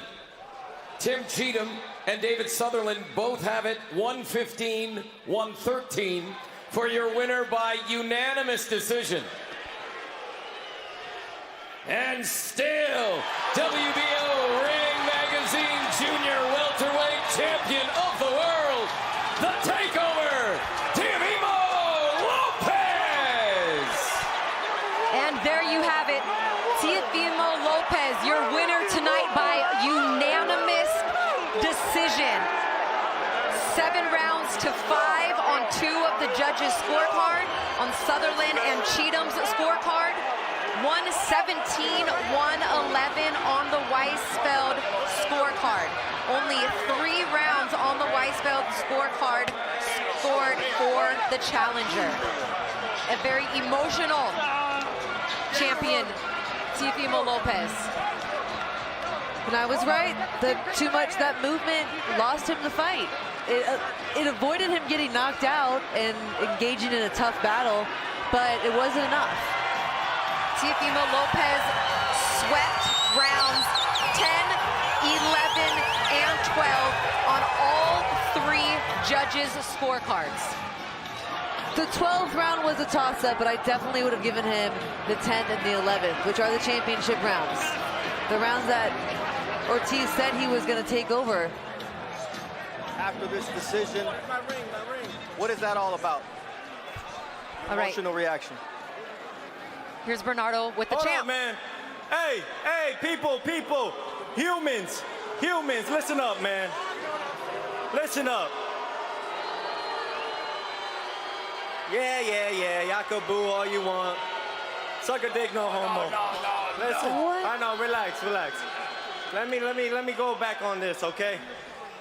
We cannot, for 1 second, let me speak. We cannot for 1 second claim these people, these fighters that don't want to come and fight. You go to blood, sweat, and tears. The 3 code of conduct, Sugar Ray Robinson Award. If you ain't ready for this life, get the out of my sport. I am a champion. I bleed for this. I sweat for this, and I cry for this every time. Jesus is real. And all I can say, may God give it, God take it. Blessed be the name of the Lord. Teo, this is not the first time that you're faced against a guy who doesn't want to engage. The same thing happened with Sandro Martin. How is it that you weren't able to cut off the ring? What could you have done better tonight to get him to engage? I had to get 2 guys so they could jump him. Because honestly, I got to fly to get these guys. That's crazy, man. Hey, listen, I tried my best to do what I can for the people. I even tried to box going backwards, and they did not want to commit. To show you people, listen to me. I only believe in one race, the human race. The human race. From Rosa Parks, she says it best. The only race I believe in is the human race. And that's what everything matters today. I don't believe in all religion. I believe in God, the one and almighty. Please let us come together as a unit. In 2600 BC, when they made the pyramids, they said it, united we stand, divided we fall. All right, this was a race, but he was running a race and you were chasing after him. You only threw 12 jabs yourself, Teo. Could that have helped? What could you have done differently, man? It's like, it's a repeat. It's not a repeat because I still got it. I know you do. Okay, so it's not a repeat. Don't tell me this is a Sandro Martin part 2. Yo, you telling me, let's work, coach. Listen to me. I do this. Anybody want to step in the ring? Let's get it on. I am champion. I am king, and the king stays king. I'm in it for everybody and anybody. Go ahead, you can run. The people can boo. You know why? Because Satan lost tonight. Now, when you talk about what happened tonight and the future, you came in here thinking about Bud, and you also saw Keyshawn Davis coming after you. So what's next for you? You know what's next for me? Glory. Glory. That's what's next for me. None of these guys want to fight me. I'll fight Crawford at a catch weight. What's up then? I'm here. I'm ready. Always been ready. I'm hungry. I'm younger. I'm prettier. And, shoot, 2-time first male undisputed world champion at 25. Now, Keyshawn has no problem going up to fight you, just like you'd have no problem going up. Is that a possible fight? Come on, we're talking about a lightweight. We're talking about a lightweight over here. He hasn't done anything, just like Vasily Lomachenko told me. If you want to fight me, you got to get a title. Get a world title. If you want to fight the king, go ahead, get the world title. I'm not going to give it to you guys for what? You guys want it easy. Everybody want it easy. Hey, the only thing easy here is my skills. All right, Teofimo, thank you very much. So that's one side of the story, and we have the other side of the story here. Jamaine, you stuck to the game plan from the first round through the last round. What could you have done different to change the minds of the judges? I stuck to the game plan. I was listening to my corner, my team. I was doing good. I thought I was winning. That's what I believed. I believed I won the fight. what can I say? I came up on the short end of the stick once again. What did you learn from the Lomachenko fight that you could have used tonight? And you both landed 15 punches in the last round, so you both finally let it out. Could that have been a key to do it earlier? I just felt like he couldn't hit me. I was making a miss all night. I was countering, I was making a miss. I was hitting him with the jab, with the check hook. I just felt like he wasn't landing no shots on me. I thought the 15-13 either way could have been a close scorecard. What do you think that 117-111? 117-111, I don't think nobody would agree with that. Like, either way, him or me, 117-111 is just ridiculous. Where do you go from here? From the lessons learned tonight, the fact that the judges didn't see it go your way, do you need to change your style? Do you need to stay true to who you are? I always stay true to who I am, but obviously we just go back to the drawing board and make some adjustments and come back for another title shot. All right, thank you very much. Guys, we'll send it back to you. All right, good work, Bernardo, and I agree with that sentiment. 117-111, either way. I don't see how you have it scored that. I think 115-113. Yeah. Either way, or a draw. That reflects how close the fight was. Underwhelming, unfortunately. I think that is a fair assessment. Definitely underwhelming. It was stayed consistent throughout the whole fight, really. I mean, the clip we're showing right now is probably one of the most action-packed clips that we have. But you know, not a lot of combination punching for me. Too many one shots, and then just a little bit of back and forth. No one really. And they're showing really good shots right now, the aggressive part of the fight. Yeah. That's why they're the highlights. These are the highlights of the fight for sure, but to me, neither one really imposed themselves and made it obvious and made it clear. Well, and to Bernardo's point, the last round, both fighters landed 15 punches. For Ortiz, he never landed double-digit punches in any round except the last round. Teofimo Lopez landed 11 punches in round 7, but outside of that, neither fighter landing double-digit punches in any round except the last round. After hearing Ortiz say that he was listening to his corner, I hate to say this, but his corner lost him that fight. His corner was assuring him that he had the right game plan and he was doing enough. But I feel like a lot of people will agree with me. He was moving too much. It was way too much movement. The crowd knew it, they were booing. But any good coach would say this is way too much movement. You've got to punch off that movement. Take the angle and come back. All right, Jamaine Ortiz now is 17-2-1 as a pro. Teofimo Lopez 20-1. Let's take a look at the upcoming top-ranked schedule. O'Shaquie Foster taking on Abraham Nova next Friday the 16th in New York City. Then on a fight from Japan Saturday, February 24th, Santiago versus Junto Nakatani for the WBC Bantamweight World title. And then Komatov versus Raymond Ford. That is Saturday, March 2nd from Verona, New York. That one for the vacant WBA Featherweight World title. So we press on the boxing schedule. Thank you all for watching. For Michaela Mayer, our entire crew in the truck, my producer and director, Marty Corwin, I'm Christina Poncher. We'll see you next time.